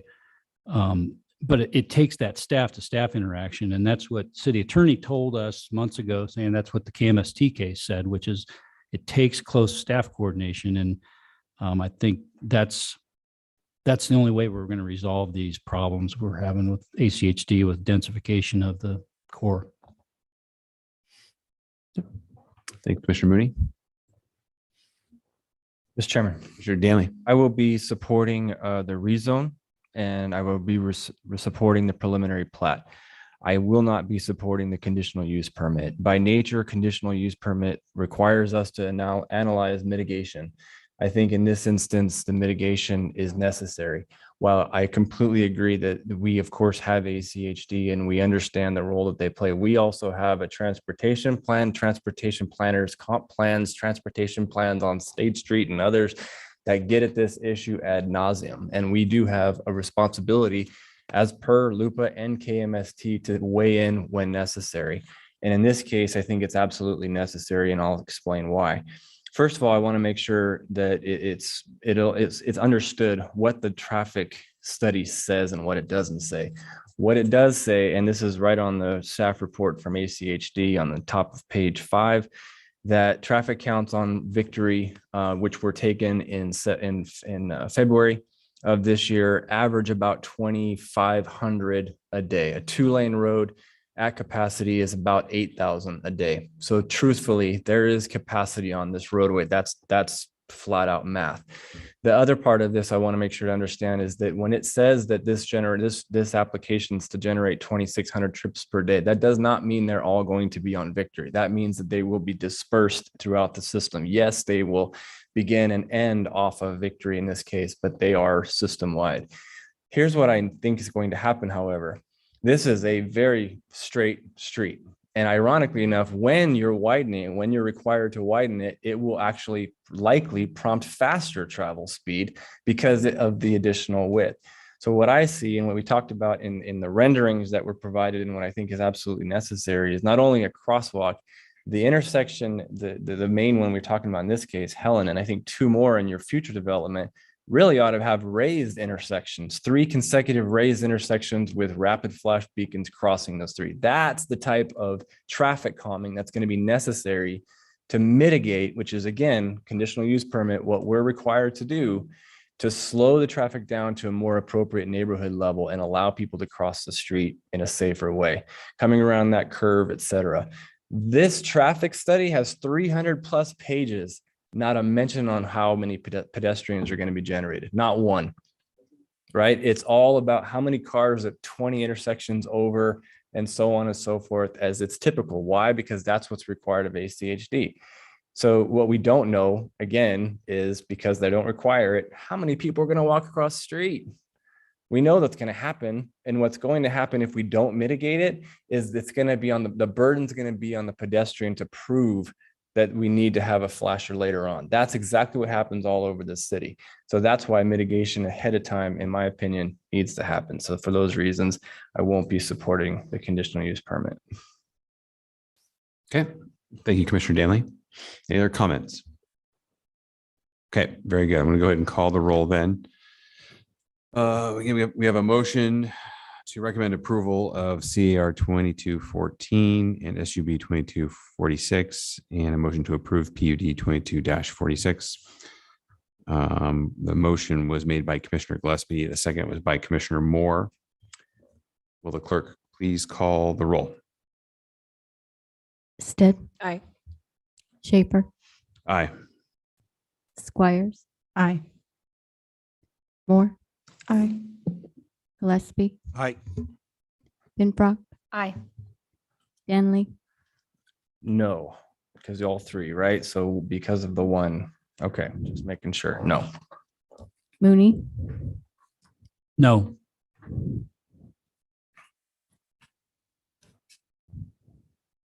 six in favor, two opposed, motion carries. Okay. Thank you all. All right. And our last item tonight is item number 11, SOS 22-14, Stefan Tenuto at 2915 West Taft Street. This is a waiver to the subdivision ordinance requirement to construct curb gutter and sidewalks, part of a minor land division on 0.28 acres in an R1C zone. You guys, they're heading out. Got the introduction done. And we're going to start with staff first. He's ready. Matt Dennis. Mr. Chair, members of the commission, the item before you is SOS 22-14, a waiver to the subdivision ordinance to construct curb, gutter, and sidewalk as part of a minor land division.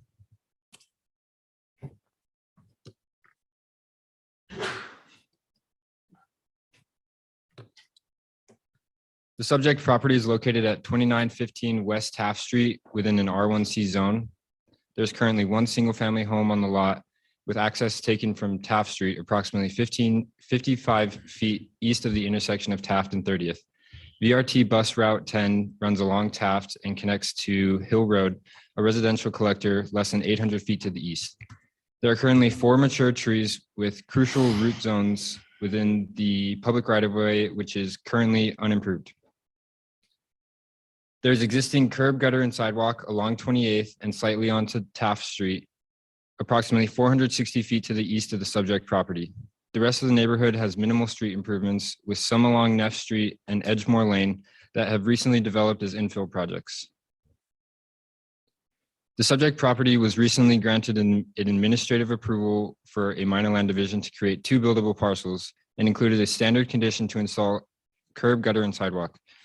The applicant cites the narrow width of Taft Street, the desire to retain healthy and mature trees, and the existing infrastructure being inadequate to accept additional storm flow that is generated by the construction as barriers to installing the required street improvements.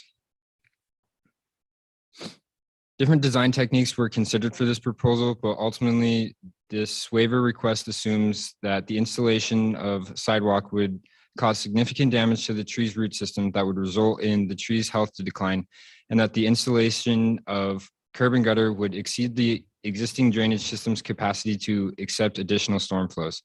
This would require subsurface drainage facilities to be built on site, which may be difficult to accomplish based on the existing street grades. ACHD indicated that they would be in favor of a meandering sidewalk with a 10 to 12 foot wide planter strip and the option of a meandering sidewalk in front of the street trees for a short section. But this would require careful design consideration in order to preserve the existing trees and retain storm flow on site.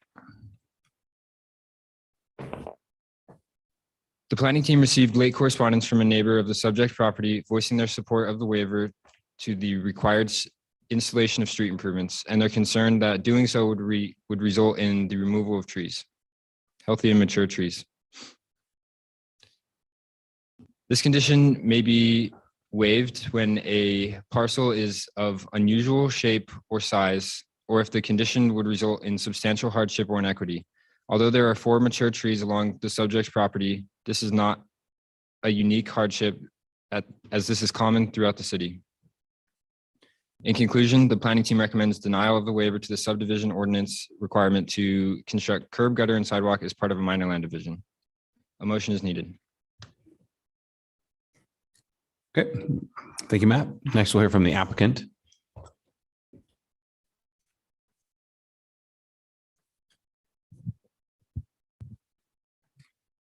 Good evening. First, I am Stephen Tenuto, and I reside at 1804 North 26th Street in Boise.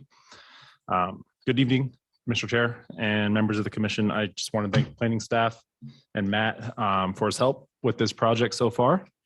And then thank you all for reviewing this with me tonight. I will make this quick. You can just go to the first or second slide, or I have that. Some basic information that Matt just covered. The house to the west is staying. This was essentially a double lot. We're just splitting the side yard off into its own lot. A little bit of context, I will be building a home for my family on the lot at 2913 West Taft Street. We currently live in a little ADU a few blocks away. That, as you can guess, is getting much too small for us.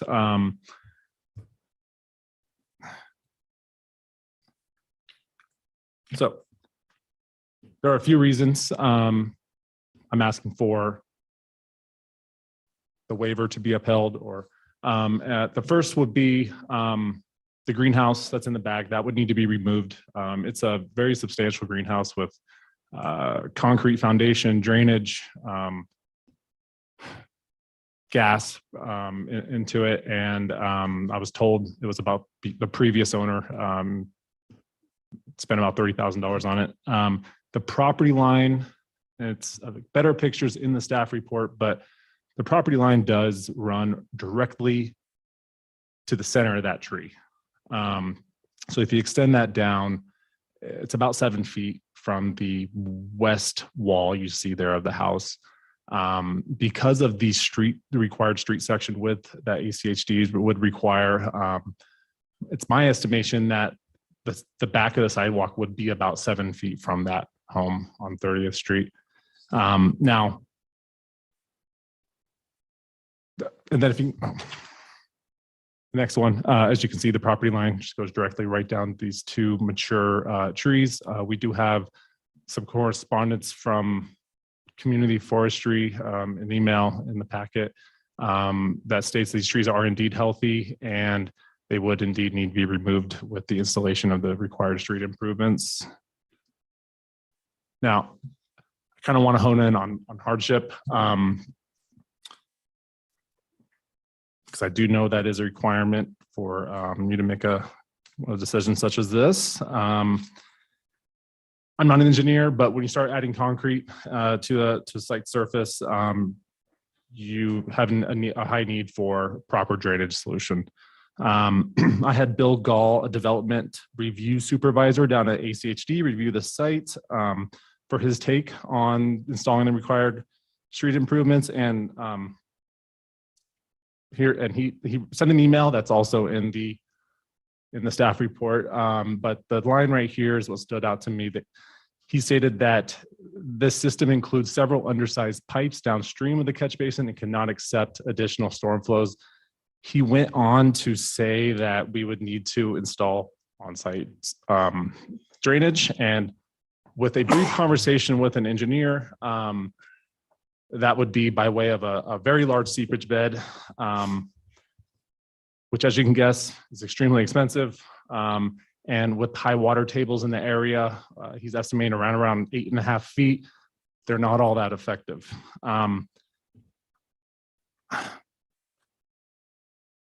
I guess to shorten this up, I kind of feel like we have our cart before the horse here. And the infrastructure, just the storm drain infrastructure is just not there to support street improvements, and to have them be properly installed. So I will say we do see the need for sidewalks in this area, but the main thing that we're seeing is the need for all the street improvements that would be street widening, curb, and gutter. If there was a way we could do a partial waiver of some sort that only required sidewalks, or a way we can work together in that manner, it would be much appreciated. I think that's all I have. Okay, thank you. Check in. There's no one left online, it looks like. It's just us. So guessing we have no one from the Neighborhood Association here with us. So we'll go ahead and just open this up for questions. Mr. Chairman.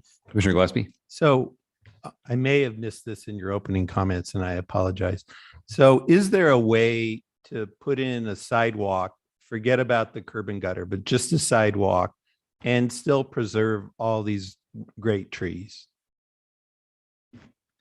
Mr. Chair, Commissioners, that was a possibility that was brought up. As far as the feasibility of it, I'm not sure of due to the street grades that was mentioned in the correspondence with ACHD, but I digress. Mr. Chairman. No. So when in your Matt, in your opening remarks, you talked to somebody about did you use the word meandering or could you just do that part again? Yeah, so Mr. Chair, members of the commission, through correspondence with ACHD, that was a suggestion given as far as finding a way to meander, obviously around the trees. There is about there's a clearance where a 5-foot wide sidewalk could be constructed. But again, just the feasibility in regards to the street grades would be the issue of that. Okay. Any other questions? Mr. Chair. Commissioner Moore? Yes, I might be on the same page as Milt, and I'm looking at this survey and just having a really hard time envisioning where these sidewalks are gonna go. Because I see kind of what I think is maybe the center line or of the road, and then the center line of 30th, and then there's kind of property lines. It's a typical record of survey, but it doesn't show kind of where the edge of the pavement is and all that good stuff. So can you kind of walk us through in relation to maybe the property line where those sidewalks might be going? Mr. Chair, members of the commission,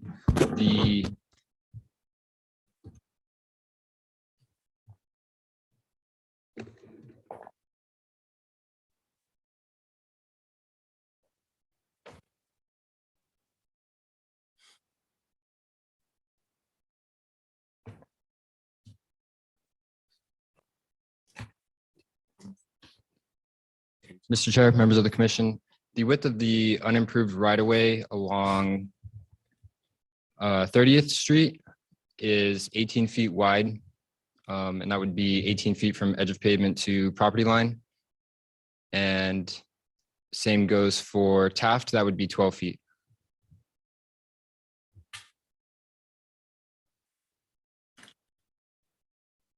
Mr. Chair. Mm-hmm. So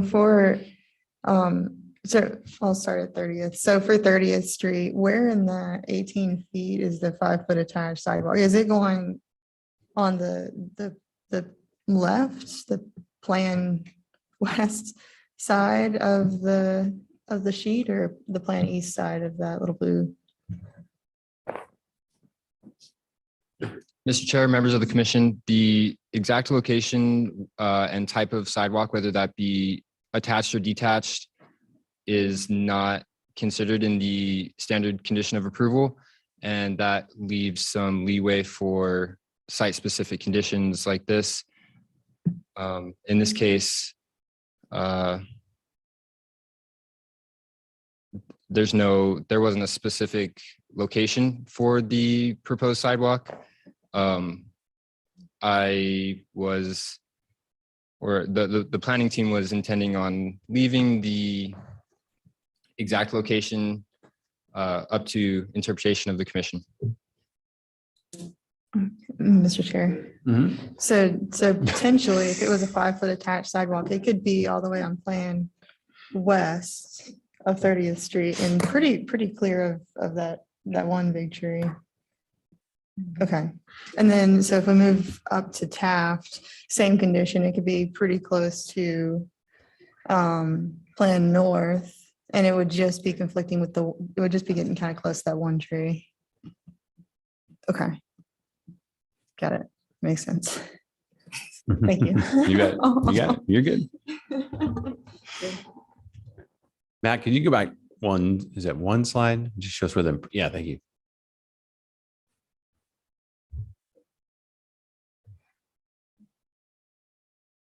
Okay. Any other questions for the applicant or for staff? Mr. Chairman, Mr. Daly. I feel like a knucklehead asking this question, but I'm looking at this picture and I don't get it. I don't understand.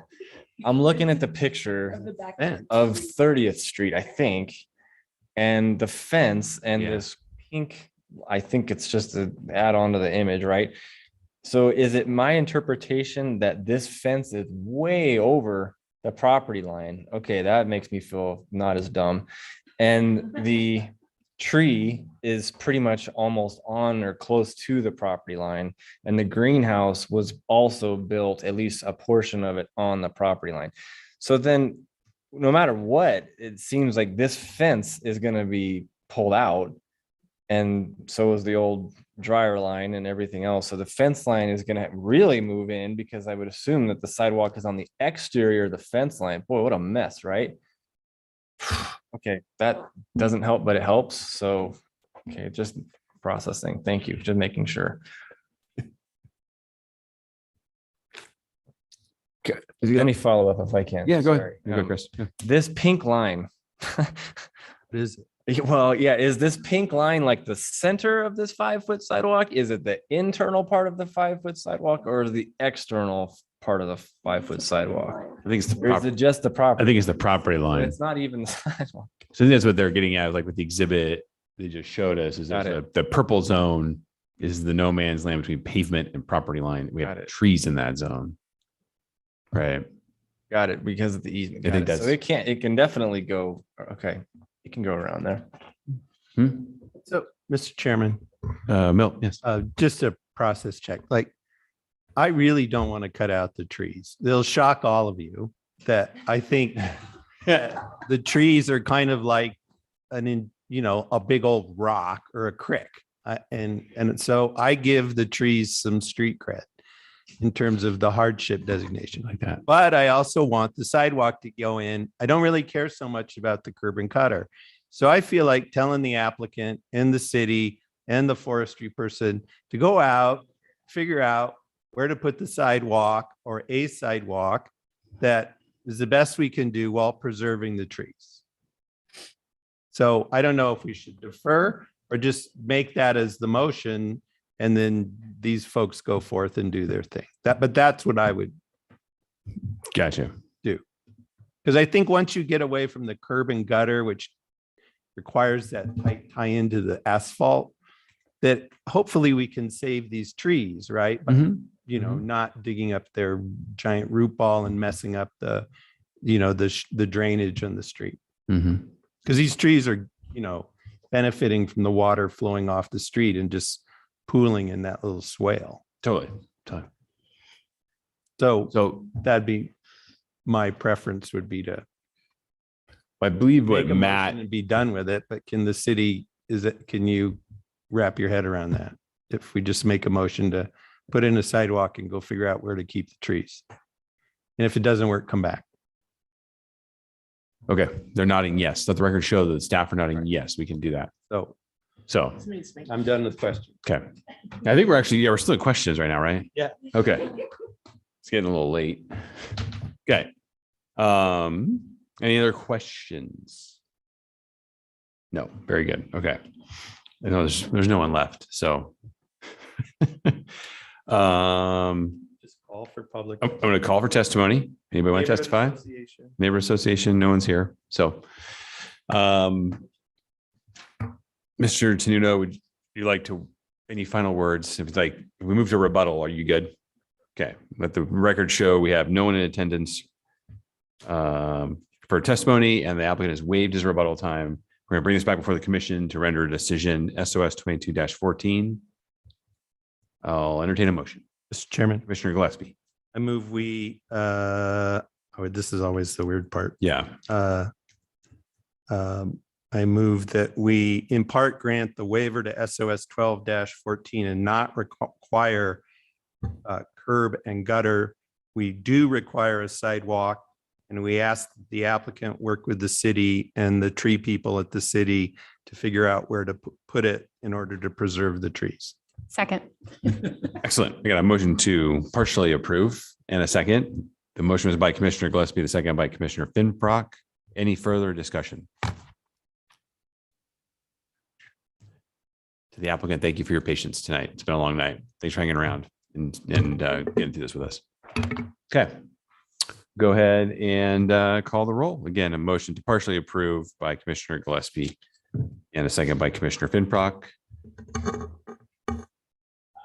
Go ahead and do it. Good. Aye. Schaefer, Aye. Squires, Aye. Moore, Aye. Gillespie. Aye. Finbrock, Aye. Stanley, Oh, yes. Sorry. Mooney, Aye. Paying attention. Jeez. all in favor, motion carries. Okay. Thanks, everybody. We are adjourned.